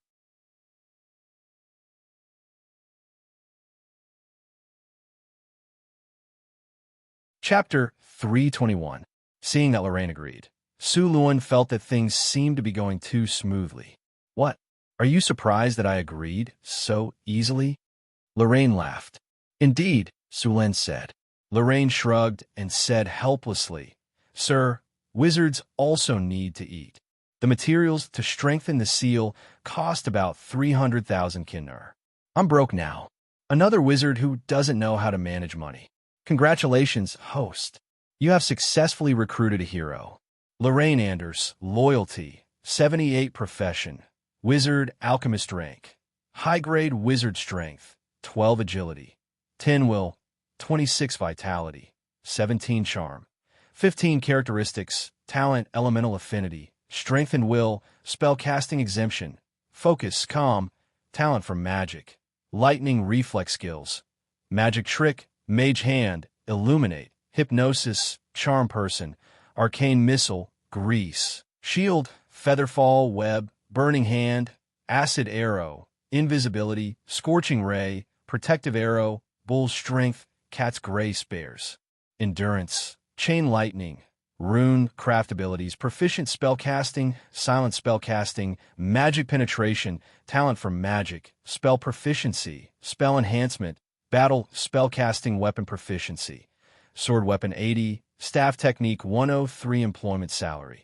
20,000 kinner per month. He looked at Lorraine's attributes. She was a grade 3 wizard. Her attributes weren't outstanding, but they weren't bad either. However, wizards were a rare profession, so 20,000 kinner per month wasn't cheap. The battle is over. You have successfully killed the evil creature, Magic Eye Aberration. You have won a glorious victory. You have completed the random mission, Broken Seal. You have successfully avoided a city destruction. You have received a buff, Blessing of the God of Craftsmen. You have received a golden chest. Congratulations, host. You have successfully killed the evil creature, Magic Eye Aberration. You have received 11,200 EXP. You have received a golden chest.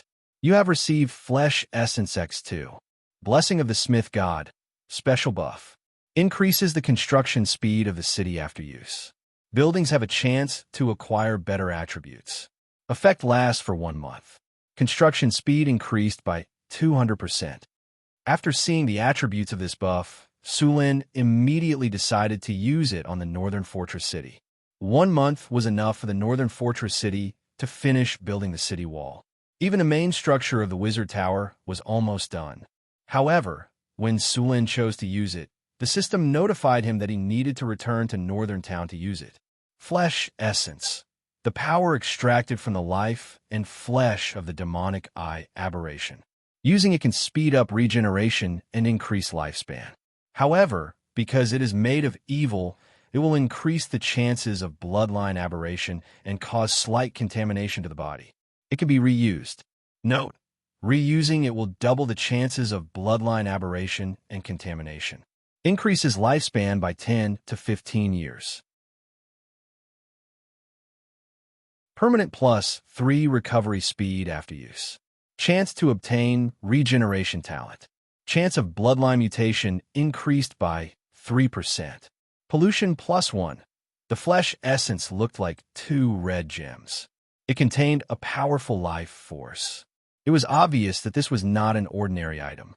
After looking at the attributes of the flesh essence, Sulin was a little hesitant. This thing could increase lifespan, but the side effects were also very strong. 3% chance of mutation and contamination. He didn't want to become as ugly as the aberrations he killed. Bloodline mutation was irreversible. However, he could ask Hathaway to try and see if it could be made into a potion to reduce or eliminate the side effects. In fact, the best thing to increase lifespan was the Fountain of Life. It had no side effects and increased lifespan by a lot. It also had other benefits. Unfortunately, Sulin couldn't even find the Fountain of Youth, let alone the Fountain of Life. However, even with this disadvantage, the flesh essence was still a very rare treasure. As long as he was willing to sell it, many people would be willing to take the risk of becoming a flesh aberration to use it. In addition to these things, Sulin also obtained 2 gold chests, some low-level soul crystals, and a high-level soul crystal. Sulin opened the storage space and opened the 2 gold chests. With a flash of inspiration, a system prompt sounded in Luin's ears. Congratulations, you have opened a gold chest. You have received 3 skill points. Congratulations, you have opened a gold chest. You have received a treasure, Moondew. Moondew. Dew condensed from absorbing moonlight energy. It has a magical effect. It can purify the energy in the body and slightly increase elemental affinity. The moon dew was stored in a palm-sized crystal bottle. Through the crystal bottle, one could clearly see the silver-white liquid shining with moonlight. There was about 50 milliliters inside. After opening the chests, Sulin and Lorraine checked the surroundings. After making sure there were no more survivors, they burned all the corpses and used mud to rock to seal the cave. Only then did they walk out of the canyon. At this time, the fog in the canyon had dispersed. However, the black rocks in the ground didn't change at all. Sulin didn't change much either.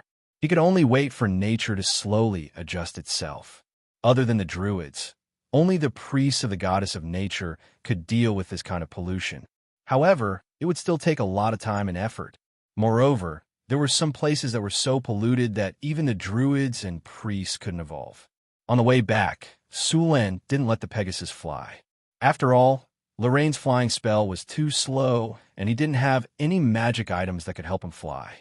He couldn't keep up with the Pegasus' speed at all. Sulin didn't have a special hobby of sleeping with men. Naturally, he wouldn't bring him along. Therefore, they could only walk slowly.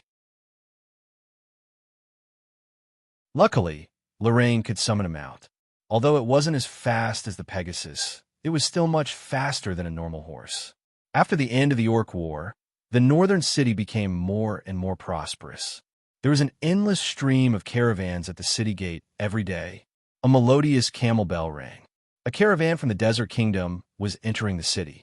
The northern city didn't collect entrance taxes now. However, the caravans that came to trade had to pay taxes in the market before they could trade. Of course, they also had to pay taxes when they bought the goods.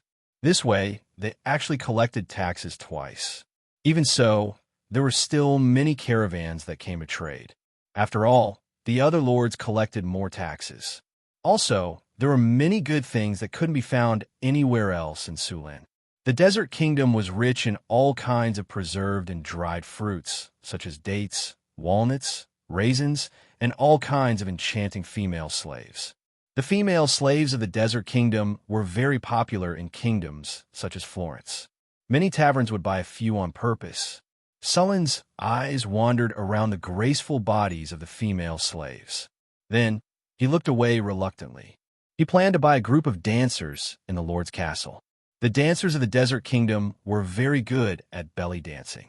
Lorraine was astonished by the prosperity of the city after he entered the city. He did not expect such a prosperous city to exist in the northern wasteland. What surprised him even more was that there were several magic buildings in the city. Wasn't it a little too exaggerated? There was also the wizard tower that was under construction. Was this a wizard tower? That was the extent of the floating space tower. When he saw that the wizard tower was still under construction, Lorraine was already thinking about what to do after he took control of the wizard tower. However, before he could think of a name for the wizard tower, he looked up and saw a few female spellcasters walking towards him. What surprised him even more was that these spellcasters had a higher level than him. My name is Lorraine. I'm an advanced wizard of the North Wind sect. It's a sect, but in fact, I'm the only wizard left in this generation.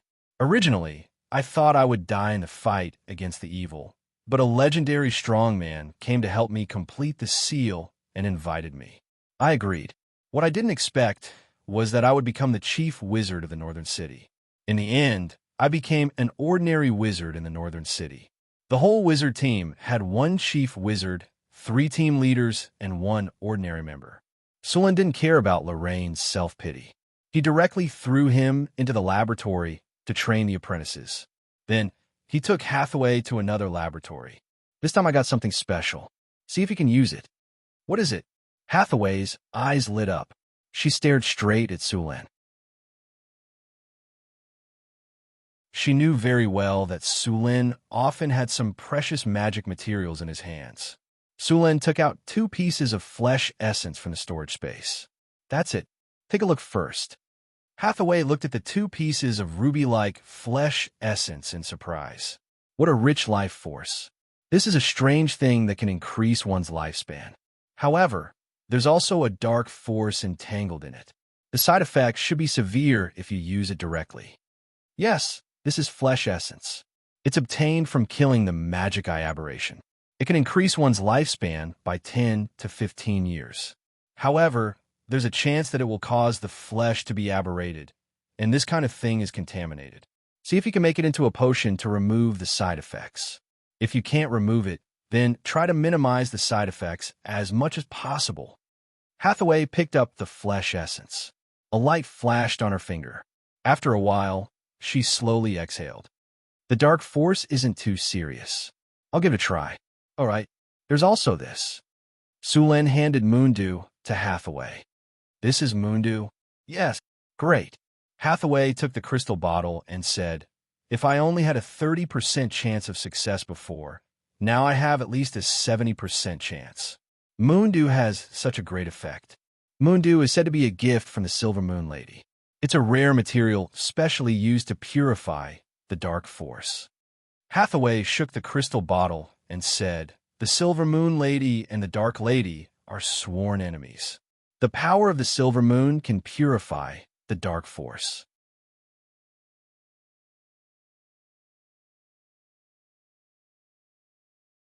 Chapter 322. Hathaway closed the lab after she got the flesh essence and Moondew. It was very difficult to make such high-level magic potions. She needed a better environment. The construction of the northern battlefront city was still going on. During this time, there were some refugees who came here with the caravans to look for opportunities. The population of the northern battlefront city had been slowly increasing. Since the army often went out for training and captured many monsters as slaves, the labor shortage in the northern battlefront city was slightly filled. After arriving at the northern battlefront city, Sulin inspected the various construction sites. The fastest progress was the third phase of the northern battlefront city. The residential area and the city wall were mostly completed. The wizard tower was also built to the second floor. It would take some time to complete it. If the city and the city wall were completed, the wizard tower would be built much faster. As for the mathematical Olympiad garden, the materials were almost ready. Moreover, he had captured many slaves during this time. He still had a lot of manpower. As long as he wanted to, he could start immediately. After inspecting all the construction sites, Sulin opened the system panel and chose to use the blessing of the craftsman god buff. An invisible light flashed from Sulin's body. Then, a strange energy swept across the entire northern battlefront city. Outside the northern battlefront city, in the Wisdom Temple, the Wisdom Priest was praying. At this moment, he suddenly felt a strange energy spreading out from the center of the city. It quickly enveloped the entire city. This energy is God's power? A deity has blessed this city. Wayna looked at the sky in shock. At the same time, the priests of the other churches also felt the same way. At this moment, these priests were all wondering which God had sent a miracle. It seems like we have to change our attitude toward that Lord. Wayna thought to herself when she felt the God's power in the sky. A Lord with a God as his backer also had great power. It was completely different from a normal Lord. Sulin didn't know that his blessing of the craftsman god, Buff, had caused the churches to misunderstand that he had a god behind him. However, even if he knew, he wouldn't clarify it. Sometimes, hiding things like this would make the other party believe him more. With the use of blessing of the craftsman god, the construction speed of the various construction sites in northern town city began to increase. The efficiency had increased by a few times. None of the workers were lazy anymore. All kinds of construction were completed quickly under the guidance of the craftsman. The work that would have originally taken 3 months could now be completed in 1 month. The fastest progress was the city wall and the residential area in the market. According to the original schedule, it could be completed in a month. Now it seemed that the city wall and the residential area would be completed in 10 days at most. In northern Battlefront City, the city walls and residential buildings took up almost half of the manpower. If these people were freed up, the construction of other buildings in northern Battlefront City would progress even faster. At the same time, the Arcane Garden was also under construction. The Arcane Garden was built using a lot of stones. There were all kinds of fountains, flower beds, and statues in the garden. Sulin had transferred a lot of master sculptors to work on the garden. At the same time, he also drew water from the underground veins to form the fountains. While the construction of the arcane garden was going on, the third phase of the northern citadel was finally completed. Sturdy city wall. This is a sturdy city wall. It has high resistance to all kinds of attacks. Despair when faced with a city wall like this.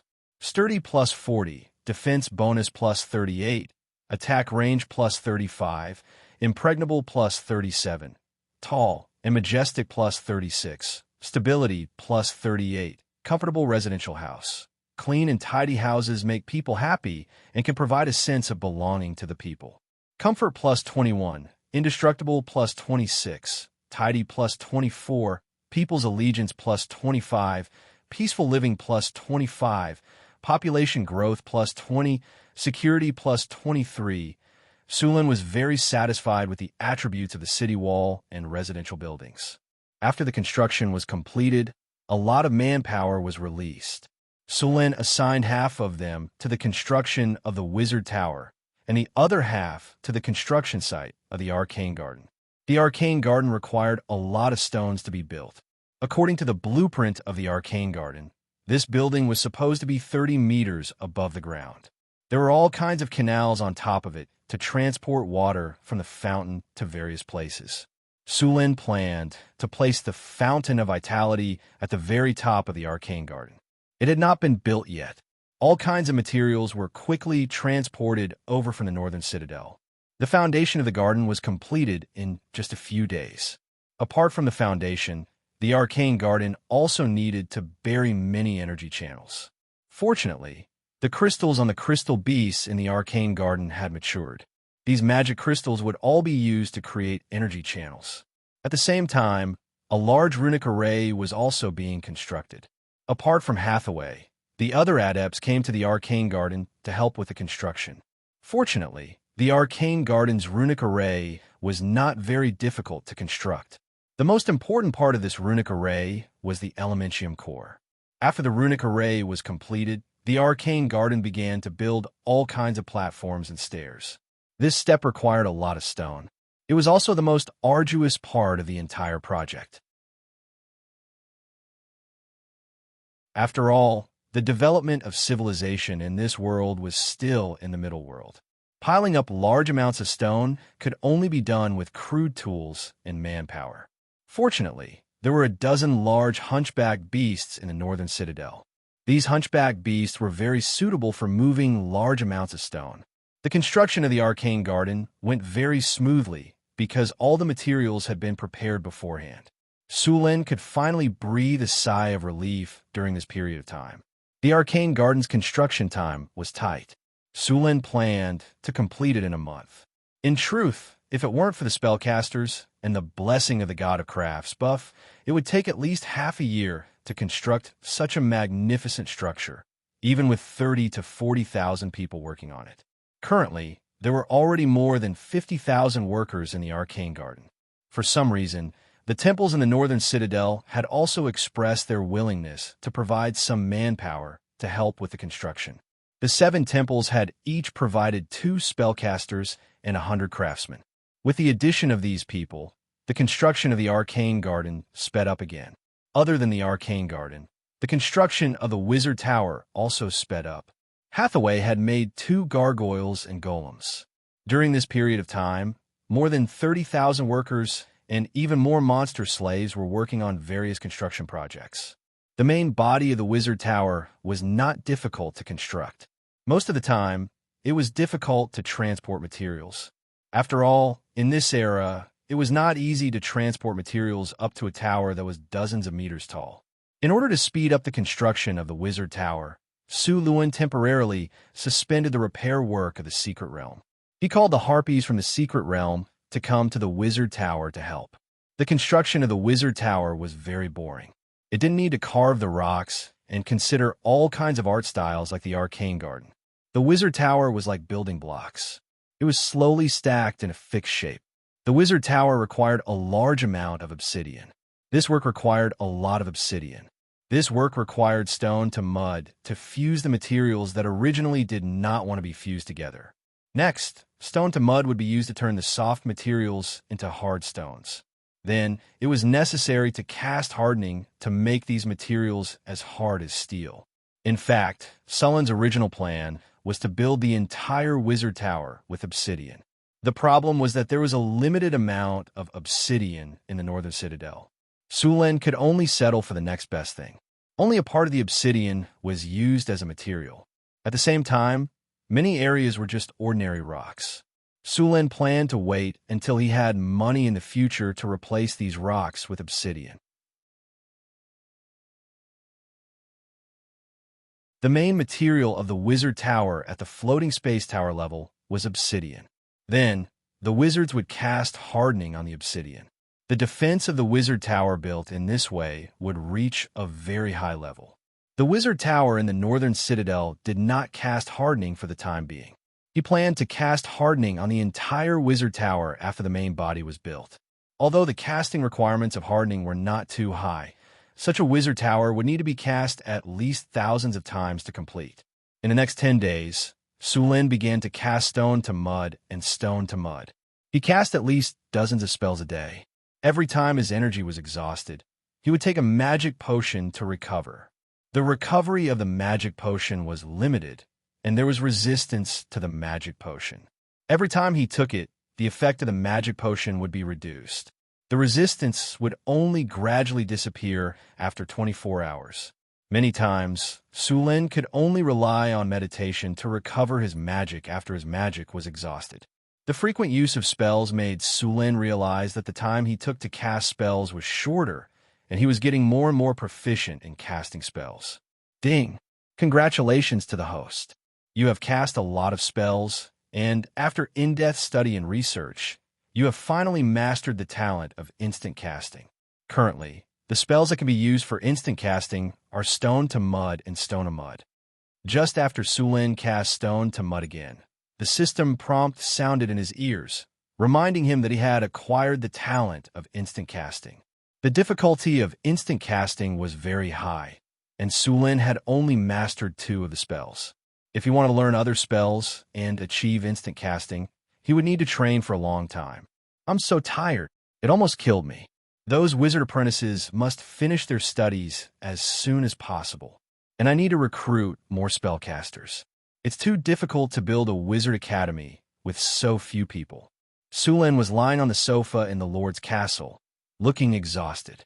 Ankara and Annie were giving him a full body massage. Ankara and Annie had also mastered some low-level spells. Combined with grease and various massage techniques, it was absolutely wonderful.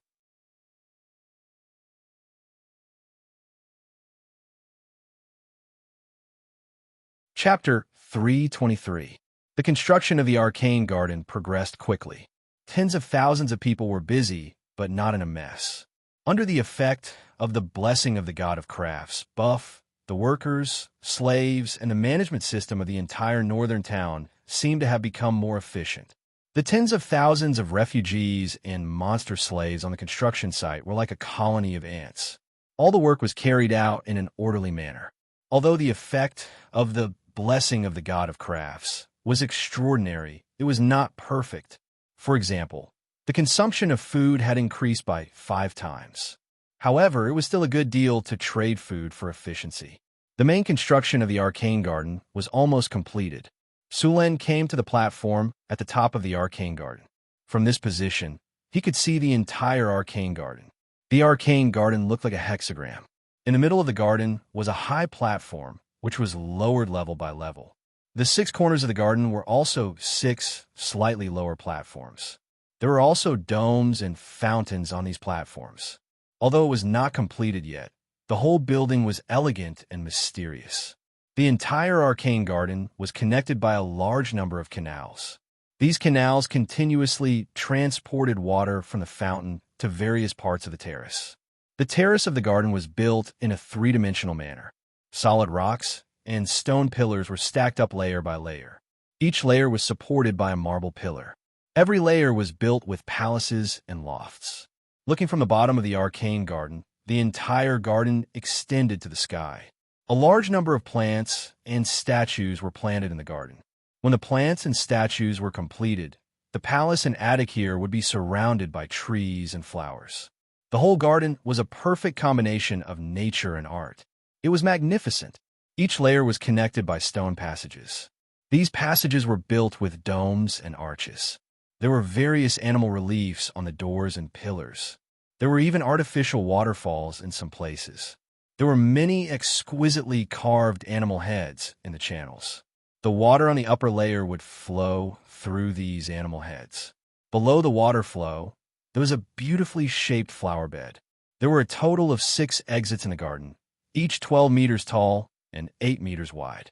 Exquisite patterns were carved on the doorposts, and there were statues of arcane creatures on both sides of the gate, such as Pegasi, griffins, angels, and so on. The ground was decorated with colorful bricks that were arranged into geometric patterns. To prevent water seepage, Sulin had set up protective circles between each layer. As long as these circles were not destroyed, the layer would not be damaged. Therefore, special soil was needed to be piled on top of the layer. At the same time, some energy pipes had to be installed here. Many magic plants needed sufficient energy to grow. Sulin came to the highest platform in the center of the arcane garden. The basic construction here was almost complete. The flower beds, fountains, and domed corridors were all completed. However, the various flowers and plants were not yet planted. There were also some places where the carvings were not completed.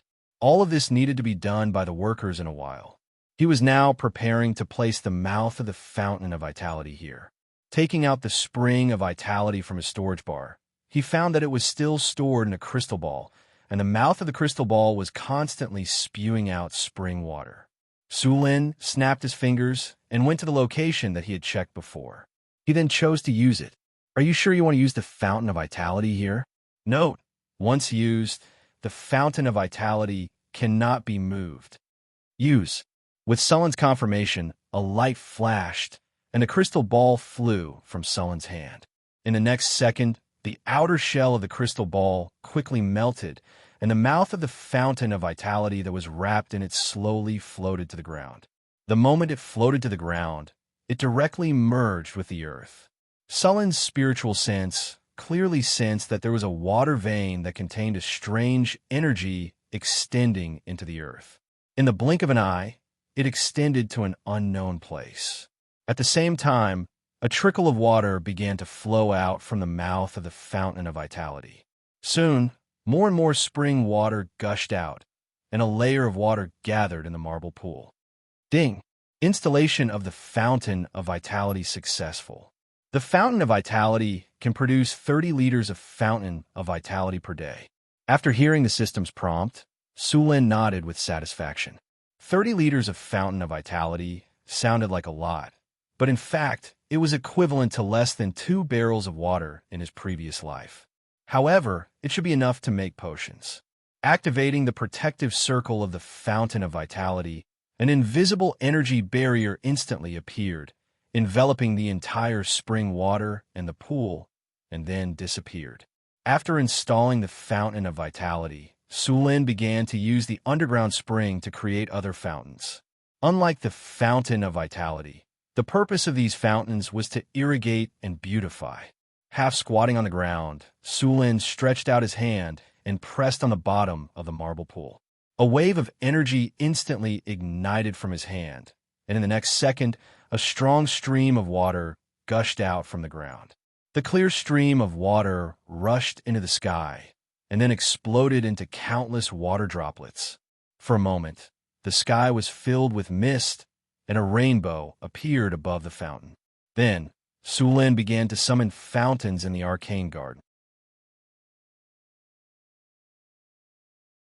In addition to the fountain of vitality, there were more than 100 fountains of various sizes in the arcane garden. Sulin spent 2 days to finally guide all the fountains out. At the same time, the construction of the arcane garden was coming to an end. The basic building was all completed, and only some carvings were not completed. These parts needed time to be carefully sculpted, and the arcane garden was also preparing to plant magical plants. Now, there was not a single magical plant in the arcane garden. Sulin came to the center of the arcane garden. This was an inconspicuous palace.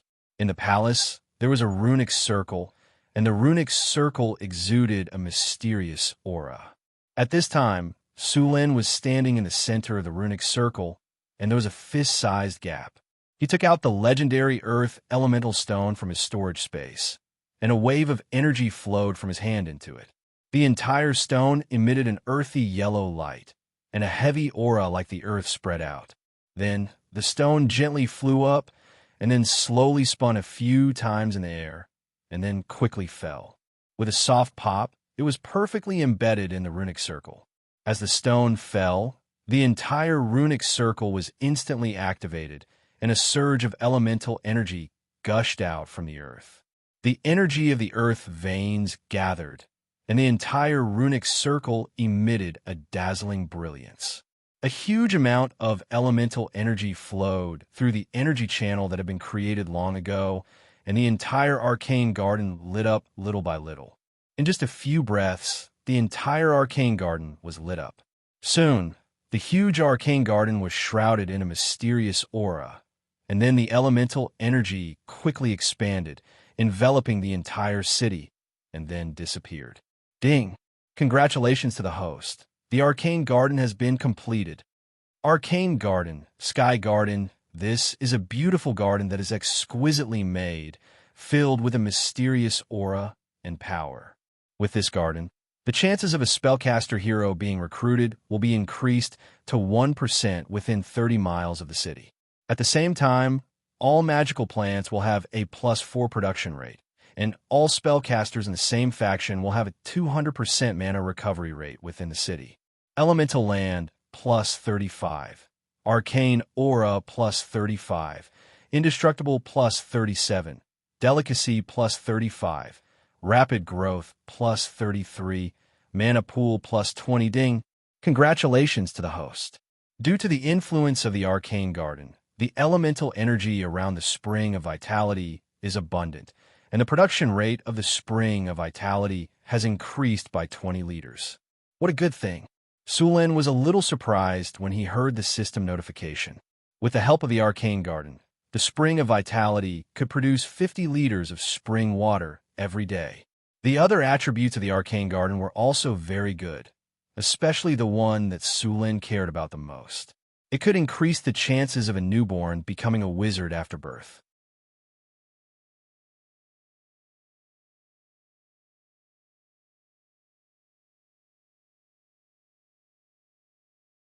Chapter 3:24. After the main body of the arcane garden was built, the rest of the work was to carve some statues, repair the roads, and other trivial tasks. These tasks did not require too much manpower. Sulin left some people to continue the work, and the rest of the workers were assigned to the wizard tower. The rest of the workers were to build the infrastructure of the outer city. The main body of the wizard tower was also nearing completion. As for the various facilities inside the wizard tower, they could only be built slowly in the future. After all, ordinary people could not participate in these things. Sulin checked the progress of the construction and made sure that the construction could be completed before the buff of the blessing of the craftsman god ended. Hathaway sent a message that the 2 pieces of flesh essence he gave her had been made into potions. Sulin was ready to go and take a look. When he came to the lab, the new teacher, Lorraine, was teaching the apprentices. Sulin did not disturb the class and went to Hathaway's lab from the side aisle. "This is the potion you made?" Sulin said as he held a crystal bottle. The crystal bottle was filled with red liquid. As the crystal bottle shook, the liquid inside kept flashing. "The potion in your hand is actually a defective product," Hathaway said as she took off a pair of special glasses. "Defective product? What do you mean?" Sulin asked curiously. Hathaway moved her shoulders, and a loose wizard robe in front of her chest was pushed up. "That's the first time I made a potion. The side effects of the flesh essence were not completely removed. Look, the color of the potion is still dark red. I used identification. This potion can increase one's lifespan by 10 years, but the side effect is a certain chance of mutating into an aberration. It's just that the contamination has been removed." Sulin put down the crystal bottle. "Have you made any successful potions?" Hathaway flipped her hair, and Sulin's heart skipped a beat. "Of course, and I made 3 bottles." Hathaway said as she handed the 3 crystal bottles to Sulin. Compared to the crystal bottle just now, the liquid in the 3 crystal bottles was light blue. The liquid shone like the stars in the moon. This is the potion that completely removes the side effects. Sulin was a little surprised. That's right. However, because the power of darkness in the flesh essence was deeply entangled, even the lifespan increase in the flesh essence decreased slightly after it was completely removed. Therefore, the lifespan increase of these potions was not as much as the previous one. 1 bottle can increase one's lifespan by 7 years. Sulin smiled. That's already very good. He then picked up the potion and let the system identify it. Unnamed potion. Precious. The user's lifespan increase and the user's lifespan increase the user's lifespan and increase the user's lifespan. Unnamed potion. Precious. Made with flesh essence and moon dew as the main ingredients. Because all the dark energy was not removed during the making process, there is a 3% chance of flesh distortion. Using this potion will increase the user's lifespan by 10 years and increase the user's recovery speed.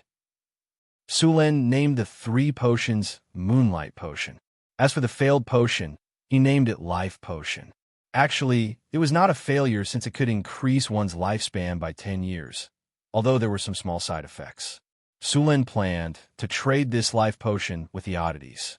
This kind of potion that could increase one's lifespan without too much of a side effect was very popular. If he spread the word, those nobles who were nearing the end of their lives would definitely spend a lot of money to buy it. Although wizards had many ways to increase their lifespan, they all had some side effects. This life potion was very effective. Of course, this was not attractive to legendary wizards. Sulin gave 1 Moonlight Potion to Hathaway and put away the other 2. Ever since he broke through to legendary, Sulin could vaguely feel the limit of his lifespan. Originally, a legendary warrior's lifespan was between 200 to 300 years, but Sulin's lifespan was more than 1,000 years. After he gained divinity and the power of his territory increased, Sulin's lifespan became even longer. He was not in a hurry to use the Moonlight Potion now. As for Hathaway, as a wizard, as long as she broke through to legendary, her lifespan would also increase to 1,000 years. As time passed, the time for the blessing of the craftsman god to end was getting closer and closer. Finally, on the afternoon of the last day, the main building of the northern town Wizard Tower fell to the ground. The few spellcasters in charge of the construction also let out a long sigh of relief. Using a lot of spells every day made them very tired. Looking at the towering wizard tower in front of him, Sulin also felt a surge of excitement in his heart. In such an era of backward technology, it was absolutely a miracle to build a building more than 100 meters high, although the interior of the wizard tower had not been built at all. Ding! Congratulations to the host. The construction of the wizard tower is complete. Ding! Congratulations to the host. The wizard tower has received the special effect of the blessing of the craftsman god. The wizard tower has received the energy reduction attribute. Energy reduction. The energy consumption of the wizard tower with this attribute is reduced by 50%. Sorcerer's Tower. Unnamed 10 floors, 3 underground floors, 7 floors above ground, 135 meters in height, constructed using magical steel, obsidian, and granite. Indestructible plus 57, mind intimidation plus 45, energy control plus 48, casting difficulty reduction plus 2, mana recovery plus 60, spell research speed plus 48, money consumption plus 30, advancement speed plus 15, energy reduction. Looking at the attributes of the wizard tower, Sulin was very satisfied. The next thing to do was to build the interior of the wizard tower. The elemental pool should be put on the agenda. Only with the elemental pool could the wizard tower be considered a real wizard tower. Otherwise, this wizard tower would at most be a sturdy tower. In addition to the elemental pool, the wizard tower also needed a large number of fully constructed puppets. At the same time, it also needed to install various attack systems, and most importantly, the tower spirit. The tower spirit of this wizard tower was at least a legendary tower spirit. However, Hathaway had not advanced to legendary yet. Although Sulin had a legendary soul crystal, he still could not make a legendary tower spirit. A wizard tower with a tower spirit and various fully constructed puppets had to be prepared. Even if there was no one in charge, the challenge level of this wizard tower was at least level 21. In other words, at least a standard adventure team with 5 legendary members would be required to try to attack. Of course, most of the wizard towers were extremely challenging. Legendary wizards had a long lifespan. Although they preferred to study all kinds of spells and the nature of the world, the defense of the wizard tower would never be sloppy. In a few hundred years, even the most lazy legendary wizard would have accumulated a ridiculous number of all kinds of advanced golems. 200 steel golem legions, 1,000 rock golem legions, and even a few legendary golems. Under the command of the tower spirit, the challenge level of such a wizard tower was likely to be above level 26. In Sulin's wizard tower, he was also preparing to build a golem legion. Obsidian golems, steel golems, and other legendary construct golems were necessary. If there was a chance, Sulin would definitely build them. The information of legendary construct golems was still very precious. Hathaway's original wizard school did not have such legendary construct golems. However, because of the successful construction of the wizard tower and Sulin system store, some products were unlocked. Among them, there were a few legendary construct golems for sale. The price was also very high. The cheapest one was the diamond golem. The price of the diamond golem was 1 million kinner. The diamond golem was not made of diamond. This kind of golem was made of a special kind of crystal. The hardness of this crystal was very high, close to the hardness of diamond. Its appearance also looked similar, so this kind of golem was called the diamond golem. In fact, it was not diamond. A diamond golem was 5 meters tall and weighed up to 10 tons. Such a behemoth was not so easy to deal with. Although the diamond golem could not fly, its strength was very high. Moreover, the diamond golem had strong defense and magic resistance. Ordinary weapons could not cause damage to it, and spells below level 5 were ineffective. Compared to the diamond golem, the mithril golem and the adamantine golem were slightly better. These two types of golems were mixed with some mithril and adamantine when they were built, which made them more powerful than the diamond golem. The mithril golem was characterized by its fast speed. It had far more speed than ordinary golems, and its defense and magic resistance were no worse than the diamond golem. The adamantine golem was much slower, but its strength, defense, and magic resistance were stronger than the mithril golem. In fact, in Sulin's view, these legendary golems were basically not much different from Gundam mechs, except that they could not fly. In addition to these golems, there were several other types of legendary golems in the system shop, such as arcane guards, magic breakers, and magic constructs. These golems made Sulin's jaw drop. These golems had the ability to fly. Among them, the arcane guards could cast spells. The magic breakers were not only terrifyingly fast, but also had high magic resistance. They had the ability to fly, and their weapons had the ability to break magic. They were definitely difficult to deal with for wizards. As for the last magic construct, Sulin preferred to call it the magic mech. This kind of golem had to be piloted by a human. Its functions were no worse than the Gundam in various anime and manga in his previous life. This was because the magic mech's challenge level was as high as level 35. If there was a pilot, the challenge level would be even higher. P.S. Everyone give a name to the Wizard Tower, and by the way, give a name to the Wizard Academy. I think the Northern Wizard Tower is too casual.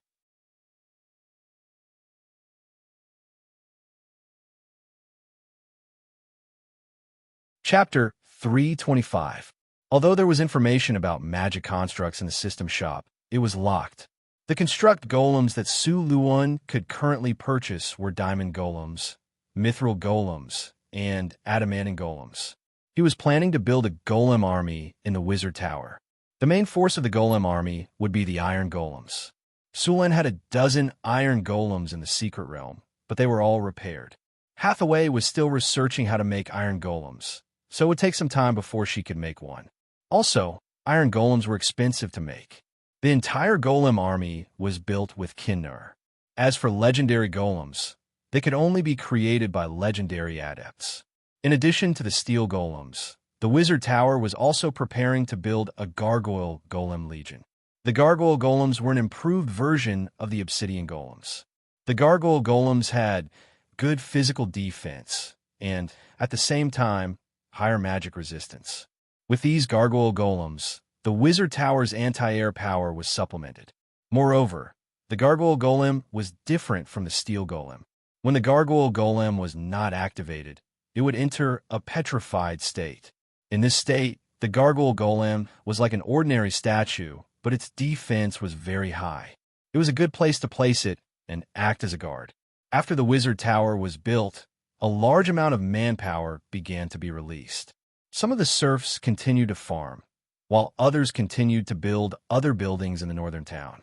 Although the third phase of the northern town had completed the city walls and some residential buildings, there were no public facilities. The next step was to build roads and public facilities, such as public toilets, public bathrooms, city streets, sewers, water pipes, and many other basic facilities. At the same time, there were many empty spaces in the northern town. Some of these spaces would be used to build houses, while others would be used to build markets and business districts. Sulen had already planned to divide the inner town market, and part of it would be moved to the outer town. As the outer town market was gradually built, the refugees and serfs who had not yet obtained citizenship would also be moved to the outer town. The northern town was still very busy. The farmland outside the town continued to expand, and the new farmland was planted according to the previous proportion.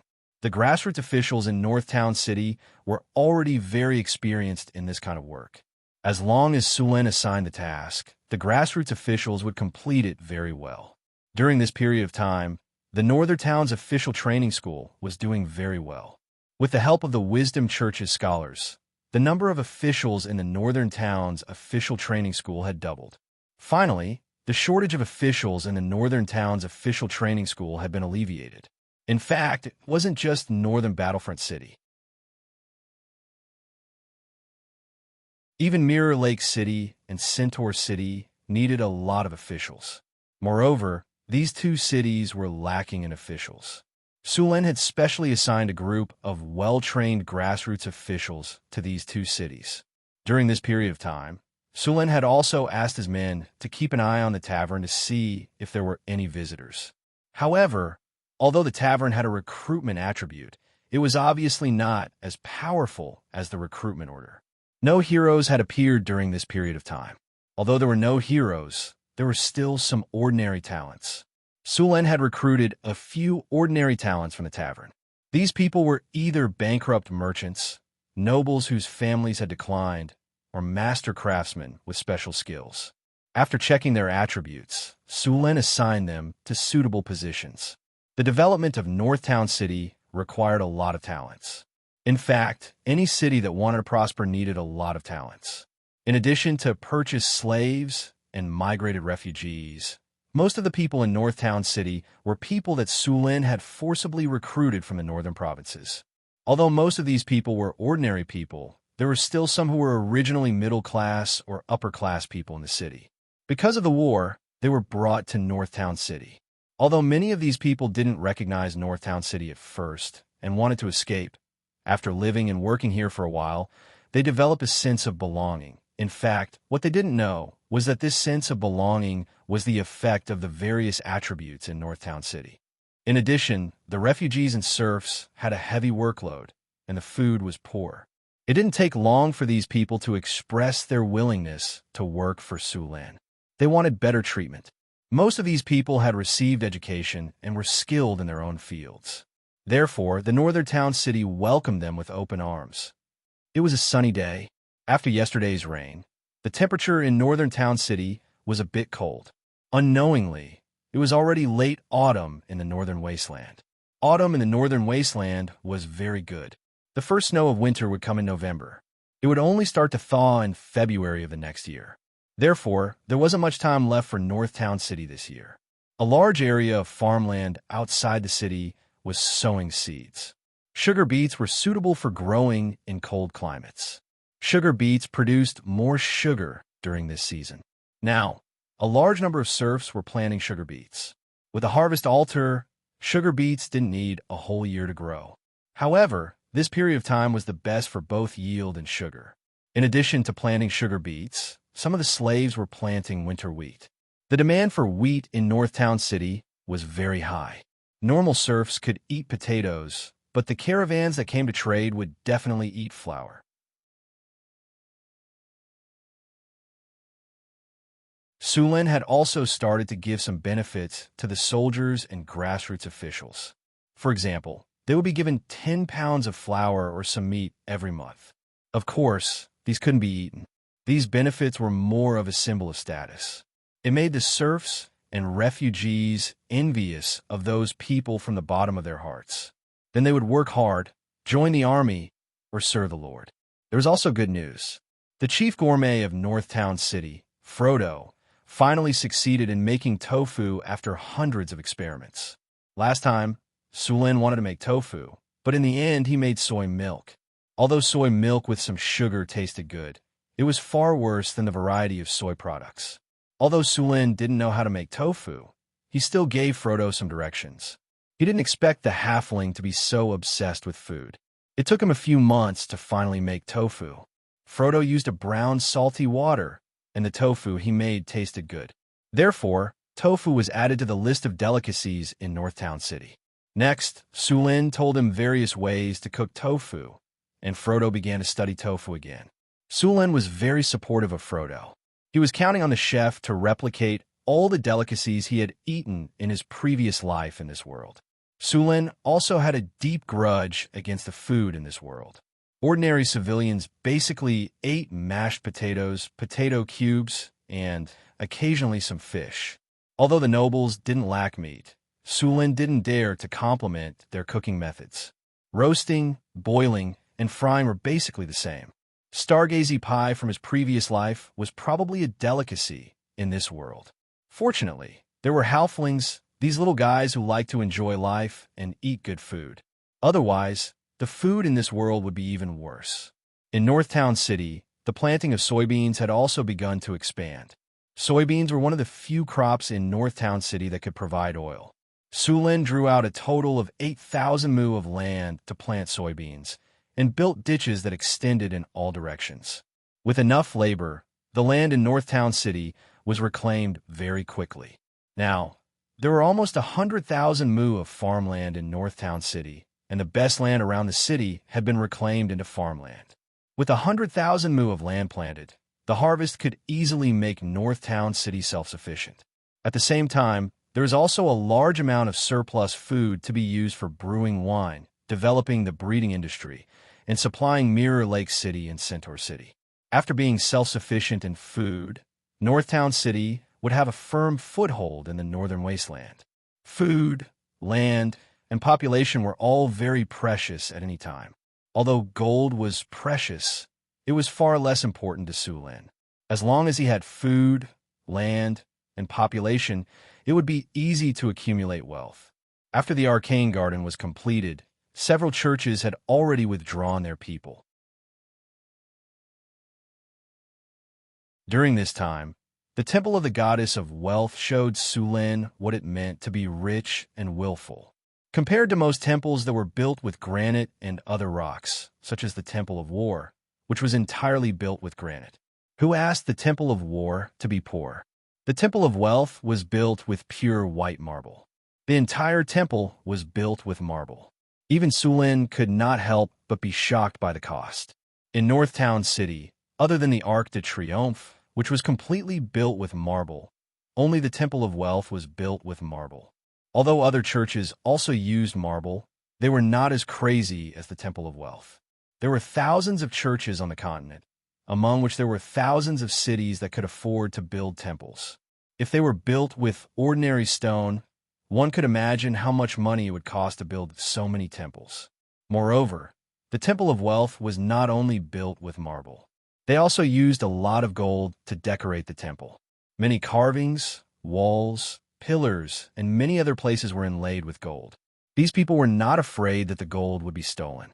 Sulen could not help but feel envious. If he had not washed his hands of gold for many years, he could not help but go to the Temple of Wealth to steal some things. The high-grade priest of the goddess of wealth even blinded Sulen's eyes. The priest's robe was made of high-quality silk with a lot of golden thread sewn on it. It was completely different from the style of the priests of the Temple of Wisdom. The priest of the goddess of wealth had 8 rings on his hand. Did he not feel that it was inconvenient to carry things?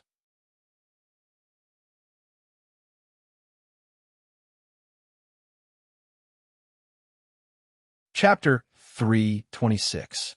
The priest of the Lady of Wealth was wearing all kinds of accessories, including his priest robe.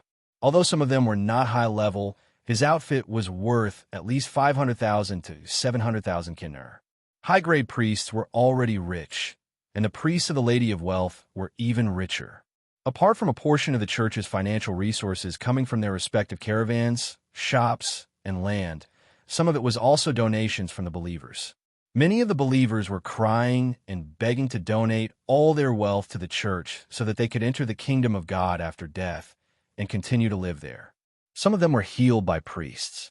Although wizards also had healing spells, they were far less effective than priests.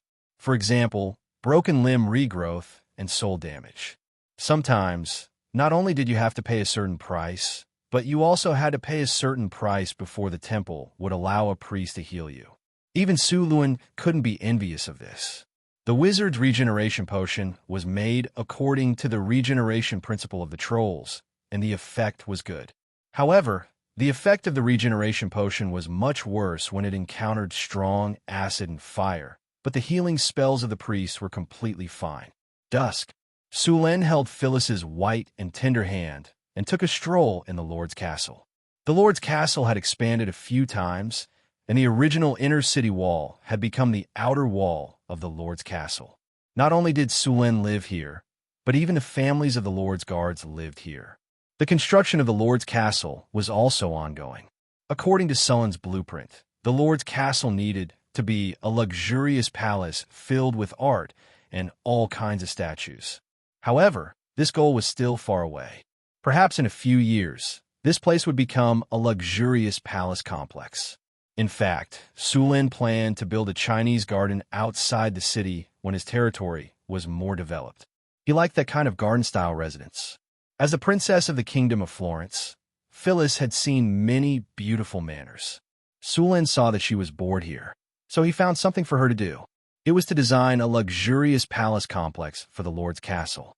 Phyllis was very happy to accept the palace design, so she agreed without hesitation. This was the happiest period of Phyllis's life. As for Sulen's many women, she was already prepared before she came to the northern town. As a princess, she had seen the debauchery of the upper nobles. Compared to those, Sulen's was already considered good. Besides, Sulen was a legendary figure with a huge territory.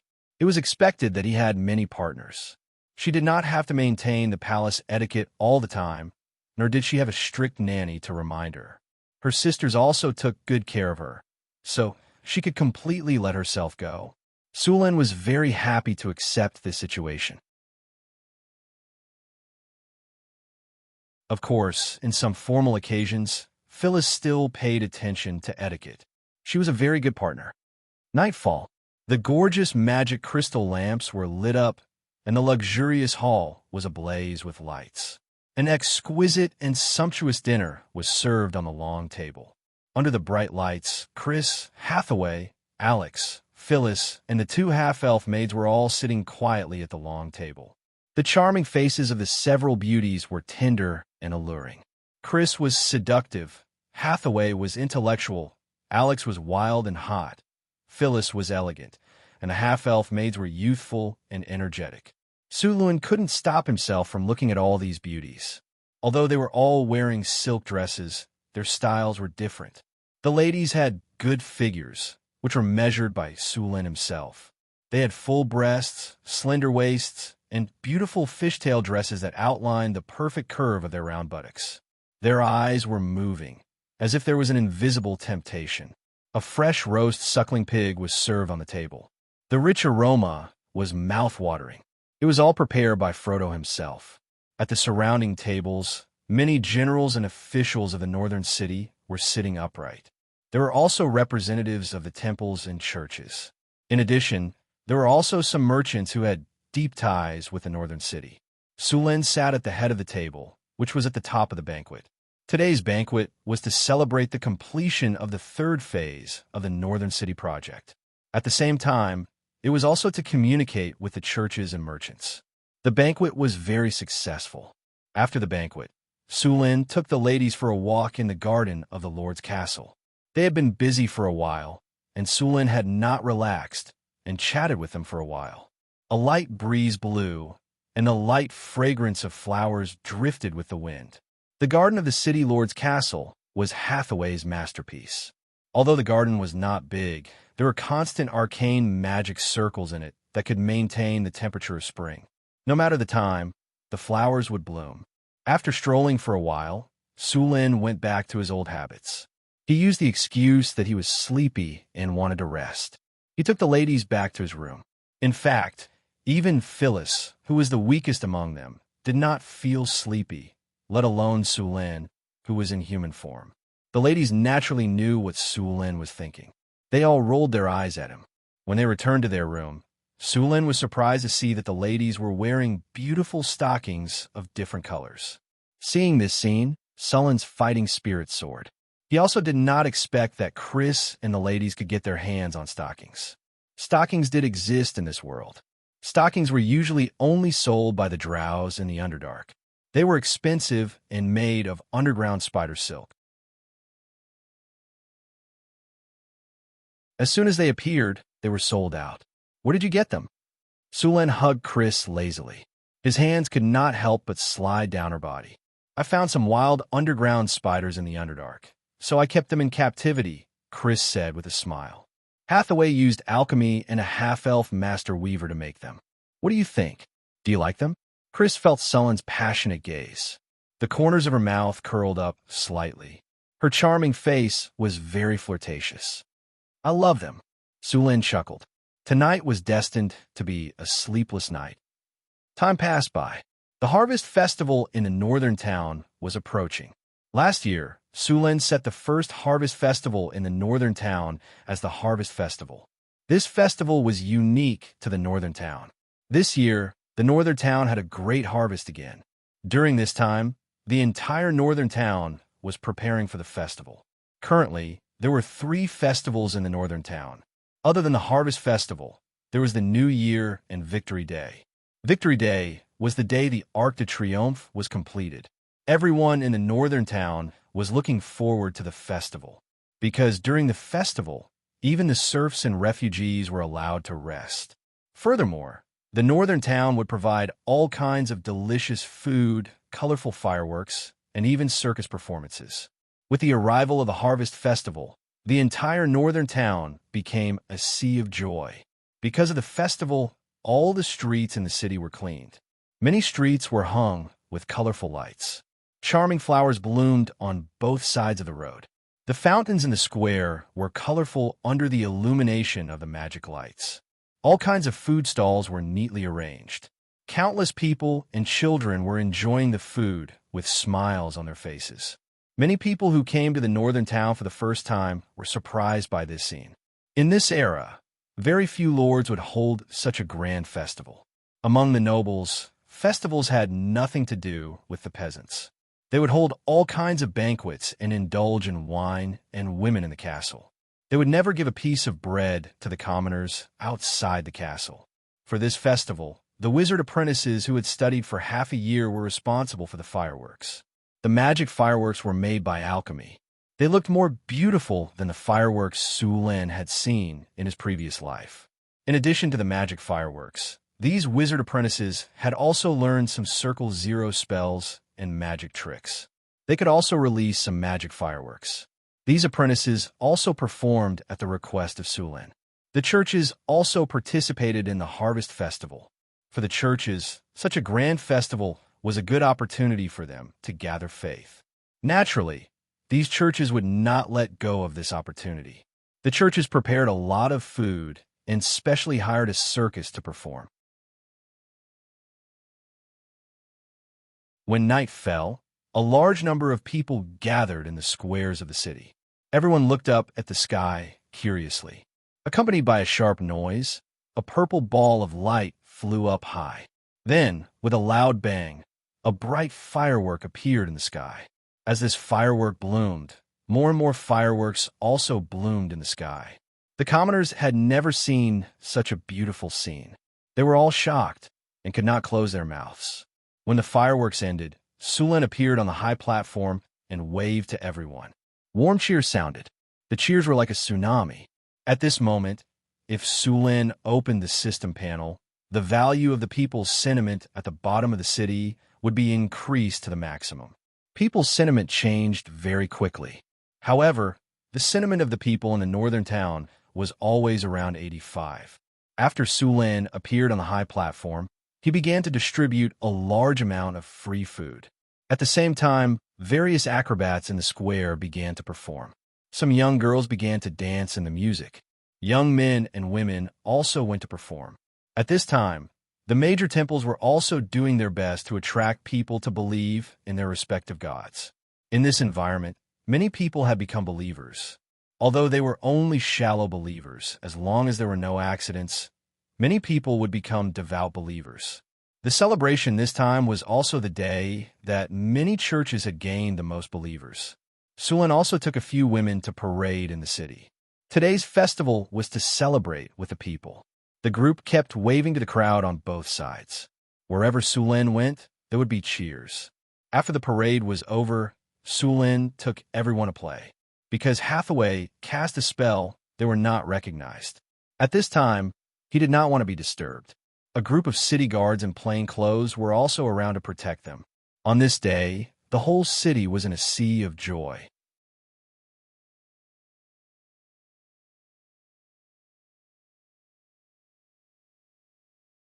Chapter 3:27.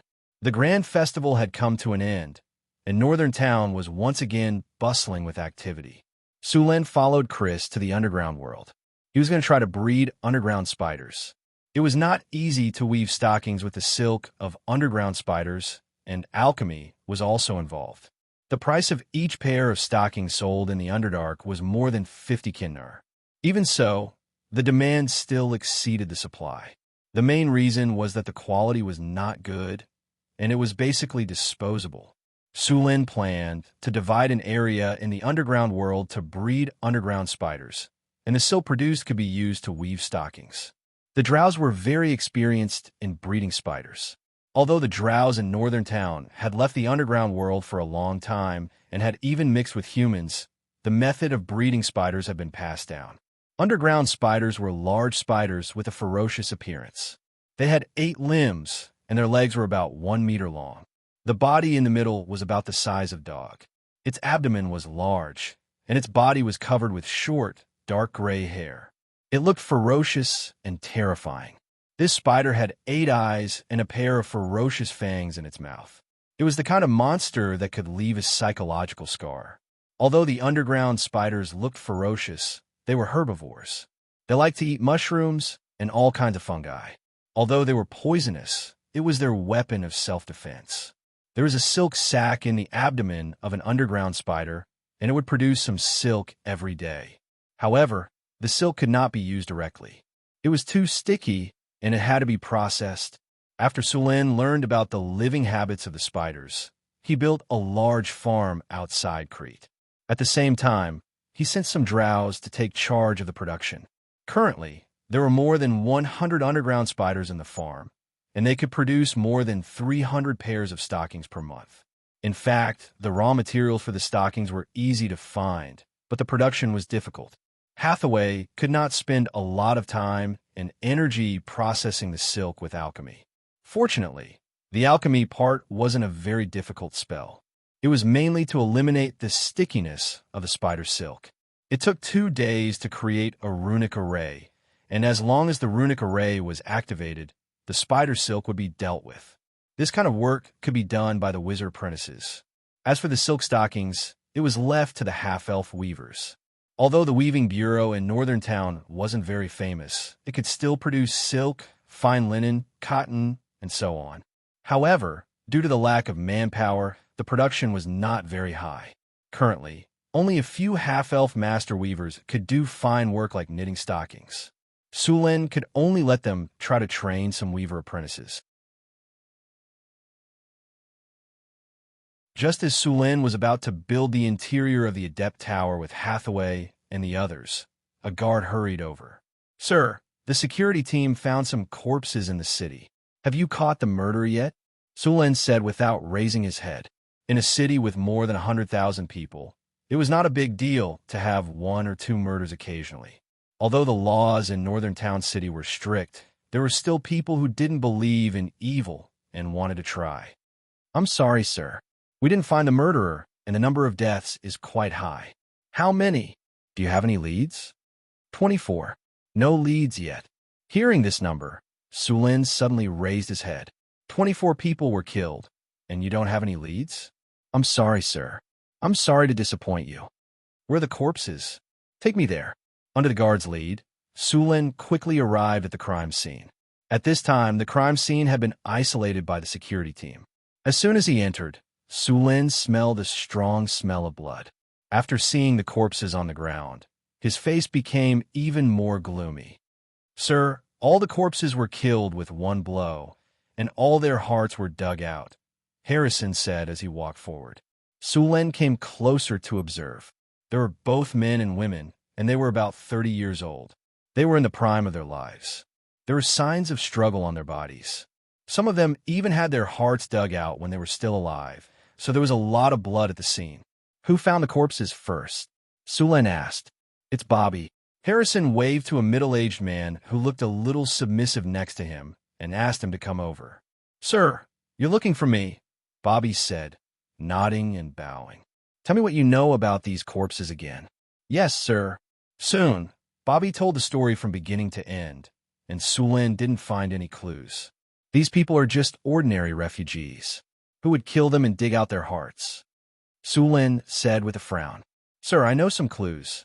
At this time, outside the quarantine circle, a man who looked like an adventurer waved his arms and shouted, but the soldier in front of him didn't allow him to get close to the quarantine circle. "Let him in." Sulin thought for a moment and said to the soldier. Then the soldier stepped aside. "Hello, Sir Lord. I'm Luen. Nice to meet you. I'm a rogue," the adventurer said respectfully. Sulin waved his hand and said, "I'm not interested in this. You said you have clues. Now tell me." Sir Lord, I do have some clues about those murderers, but," Luen said as he made a universal gesture.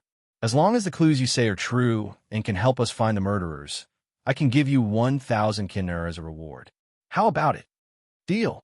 Luen quickly nodded and said, "Sir, I wonder if you've heard of any rumors?" "What rumors?" Sulin asked with raised eyebrows. Luen looked around cautiously and said in a low voice, "The Heartless."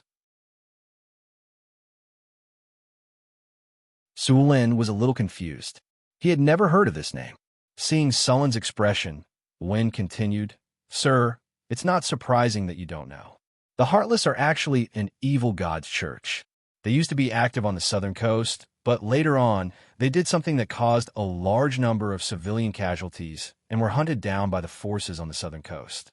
They often dig out the hearts of living people and use them as sacrifices to the evil god. Therefore, they are also called the Heartless." According to Luen's explanation, Sulin finally figured out what kind of people the so-called Heartless were. These people believed in an evil god, and this evil god's favorite sacrifice was hearts. Therefore, after these people defeated their enemies, they would dig out their hearts or use a massacre as a sacrifice to the evil god they believed in. In the end, they would dig out their hearts and use them as sacrifices. There were many types of gods in this world. Even among the Orthodox gods, there were many types. There were good, evil, neutral, lawful, chaotic, and other combinations. Apart from these gods, there were also evil gods that were not recognized. These evil gods had a part of the gods' power and liked blood sacrifices. The orthodox gods had divinity, divine titles, and divine power, while the evil gods only had a part of it. Although the evil gods would respond to their believers and give them power, they would eventually devour the power in believers. Even if the person who used the evil god's power was not killed by others in the end, the evil god would snatch their soul. Are you saying that the heartless evil god's believers have come to Northtown? Sulen said. That seems to be the case. Wen nodded and said, I suggest you seek the help of the temple. Those heartless are not weak. You are a rogue, so you should be proficient in tracking. You are also quite strong. Help me find the traces of those evil god's believers, Sulen said as he looked at the rogue in front of him. Sulen looked at the rogue in front of him and said, This rogue was a level 3 transcendent professional and was familiar with the heartless style of doing things, so it was very suitable for him to search for the heartless. As for seeking help from the church, Sulen did not consider it for the time being. The church was indeed very willing to help Sulen deal with these evil gods' churches, but this way, the church would have the opportunity to intervene in the matters of Northtown, which Sulen could not accept. Okay, but tracking also requires payment. Moreover, this mission is very dangerous. I want 2,000 kinder. Wen hesitated for a moment before nodding and agreeing. Okay. Sulen nodded in agreement.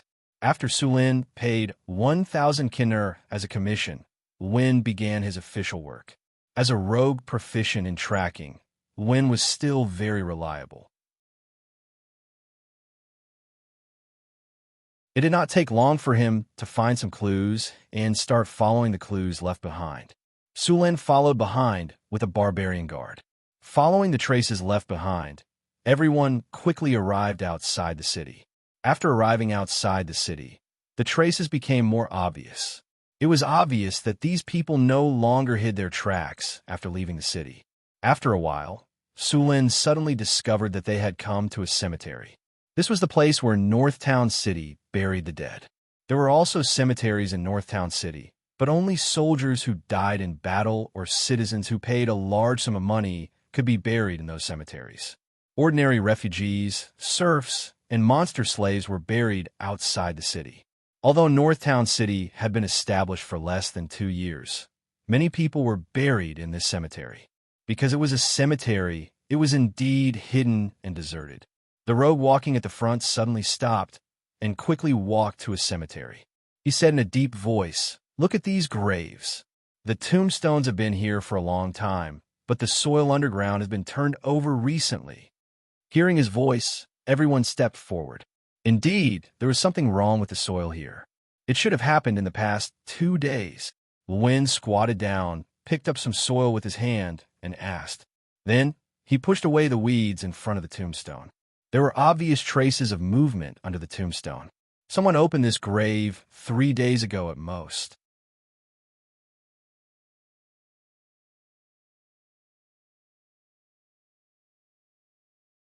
Chapter 328. Someone had moved the grave. In this world, people respected the dead. Normally, they should not be disturbed after they were buried. This kind of behavior was prohibited by the laws of every country. This was also one of the reasons why people on the continent were against necromancers. There are necromancers around. It seems that necromancers are here. Sulen sensed a very weak necromancy aura. "Sir, should we open it?"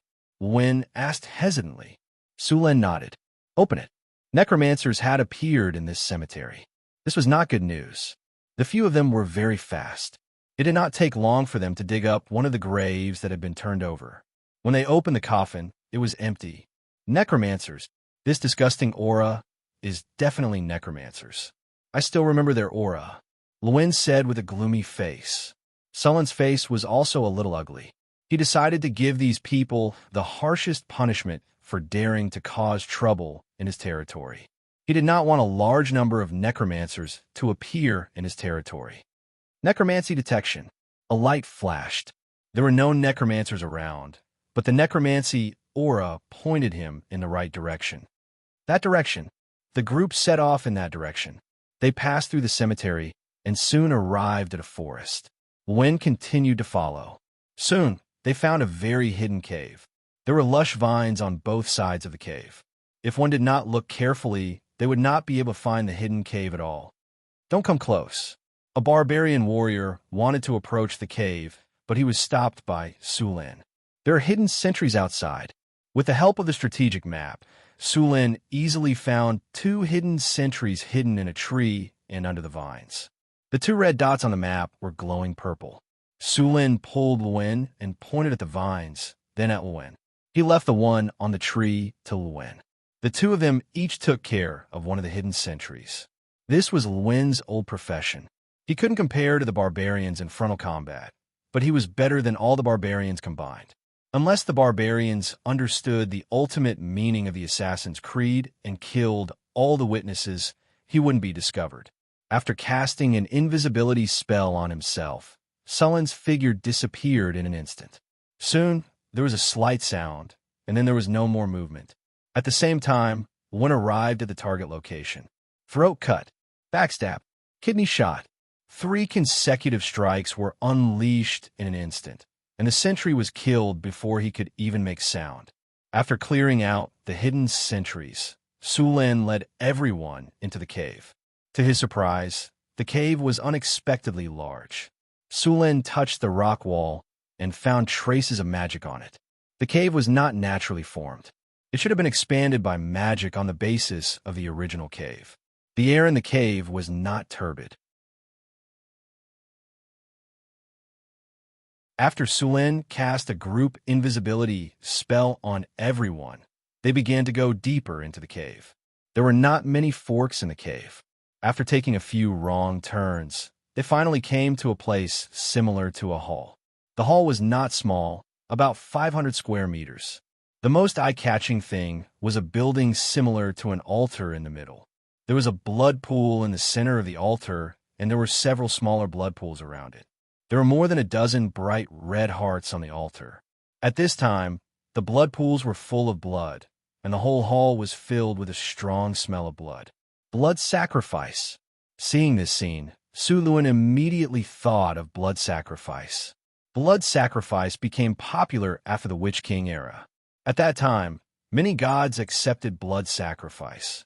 Through blood sacrifice, they could quickly increase their divine power. Many gods would ask their followers to perform blood sacrifice. Among them, the desert gods liked blood sacrifice. The desert gods might need thousands of slaves for a blood sacrifice. When they held a grand sacrificial ceremony, there might even be tens of thousands of sacrifices.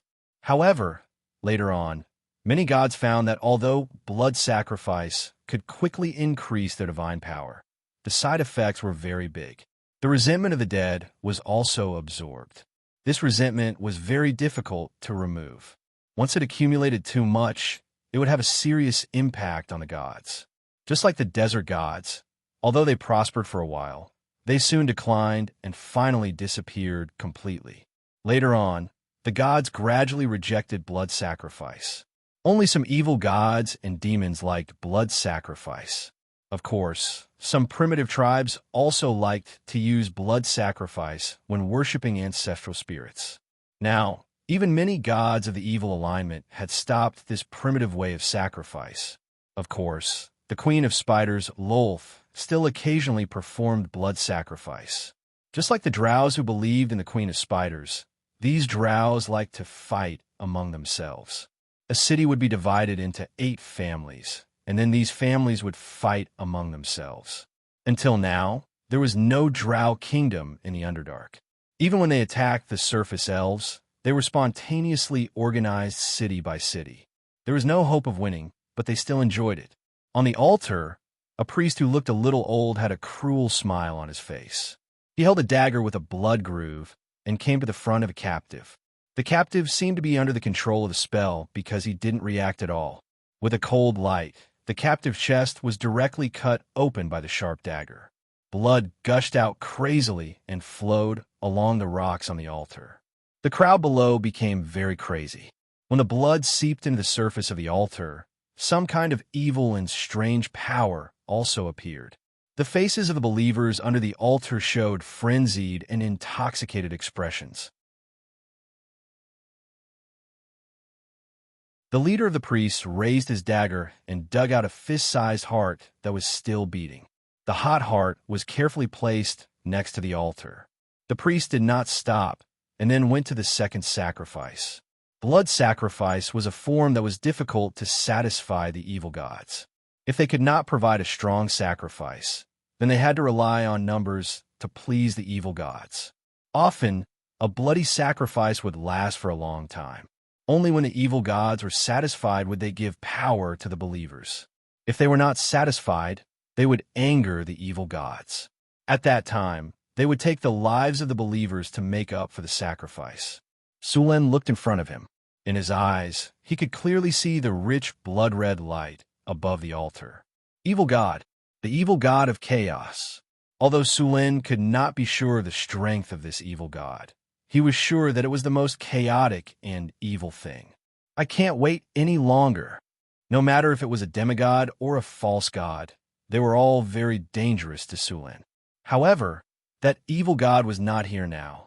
The prime material plane was not that easy to enter, and he could not let these people finish the sacrifice before making a move. After all, after the sacrifice, their strength would increase greatly, and that would be even more troublesome. All troops, raise your spirits. Group haste. Group enchantment weapon. Boost morale, advanced. Curse, reduces enemy's defense. Rays of light shone from Sullen's body, and then the barbarian guards were all covered. The barbarian guard strength increased by a level. Their fighting spirits soared, and they rushed forward like a whirlwind. Charge. Whirlwind slash. Dozens of barbarian guards charged at the same time, erupting with an aura like a landslide. The exaggeratedly shaped axes in their hands instantly swept up a storm of attacks. The outermost followers did not even have time to react and were directly beheaded on the spot. The moment Sulen used his spell, the leader of the priests had already sensed it. However, he never thought that Sulen would move so quickly and that the barbarians would be so reckless, not giving them any time to react. Damn it! Activate the Warriors of Darkness. A few spellcasters in long robes immediately used their spells. In a breath's time, a dozen figures covered in the aura of death rushed out from the corner of the hall. These figures were not slow, and they directly met the barbarians who were charging forward. However, in the face of the barbarians who had activated their berserk mode, these Warriors of Darkness were still forced to retreat despite their strength. Sulen followed the barbarians, and with a sweep of his purple dragon halberd, he directly beheaded an evil god follower that rushed forward and then began his slaughter. Although Bladestorm was a sword saint specialty, other melee classes could imitate it as well. For example, Rangers could dual-wield their weapons and cast advanced haste. They could also perform a similar attack with perfect dual wield. However, the damage was far less than Sword Saints. Another example was the Berserk Barbarian. They had about 50% of the power of Bladestorm, but it was not too difficult for Sulen. With his blitz talent, greater haste, and his proficiency in spears, as well as his powerful stamina, Sulen could easily achieve this state. Sullen's body was wrapped in lightning, and in the next second, he appeared in front of a priest. That priest did not even have time to cast a spell before he was killed by Sulen. The purple dragon halberd swept back and forth, quickly clearing out the surrounding warriors and then directly pouncing on another priest wearing a mask. These priests had a strong negative aura, as well as some strange chaotic energy, which made Sulen very vigilant.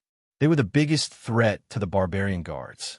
Corpses fell one after another like grass being cut down, and the evil god followers who had already reacted began to frantically counterattack. War roar. Roar. A deafening roar suddenly exploded. The space in the underground hall was limited, and in this environment, the power of war roar was even greater. Everyone felt their minds go blank for a moment. The barbarians were fine, as their constitution was high enough, and they quickly recovered, but the evil god followers were not so lucky. Half of them were killed by the roar just now.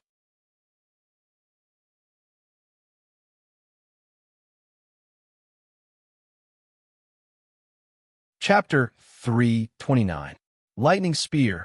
Dazzling lightning appeared in Sullen's hand, and a spear completely condensed from lightning instantly flew out. Boom! The lightning exploded, and a priest on the altar who was still a little dizzy was instantly hit. This high-grade priest was electrocuted into a pile of charcoal before he could cast a spell. After killing a few high-grade priests, the outcome of the battle was basically determined. The remaining evil god followers could not make any waves at all. A few of them saw that the situation was hopeless and wanted to drag a few people down with them. Unfortunately, the difference in strength was too big, and they were directly cut into pieces by the giant axe on the spot. The battle ended quickly. Johnson, go check if anyone is still alive. Kill all of them. Don't take these evil god followers as prisoners. By the way, don't touch anything that looks strange. Record it down, and someone will deal with it. After the battle, Sulin ordered people to start cleaning up the battlefield.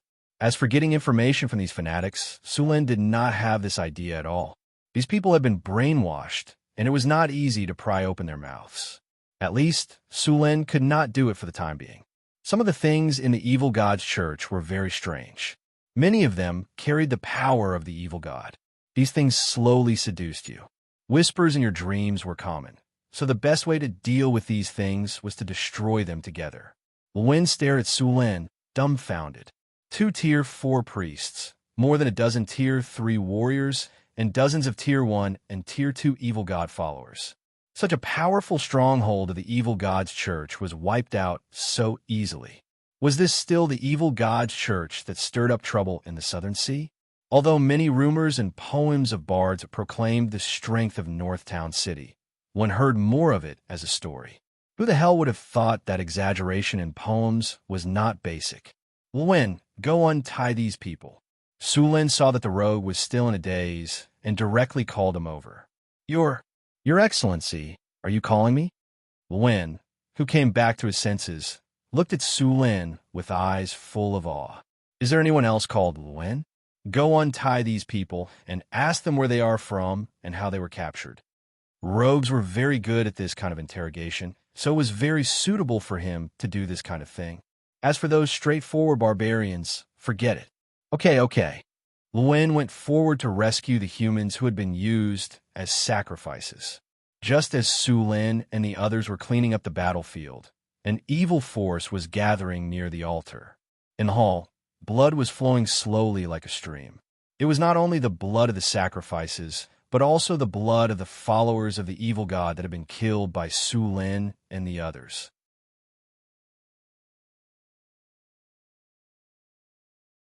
The thick blood in the blood pool gradually condensed into a 3-meter-high blood cocoon. Such a big movement soon attracted Sulwin's attention. In the blood pool, something like a sludge monster was constantly wriggling, and a vague human silhouette could be seen in the huge egg in the middle. What is this? Sulin looked at the monster in front of him. There were too many types of monsters in this world, and many of them were not even recorded in the wizard's records. Thunderstorm. Seeing the blood cocoon in front of him, Sulin directly summoned a ball of thunder and lightning and threw it over. Lightning flashed and a lot of blood splattered, but the blood cocoon in the blood pool did not change at all. After the blood was blown up, it quickly recovered, just like the surface of the water. Immune to magic attacks? No, it was because there was too much blood at the scene. As long as the blood was not completely depleted, it would recover quickly. Looking at the blood pool, Sulin immediately understood. Then, he used his weapon to attack. Similarly, the purple dragon halberd was like cutting through jelly. There was no resistance at all. Even when he attacked, a few blood arrows suddenly shot out from the blood pool to counterattack him. Sulin waved the purple dragon halberd gently and cut off the blood arrows. After some probing, he already knew that it was impossible to end the battle before it hatched. He could only wait for it to be completely born and then kill it. The blood cocoon grew very quickly. In just a few minutes, the entire blood pool was swallowed up by it. Soon, the blood cocoon hatched. Like a slime monster, the blood cocoon stretched out its hands, legs, and head. In the blink of an eye, it became a 3-meter-tall giant. The giant's entire body seemed to be made of blood. On its head, the facial features were very blurry. Only its mouth looked ferocious and terrifying. As soon as the blood giant appeared, it directly swung its fist at Su Lin. Just by looking at the size of its fist, Su Lin did not doubt its power at all. Evil God Avatar, Blood Demon Form. Level. Ability. Transformation, Divine Spell Attribute. Divinity, Divine Power Infusion. Su Lin stepped lightly on the ground and instantly jumped back, dodging the attack. He also used the system to identify the monster in front of him. Boom! It looked like a ball of liquid, but when it hit the ground, spiderweb-like cracks appeared. Su Lin retreated while checking the system's identification results. When he saw the system's information, Su Lin's expression became much more serious. He never thought that this evil god would actually use divine power infusion to forcibly change its form and create an evil god avatar. Chaos Hammer. A divine spell flew directly at Su Lin. Su Lin's body flashed with lightning, and the next second, he appeared behind the evil avatar. This kind of teleportation-like ability was the result of his explosiveness with the power of thunder and lightning. In fact, it was not a spatial skill. After dodging the attack, Su Lin's purple dragon halberd carried powerful lightning and stabbed directly at the evil god avatar's back. Along with the dazzling lightning, the evil god avatar's body was directly penetrated by the purple dragon halberd. However, this kind of fatal wound on a normal person was completely ineffective against this monster. The wound quickly recovered to its original state. Other than the fact that its body seemed to have shrunk a little, there were no other changes. Just as Su Lin was thinking about how to deal with this evil god avatar, the evil god avatar in front of him underwent a shocking change. It did not even turn around. A blurry face appeared behind its original head. Its two arms directly attacked Su Lin. F***CK. The sudden attack instantly hit Su Lin. Su Lin only had time to block it with his purple dragon halberd before he was sent flying a few meters. This evil god avatar could actually change its form at will. It did not need to turn around at all. The front and back were completely the same. Su Lin only felt a burning pain on his skin. A layer of the skin in front of his chest had been corroded. This evil god avatar's blood was highly corrosive. Without much time to think, Su Lin twisted his body in midair. The tip of his foot kicked hard against the wall. His body abruptly changed direction and dodged the enemy's next attack. Thunder territory. Dazzling lightning appeared in the hall. Su Lin directly activated his thunder territory. Powerful lightning gathered on his body. The surrounding air flashed with lightning from time to time. Lightning spear. Countless power of thunder and lightning quickly gathered in Su Lin's hands. This time, he did not use all the thunder and lightning to form a thunder spear. Instead, he combined the power of thunder and lightning with the purple dragon halberd. With the power of thunder and lightning, the purple dragon halberd was filled with a powerful pressure. The evil god avatar roared. Its explosive power instantly increased. It charged at Su Lin at an astonishing speed. Facing the evil god avatar's charge, Su Lin was not afraid. He waved the purple dragon halberd and met it head-on. Blood and lightning collided fiercely. The flickering lightning illuminated the entire underground cavern as if it was daytime. The splashing blood and lightning were like a beautiful blooming flower. Accompanied by an astonishing aura, they constantly clashed in the air. Rumble. A violent explosion sounded. When Su Lin smashed the purple dragon halberd in his hand with infinite power, the evil god avatar's body immediately exploded violently. Blood splattered everywhere. The lightning and blood kept canceling out. A large amount of blood evaporated. The air was filled with a thick smell of blood. Blasphemous language. A very evil language rose from the bottom of Su Lin's heart. The voice contained an extremely chaotic and evil power. A sharp pain came. Su Lin's eyes were still cold. With strong resistance and talents like Iron Will, Su Lin's resistance to this kind of ability was very high. He was not afraid of the enemy's attack at all. Although the evil god avatar was not the evil god's main body, it still had many of the evil god's abilities. For example, the evil god's force field. Under the protection of this force field, only high-level magic weapons could cause damage. A few barbarian warriors seemed to have found an opportunity. Their sharp axes flew out instantly. However, although these axes were well made, they were obviously ordinary items. They could not cause any damage to the evil god avatar at all. The axes were directly bounced off the evil god avatar's body and did not cause any damage. Sulen, who was in his best state, displayed strong combat power. The evil god avatar did not gain any advantage in the fierce battle. Instead, it was defeated by Sulen, who was skilled in martial arts. For a moment, the avatar became a size smaller. After all, the evil god was not the main body's general. The divine power it transmitted was limited. If this continued, Sulen was confident that he could completely exhaust it to death. After realizing that it could not kill Sulen, the evil god avatar instantly pounced on the barbarian warrior with a huge axe who attacked it just now. The evil god avatar with the ability to change was very fast. It arrived in front of the barbarian in an instant. Its huge fist turned into a sharp sword the moment it attacked, and instantly pierced through the barbarian's chest. The barbarian's body was like a deflated balloon. The blood in his body was sucked out in an instant. Seeing this, Sullen's body flashed and immediately rushed up. The purple dragon halberd drew a cold light and instantly cut the blood sword in half. Unfortunately, it was too late. The barbarian had already turned into a dry corpse.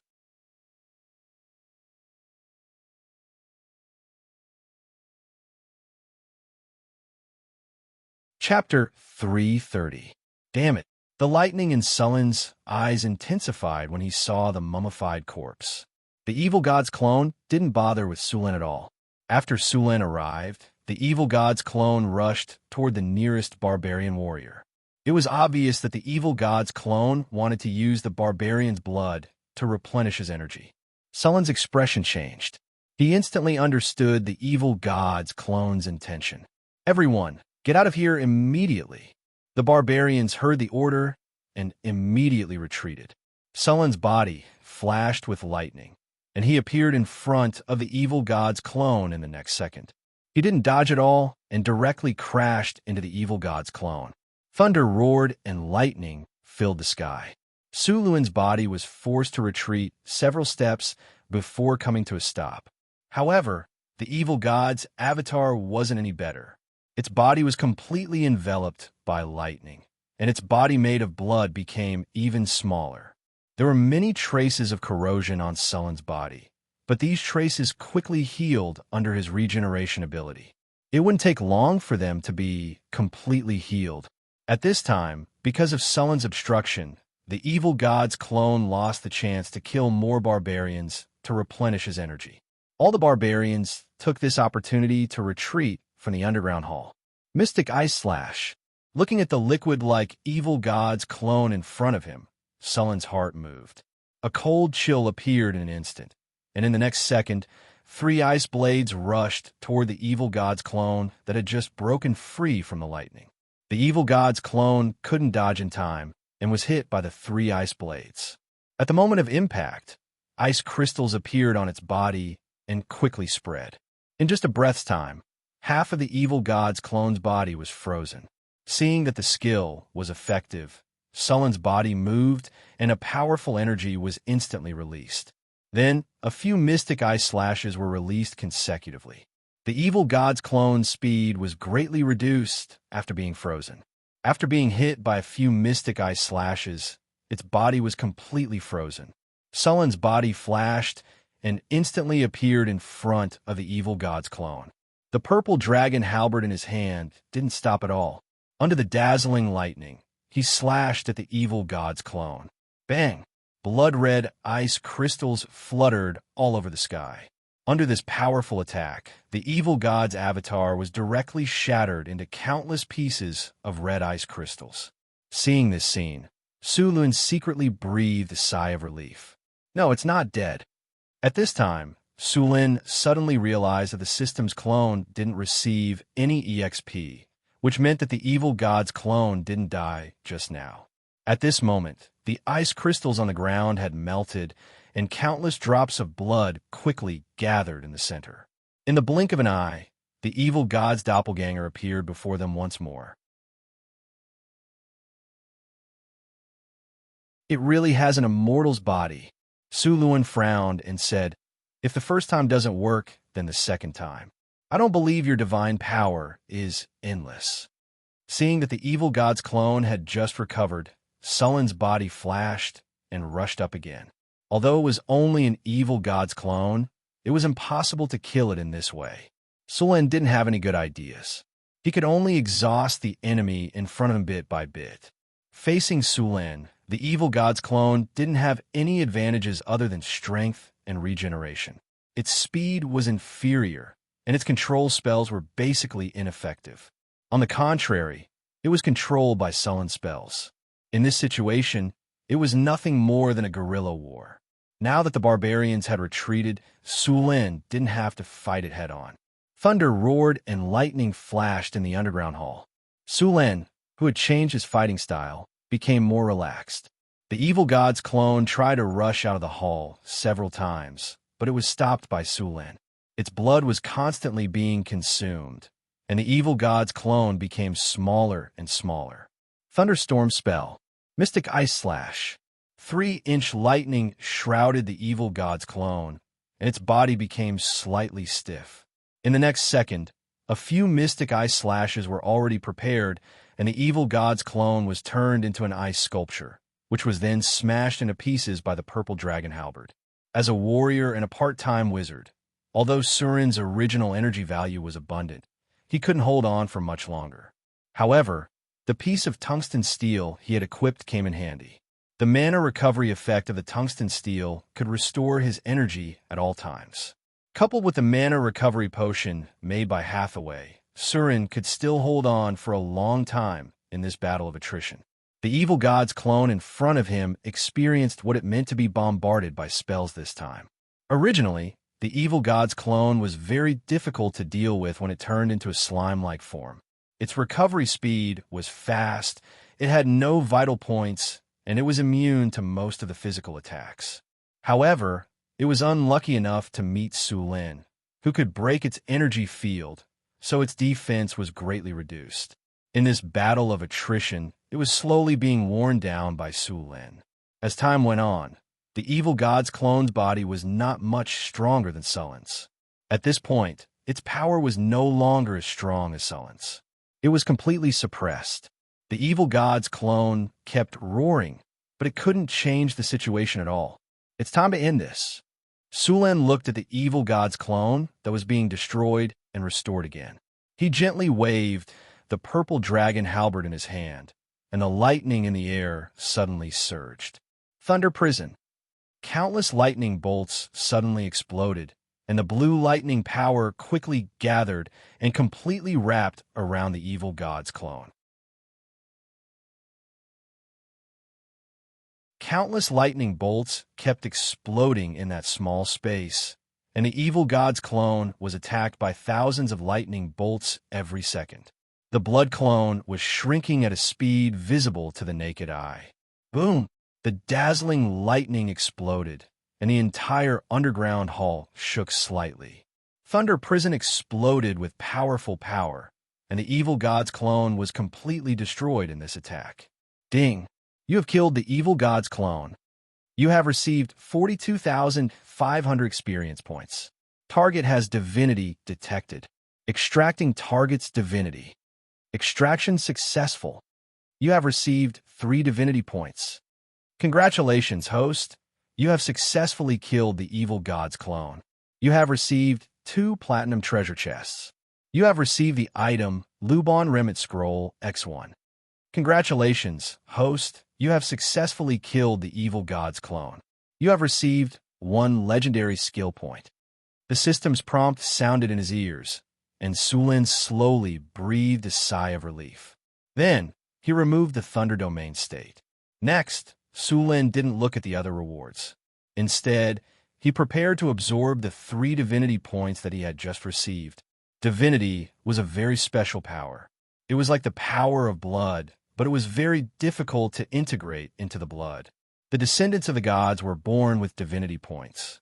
This divinity was inherited from their parents, and divinity and divine power had to be condensed by themselves. Of course, they could also kill other creatures with divinity and divine power to take it. Sulen didn't plan to walk the path of the gods. This path wasn't easy. After becoming a god, even if your will was strong, you would still be affected by your divinity, and divinity. As a god, if your will wasn't strong enough, even your divinity might interfere with your thoughts. Among the gods in this situation, one of the more famous ones was Ceres, the cat and dance goddess. This goddess divinity was feline, sensual pleasure, and wandering. She also had wanderlust. She often liked to descend to the material plane to wander around and enjoy all kinds of pleasure. During the time of troubles, she was targeted by the dark goddess. Then, under the temptation and calculation of the dark goddess, she gradually began to experience all kinds of dark pleasure. If the goddess of love and beauty, Shuni, hadn't intervened in time at the critical moment, the dance goddess would have undoubtedly been controlled by the dark goddess and become her training puppet. Because of these factors, some powerful ancient gods resolutely gave up their divinity and chose to live in seclusion. The first god of death, Jurgal, and Gaia Mother did this. Jurgal, the god of death, was more thorough. He divided his divinity among 3 gods and created 3 powerful gods. At first, Jurgal was called the Lord of the End of all things. This was the final form of death.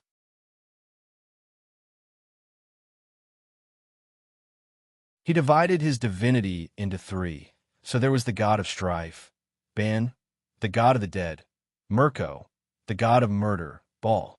This action even directly led to the time of troubles. Gods had their own responsibilities. With the corresponding divinity, they would bear the corresponding responsibilities. For example, the god of death had to maintain the operation of the river Styx and receive and distribute souls. The god of light had to protect justice. The goddess of nature had to maintain the normal development of the natural world. Sulen didn't want to be bound by these, so he didn't intend to become a god. Divinity was also contaminated with various wills and spirits. Sulen had already experienced it when he first integrated divinity. In order to completely integrate divinity, the original spirit imprint in the divinity must be removed. Relaxing, Sulen adjusted his mind to the best state and then began to integrate divinity. At this moment, Sulen suddenly appeared in a world of blood. Countless distorted figures were constantly entangling him. Sulen frowned slightly. He was already mentally prepared for this situation. Lightning bloomed from Sulen's body and then killed all the distorted figures around him. Then, countless hideous monsters appeared in this space. Hellfire burned, and Sulen began to kill all kinds of monsters. At the same time, a figure hidden in the depths of the monsters suddenly launched a sneak attack. However, Sulen had already detected its movements. As soon as it made a move, it was nailed to the ground by a lightning spear. "I've been waiting for you," Sulen sneered as he looked at the shadow in front of him. "You want to steal my power? You'll pay the price." The shadow kept struggling, but it didn't have any effect. "If I can kill you once, I can kill you again," Sulen said with disdain. Then, another lightning strike completely scattered the shadow. "I'll remember you. I curse you." With a flash of lightning, the shadow completely disappeared. However, just as the shadow disappeared, a mark appeared on Sulen's body. "The curse of the evil god. It's really against me." Sulen looked at the mark and curled his lips.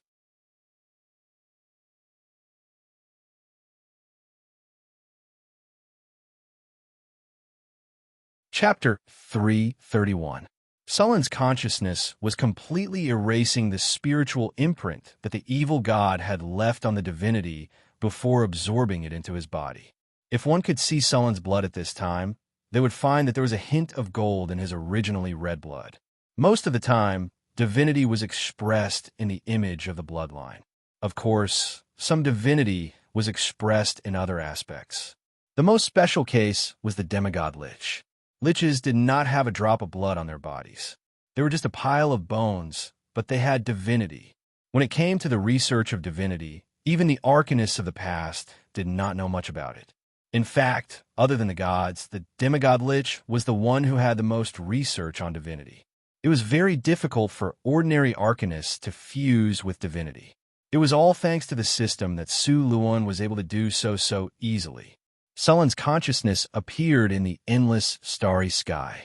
He saw endless stars in the astral plane. Those stars could be independent planes, the divine kingdoms of the gods, or some barren half-planes. Although these stars looked very close, most of them were actually projections. Sulin stood in the void, the endless source sea above his head. The vast and boundless energy made Sullen's heart palpitate. The huge power of the rules was also displayed in front of him. Then his consciousness began to fall, and it was getting faster and faster. It was as if he was falling from a high altitude in an instant. When Sulin opened his eyes again, he was still standing in the underground hall. The surrounding scenery had not changed at all. The big pit on the ground, the mottled bloodstains, and the pungent smell of blood. It was as if the scene he had just seen was an illusion. Only a black mark on his arm reminded him that everything just now was not an illusion. Curse of the Evil God. You have been marked by the Evil God. Just as Sulin stared at the mark, the remaining power of the Evil God around him quickly gathered together and formed a very abstract ghost face. No, no, no. One can escape. I will catch you. An inexplicable language sounded. Sulin glanced at the ghost face and curled his lips. You only know how to play tricks. Then, he held his left hand with his right hand and straightened his left arm. He pointed his index finger at the ghost face and shouted, "Come here." The ghostly face twisted and changed. Coward! Casually, a bolt of lightning flashed and scattered the distorted ghost face, completely eliminating the last trace of the evil god's power. Sulin relaxed a little after completely eliminating the evil god's power. Although he acted as if he didn't care, he didn't relax at all when it came to the evil god.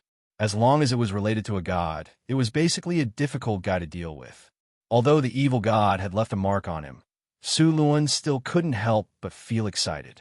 He had gained a lot on this trip. The most precious thing was the 3 points of divinity. There weren't many ways to obtain divinity. There were all kinds of divinity creatures, demons, abominations, and ancient evildoers, but the premise was that you could defeat them and kill them. With the addition of these 3 points of divinity, Sulin had already gathered 5 points of divinity. He was still 5 points away from the lowest level of demigod. Now, he had more divinity than most divine creatures. In addition to these divinity, killing the evil god's incarnation also gave him more than 40,000 experience points. In addition, 2 platinum treasure chests were dropped. This was the first time 2 platinum treasure chests had dropped from a monster. Sulin opened the storage space and chose to open the treasure chests. A gorgeous special effect flashed, and the familiar sound of the system rang in his ears. Congratulations, host. You have opened the platinum treasure chest. You have obtained the item Big Dipper Nectar X2. Congratulations, host. You have opened the platinum treasure chest. You have obtained the item 9 Bulls and 2 Tigers Pills. After hearing the name of the item, Sulin immediately took out the 2 items. Sulin had already used the Big Dipper Nectar several times. This item could directly increase one's strength or vitality by 3 points. Sullin's strength had now reached 50 points, which was a critical point. If he wanted to increase it, he would need 3 attribute points to increase his strength by 1 point. He planned to continue increasing his vitality. 50 points of strength was already very high in the material plane. Only dragons and some giants could surpass Su Luan in strength. Moreover, the benefits of adding strength to constitution were also obvious. The most obvious one was having more HP and being able to resist attacks. The other bottle of 9 Bulls and 2 Tigers Pills was open for the first time. This item was also only sold in the treasure pavilion in the game. The price was not cheap. Moreover, the treasure pavilion was completely random. If one was not fast enough, or if one was too far away, the treasure pavilion would disappear if they appeared frequently. 9 bulls and 2 tigers pills. Bottle carefully refined spiritual medicine using dozens of rare medicinal herbs and several natural treasures as the main ingredients. After use, 1 free attribute point will be increased. Note, 5 pills per bottle. Although 1 pill could only increase 1 attribute point, the effect was not as good as the Big Dipper Nectar and the Wisdom Leaf. However, it was still a free attribute point. Sulen could add it to his agility or charm. Now, the experience required to level up was too much. Moreover, each level only gave 2 free attribute points. If Sulen wanted to make up for his shortcomings, he had to rely on this. Without hesitation, Sulen consumed the Big Dipper Nectar and chose to increase his vitality. A slightly cold energy appeared in his body, and then it became extremely hot. Sulen only felt a tearing pain in his body and bones. It was as if countless ants were gnawing on his body. In just a moment, Sulen felt as if he had been in the past few years. His body was sweating profusely. After resting for a while, Sulen did not continue using it. He planned to go back and use it again after a period of time. If his attributes increased too much at once, it would affect his control of his body. After putting away the remaining 2 bottles, Sulen looked at the other item, the Romance Rendezvous scroll. This was a severely damaged scroll. There were some symbols on it, and it looked like a tattered scroll. However, this was only on the surface. Sulen directly flipped through its attributes.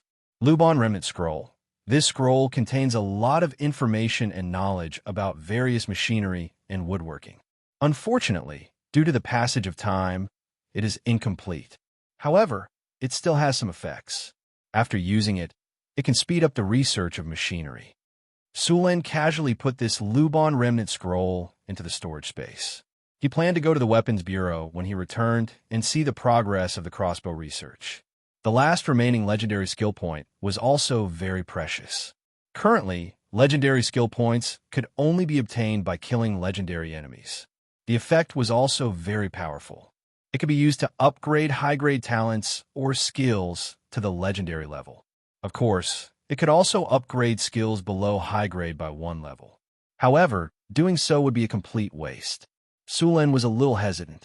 The talent that he could upgrade now was Advanced Regeneration. After upgrading, it could reach the legendary regeneration level. At this level of regeneration, he could already regrow broken limbs. As long as the heart and head were not damaged, other injuries would be healed. The other was Forbidden Magic. However, to upgrade the effect of Forbidden Magic, he needed 2 legendary skill points. He only had 1 now. After some hesitation, Sulen decided to keep this legendary skill point for the time being. He would wait until he accumulated more points to upgrade Forbidden Magic to the legendary level. The legendary Forbidden Magic could be used on legendary spellcasters. Its effect was to temporarily cut off the spellcaster's connection with the elemental energy of the outside world. If the spellcaster wanted to cast a spell, they could only use the mana stored in their body. Moreover, the mana consumption would increase exponentially. When casting a spell, the spellcaster would use their own mana to trigger the elemental energy of the outside world to form a resonance effect. Then, the spellcaster would cast the spell without using too much mana. However, after being Forbidden Magic, the spellcaster would need to provide all the mana to cast the spell.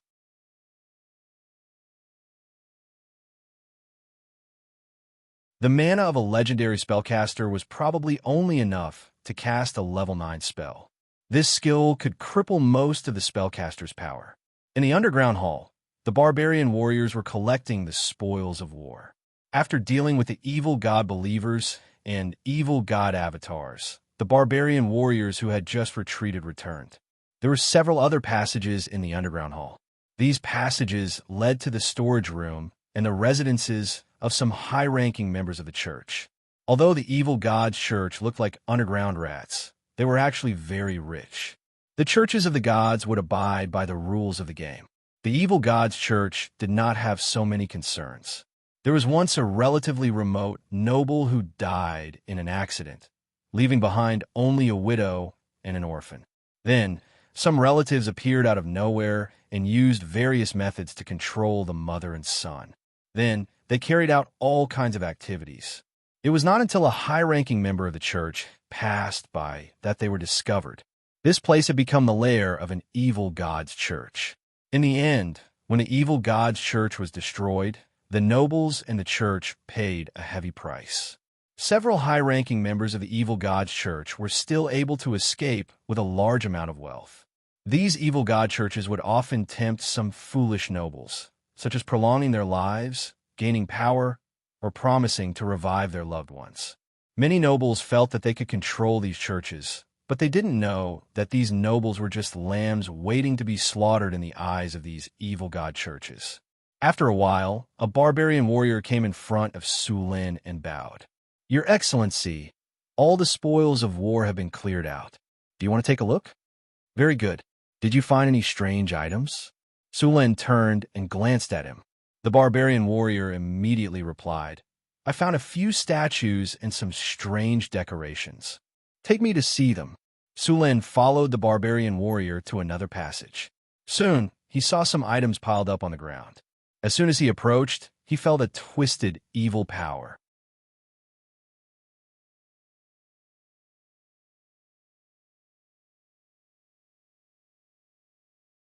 Chapter 332. Sulin casually picked up a statue. He didn't know what it was made of, but it looked like jade. Although it looked ordinary, it contained a trace of evil energy. He put more force into his palm, and the statue couldn't take it anymore. It cracked, and the evil energy inside spread out. A lightning flashed, and the evil energy was instantly dispelled. Then, Sulin destroyed all the items in front of him that contained evil energy. Without these things, the evil god would have to spend a lot of effort to quietly develop his followers. Sulin was more than happy to create some trouble for him. After dealing with these things, Sulin asked his men to bring the trophies and the bodies of his comrades back to Northern Town. This time, they killed a barbarian berserker and some others were injured. The injured ones could be healed with physical healing, but the dead ones had to be cremated. Because they were killed by the evil god's incarnation, there was a lot of negative energy on their bodies. If it wasn't removed, the bodies would be resurrected as undead creatures. The best way was to animate them. Of course, they could also find a priest to purify them. However, the evil energy was not ordinary. Only a bishop could purify it. The loot from the evil god's church was about 30,000 gold coins, some gold and silver equipment, and some weapons and armors. At the same time, they also rescued a dozen or so refugees. According to Lwen, these refugees came to Northern Citadel with a caravan, but they were intercepted by the evil cultists halfway. It turned out that the caravan was actually the evil cultists in disguise. They killed people in Northern Town because they didn't have enough sacrifices. Northern Town was recruiting refugees, and many caravans did the same. The competition was fierce, but the number of evil god's followers was too small. The evil god's sacrifice couldn't be delayed, so they had to start with Northern Town. However, they didn't expect Northern Town to act so quickly. Before the blood sacrifice was completed, Sulin and his men came knocking on their door. They pushed all the way and even broke the crystal. Sulin took the team back to the Northern Town. In the following time, he took the Big Dipper elixir and 9 bulls and 2 tigers pills. His constitution increased from 38 to 44, and his agility increased from 32 to 37. The 5 points of divinity also brought some changes to him. The first was the addition of the divine bloodline talent in his attribute pane. Divine bloodline. With the divine bloodline, you have gradually broken away from the boundaries of mortals and approached the direction of gods.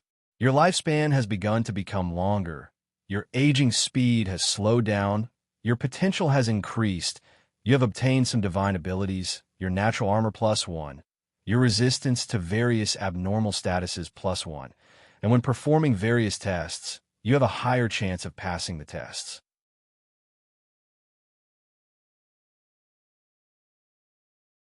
Acquired ability, Language proficiency. Language proficiency. The power of divinity allows you to communicate with most intelligent beings. Sulin was a little surprised by the effect of the divine power. He wanted to know what would happen when the divinity reached the demigod level. After spending a few days familiarizing himself with the increased attributes of his body, Sulin continued to deal with the affairs of the territory. In order to prevent the appearance of evil god followers in the territory or the establishment of evil god follower strongholds, Sulin stipulated that all outsiders must register at the city hall and apply for a temporary residence permit. After having a temporary residence permit, they were allowed to live in the city. Even if they went to stay in hotels, they would need to show a temporary residence permit. Without a temporary residence permit, all hotels, warehouses, and rental houses would not be allowed to live.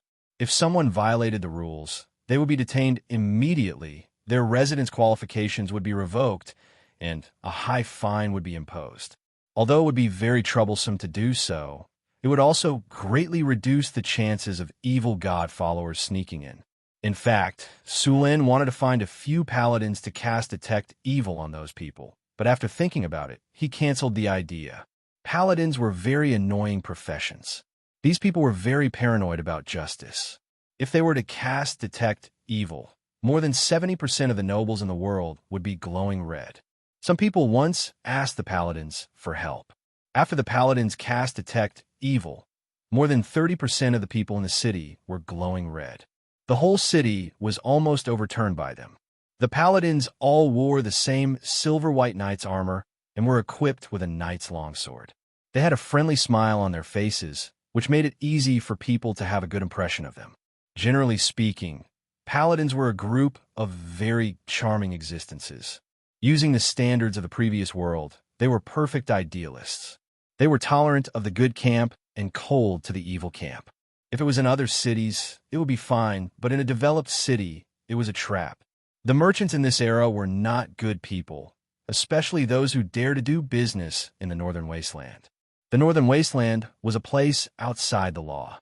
If they met other caravans in the wild, they would be alert immediately. If they found that the other caravans were weak, they wouldn't mind taking on a role of bandits. Most of the merchants relied on the nobles. Most of the time, they would do some illegal things. It was good enough for most of the merchants to be neutral. Most of them were already leaning towards the evil camp. There were only a few merchants who were truly good. If these merchants did not have a strong background and strength, they would have been divided up by other merchants. In short, it was really difficult for good people to do business in this world. It could be said that at least 1/3 of the merchants were leaning towards the evil camp. It was just that the degree of leaning was not high. Even those merchants who were neutral had a lot of blood on their hands. If he used detect evil at this time, he would most likely be glowing red. If he was seen by the paladins, there was a high chance that he would be killed. The paladins were indeed very kind. They were not hypocritical like the nobles. They could not tolerate evil in their eyes. They were also the guardians of justice. They were pious, strong, brave, fearless, compassionate, humble, loyal, protecting women and children, upholding justice. Almost all the knight's virtues could be applied to them. If the paladins used detect evil on Sulin, the red light on Sullin's body would probably be no less than that of those murderous executioners. He had enslaved at least tens of thousands of people, which was also considered evil in the eyes of the paladins. Although it was because of him that those refugees could survive and had hope for the future, it still did not change the fact that Sulin was enslaving and oppressing the weak. The paladins were a group of very special people. They firmly believed in order and kindness. They had a strong will and belief. It was not an exaggeration to say that the difficulty of becoming a paladin was 1 in 10,000. It was not a matter of talent, but whether your heart believed in justice and kindness. If the paladins doubted faith, belief, and justice, then the power of the paladins would decline rapidly. They might become an ordinary warrior, or they might fall and become a dark warrior.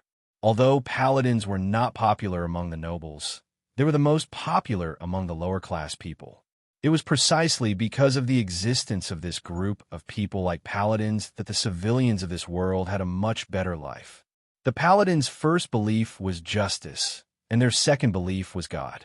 In their hearts, justice was above everything. Because of their special profession, the paladins were naturally immune to fear, disease, and could perform healing magic. They also had high magic resistance. It was a very powerful profession, but because of various reasons, the number of paladins had always been small. Sulen did not want to see any paladins come to Northern Town. Although he did not like the paladins, he had to admit that the world could not do without them. In order to cooperate with the temporary residence permit, Sulen also announced the implementation of the household registration system in Northern Town. Many of the original residents of Northern Town were divided into areas and counted. After all, they worked together in groups. It was not difficult to add the household registration system now. It did not take long for the grassroots officials to finish counting. The system also reflected the birth of the household registration system. The stability of Northern Town directly increased by 13 points. After the household registration system was established, Sulen went to the Weapons Bureau in Northern Town. Under Sulen's command, the Weapons Bureau had been studying crossbows. After a period of research, there were some results. For example, the range of the crossbow had increased, and its power had increased, but its weight had increased, and its structure had become more complicated. The more complicated something was, the more likely it was to have problems on the battlefield. The ideal crossbow had to be simple in structure, fast in loading, long range, high in power, high in accuracy, and light in weight. However, this was only a dream. After Sulen came here, he checked the latest crossbow. He was still not satisfied. The structure of the crossbow was too complicated, and the failure rate was very high. He found the Book of Luban and chose to use it on the crossbow. Ding! Are you sure you want to use the Book of Luban on the crossbow? Yes. With a flash of light, the Book of Luban in the storage space disappeared. At the same time, in the system interface, the Weapon Bureau's logo showed an accelerated research symbol. The craftsman seemed to have new ideas and began to experiment. With this buff, the research progress increased by several times. Soon, a new crossbow was completed. Sulen brought people to the training ground for training. A group of soldiers held the crossbow and began to shoot at the targets in the shooting range. After some testing, Sulen was satisfied with the crossbow. After the improvement, the range of the crossbow had increased to 120 meters. 100 meters could penetrate inlaid iron armor. 80 meters could penetrate ordinary iron armor, and 50 meters could penetrate full-body armor. This was very powerful. Of course, the shooting speed of the crossbow did not increase. In order to be effective, the crossbow formation was still needed. The structure was simpler, the failure rate was lower, and the reliability was improved. Sulen had decided to equip the army with this crossbow.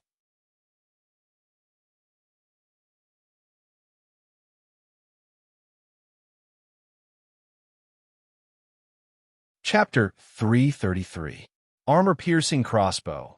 A crossbow made of hardwood, steel, beast tendons, and other raw materials. It has a decent range and armor-piercing ability. Requires a set of armor-piercing arrows. Attack speed. Slow weight. Heavy, armor-piercing +1. Range +1. Sulen looked at the heavy crossbow and nodded in satisfaction. Although it still had many flaws, it could be used in a real battle. Sulen put down the crossbow and asked, "How much does it cost to make this crossbow?" A craftsman with calloused hands hurriedly took the crossbow and said, "My lord, including the cost of labor and materials, the cost of making this crossbow is around 30 gold coins. If we can mass produce it, the price will be slightly lower." A crossbow was not as simple as a crossbow. It would cost a lot of money to maintain it. A crossbow would cost more than a bow.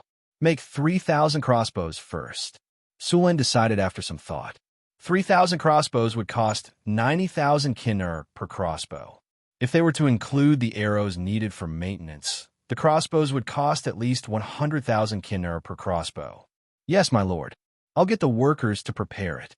During production, follow this method of production. Sulin took out a piece of paper and said. On the paper was the assembly line method. Not only was it fast, but it was also not easy to leak the information. It also lowered the difficulty of production.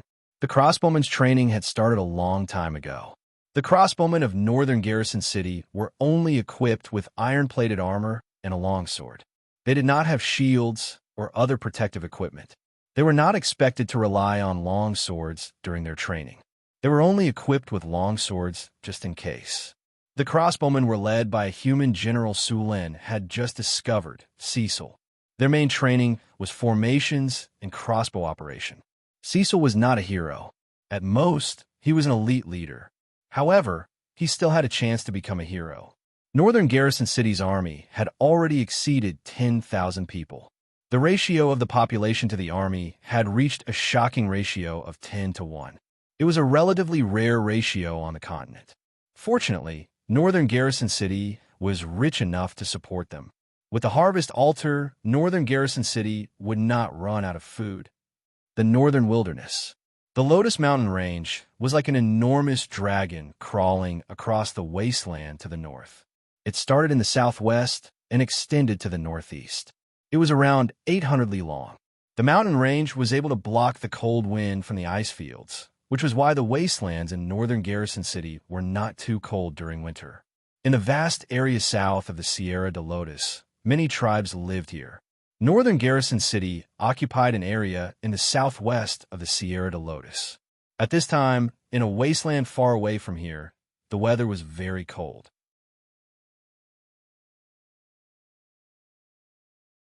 Snowflakes were floating in the air, and messy tents could be seen everywhere. Smoke rose from the tents. This was a tribe of orcs, but what was strange was that other than orcs, there were also some gnolls and trolls. These gnolls and trolls didn't exist as slaves. It looked more like they were working together on an equal footing. Bang! A loud sound came from the tent, followed by the roars of the orcs. That land must belong Stormwind. The Bloodblade Jackalans won't give up the loot they deserve. That is the promised land given to us by our Lord Yinagu. Come on, the promised land is bullshit. If you want to take it, just say it. Don't make so many excuses. A tall troll sneered. How dare you blaspheme our Lord? I will kill you and sacrifice you to our Lord. The gnoll roared. Come on, see if I don't smash your head. The scene in the tent was very heated. It seemed that a fight would break out in the next second. The gnolls, and the trolls stared at each other fiercely. They did not give in at all, but they tried their best to restrain themselves. All right, let's calm down. What is the purpose of our gathering here? I think everyone knows. An old gnoll shaman in the corner said. If Sulin saw him again, he would definitely recognize that this gnoll shaman was the great shaman of the gnoll tribe that he defeated. After the defeat of the gnolls, Sulin killed the gnoll chieftain, but the gnoll shaman disappeared. One had to know that the gnolls had chased after the gnolls, but the gnoll shaman still escaped unscathed. The old gnoll's skin was dry like tree bark. If humans gain a foothold in the wilderness, they will slowly expand according to their inertia. If we can't pull out that nail as soon as possible, it won't be long before there is no room for us to live in the northern wilderness. I'm not exaggerating. Cough, cough. The old gnoll coughed violently. His thin and withered body gave people a feeling that it would break at any time. Hearing the old shaman's words, the gnolls and trolls did not refute. Back then, the Fireblade tribe was not weaker than them at all. However, after a decisive battle, the Fireblade tribe disappeared. Only the old shaman and the remaining gnolls joined the Stormwind tribe. And the trolls, along with their ancestral spirits, were killed by him. Now, we haven't even defeated those humans, and you want to divide the spoils? Don't you think it's too early? The first thing we need to deal with now is to defeat the humans. As for the spoils, cough, cough. We'll divide the spoils according to the contribution in this battle. The old shaman finished speaking in one breath. As if he had exhausted all his energy, he sat aside and did not speak anymore. Okay, we'll divide it according to the old shaman's method. The gnoll and the orc looked at each other and nodded in agreement. Sulin did not know that the gnoll, and the troll tribes were preparing for war. He was now listening to the little succubus report. The little succubus body was curvy and very petite. After coming in, she sat directly on Sullen's lap and began to report the output of the underground world during this period. This month, 103 pounds of gold, 1,526 pounds of silver, 11 tons of iron, 23 gems, 37 grams of mithril. How much spider silk was produced? The little succubus was very elastic, and it made Sulin feel a little hot. He reached out to hold the little succubus and put her in a proper position. This month, 56 bundles of spider silk were produced. I've already given them to Hathaway to deal with. Hey, be gentle, don't tear my stockings. This is the last one I have this month. I'm paying attention. Sullen's movements were very skillful. The little succubus was wearing a slim-fit dress today, and it outlined the curves of her body incisively and vividly. Sulin, who had already trained his spear skills to the Grandmaster level, had long been able to move at will. The two of them were like inlays, and it was seamless. Move a little. Move a little. I can't, my whole body is numb. Half an hour later, the battle was over. Chris's body was as limp as a beautiful snake. Sulin let her rest here and got up to tidy up the scattered documents on the ground. I told you to be gentle. This stocking is ruined again. The little succubus who had recovered looked at the damaged stockings and complained. Next month, the spider silk production will increase. I'll give you more, Sulin said with a smile. That's more like it. The little succubus snorted. Sulin was secretly amused. I'll give you more, but you'll still be torn apart by me. After the main body of the wizard tower was completed, Hathaway, Karina, Alex, and Grace began to build the inside of the wizard tower. The wizard tower needed a lot of energy channels to transmit the energy from the elemental pool to every part of the wizard tower. This required a lot of magic crystals. The magic crystals produced by the crystal beasts in the secret plane had to be first supplied to the wizard tower for a long time. The wizard tower also needed to build an elemental pool. This was the source of energy for the wizard tower. For a large wizard tower like the one built in Northern Town, a normal elemental pool could not supply it. The size of an elemental pool was divided by the amount of energy stored in it. A standard elemental pool of the lowest level, after being filled with elemental water, would contain 100,000 degrees of energy. Wizards set the energy consumption of a level 1 spell, Arcane Missile, to 1 degree. A 100,000 degree elemental pool would have enough energy to cast 100,000 arcane missiles. This kind of elemental pool was usually equipped with a small wizard tower. A 100,000 degree elemental pool could not drive the wizard tower to fly.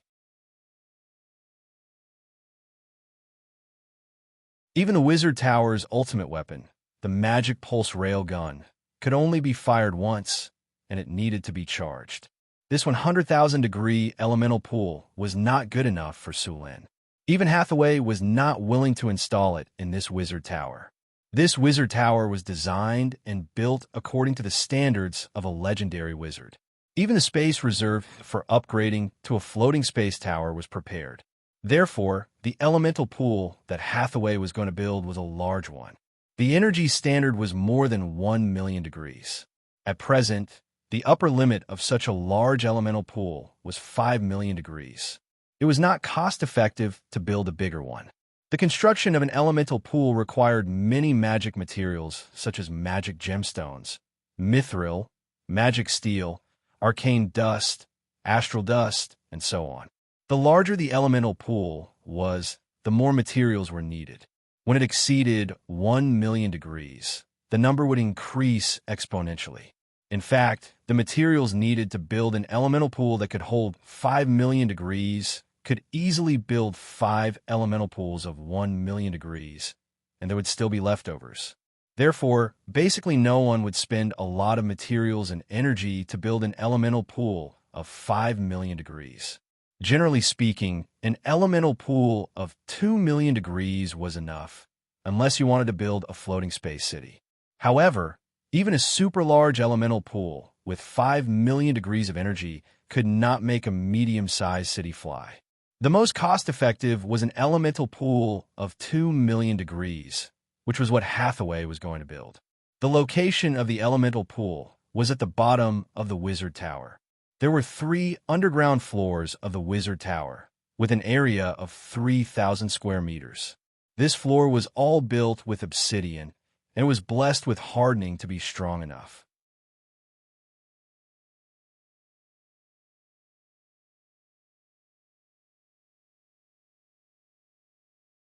Chapter 334. The elemental pool technology was actually an energy supply device in the early days of the Arcane Empire. Since the emergence of the Mice energy core, the elemental pool technology had gradually been converted to civilian use. It used the elemental channel technology, which poured the energy of the 4 major elemental planes into the elemental pool through the principle of elemental siphoning. The elemental pool technology was mature. Although the energy efficiency was not high, there was no need to worry about exhaustion. As long as the elemental pool was not damaged, it could continue to operate for thousands of years without being damaged. In many relics of the Arcane Empire, the magic constructs could still operate normally after thousands of years. A large part of the reason was that the elemental pool continued to provide energy. Hathaway built the elemental pool on the 3rd underground floor. It was the energy center of the Wizard Tower. Through the energy channel, it could complete the transmission of magic and transmit the energy in the elemental pool to the inside of the Wizard Tower. Magical crystals were the most cost-effective material for making energy channels. As a matter of fact, the ancient arcanists were able to obtain large amounts of magic crystals cheaply by breeding crystal beasts. This was something that the wizards of today could not compare with. After all, not everyone could afford to cover an entire wizard tower with magic crystals. The 3rd underground floor of the Wizard Tower. Hathaway had made a circular pool with a diameter of 20 meters in the Wizard Tower. The pool was located in the center of the Wizard Tower. The surrounding ground was paved with white marble blocks. These marbles had been treated with magic. They were hard and durable and had a good insulation effect. The depth of the pool was 1.5 meters. The whole body was piled with marble. After the piling was completed, all the marbles were connected into a whole body using stone to mud, and then solidified with mud to stone. There was also a layer of thorium coating on the surface of the marble. Thorium was a substitute for mithril. Its nature was similar to mithril, but the effect was much worse. The whole pool was coated with a layer of thorium. Next, Hathaway needed to use mithril to engrave a super-large energy gathering array in the pool. This process alone consumed a lot of magic materials. Although the value of thorium was not as high as mithril, it was still very expensive. A full layer of thorium consumed 200 pounds of thorium, which was worth 200 kinnur. In addition to the mithril used to engrave the runic array, only the rich could afford it. Next, various magic materials needed to be added to the elemental pool. Arcane dust and astral dust needed to be integrated into it to reduce the consumption of energy conversion. After these materials were perfectly integrated into the elemental pool, the basic structure of the elemental pool was completed. Of course, this project was not made by Hathaway alone. Everyone in the Wizard Tower, including Sulin, was involved. It took them 3 days to complete the construction of the elemental pool. After completing the elemental pool, the work was only half done. Next, he still had to engrave 4 runic magic circles that connected the 4 major elemental planes. Hathaway took out a silver-white carving knife and carefully engraved the runes in the 4 directions of the elemental pool. The elemental extraction and transmission circle was very complicated. A slight mistake would result in failure, and a new one would be needed. After Hathaway was done, she summoned a ball of elemental fire and controlled it to melt a piece of mithril. She then used the wizard's hand to merge the melted mithril into the rune circle.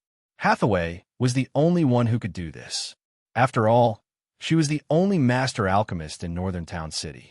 After the construction was completed, Hathaway built a platform about 1 meter wide in the center of the elemental pool. She then engraved a complex runic magic circle on the platform. In the center of the runic magic circle, a diamond the size of an egg was integrated into it. Next, 4 magic gems were needed to replace the earth, fire, wind, water, and fire gems. 4 magic gems of the same quality and size were integrated into the 4 corners of the elemental pool. As the gems were integrated, the entire elemental pool shook slightly. Then, traces of strange energy appeared in the elemental pool. At the same time, Hathaway, Karina, Alex, and Grace stepped forward and stood on the earth, fire, water, and wind elemental runic magic circles. A powerful elemental energy appeared in the surroundings. This elemental energy wrapped around the 4 of them in an orderly manner and lifted their bodies into the air. The melodious and mellow Nesser language echoed. This was a spell used to communicate with the 4 elemental planes. As the voice echoed, generation after generation of silver elemental energy rose, and 4 complex runic arrays appeared on the bodies of the 4 people. Soon after, the space of the entire 3rd floor of the Wizard Tower began to shake. In the next second, 4 spatial cracks appeared on the runic arrays beside the 4 people. Looking through the distorted spatial cracks, one could see the deep blue sea, the boundless sky, the thick and solid earth, and the world of flames burning the sky behind the spatial cracks. These 4 cracks were connected to the 4 great elemental planes. As soon as they appeared, abundant elemental energy appeared in the 4 runic magic circles. Then, the 4 elemental energy poured into the platform in the center of the elemental pool. After the earth, fire, water, and wind elemental energy underwent a strange fusion, azure spring water flowed down from the platform. It was the elemental energy that had condensed into liquid form.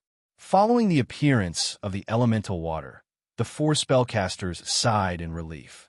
As the elemental energy stabilized, the 4 elemental channels slowly disappeared. However, the elemental energy continued to appear and fuse with the elemental water, appearing in the elemental pool. The elemental pool was successfully built. At the same time, the elemental water started to appear in the elemental pool. The concentration of elemental energy in the entire 3rd floor of the underground floor started to rapidly increase. In less than 10 minutes, the concentration of elemental energy had increased by several times. The elemental pool, made by Hathaway, could hold 2 million degrees of energy. It could support the consumption of the entire elemental pool and also support the daily consumption of a large golem legion. Naturally, the cost of such an elemental pool wasn't low. Just the cost of the materials was more than 1 million kinner.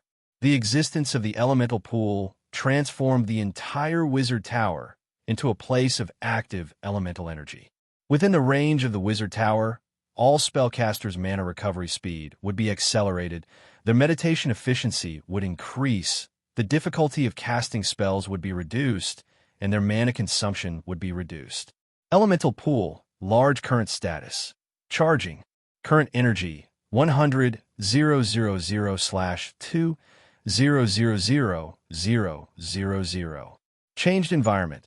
Land of elements. Casting difficulty, -20%. Casting consumption, -20%. Mana recovery, +50%. Meditation efficiency, +25%. The elemental pool would change this area into a land of elements. Living in such an environment would have many benefits. Different environments would promote the evolution of creatures in different directions. According to some books and records left behind by Arcanists, some floating space cities that entered the astral plane had evolved into a subspecies of humans because they had lived in the astral plane for a long time. The humans in the floating space cities had lived in the astral plane for a long time. This kind of astral plane humans had a longer lifespan than ordinary humans. Moreover, talented astral plane humans would awaken some spiritual talents or master some spell-like energy. These people were born as psionists and could easily become wizards. Of course, living in such an environment for a long time would also cause some problems.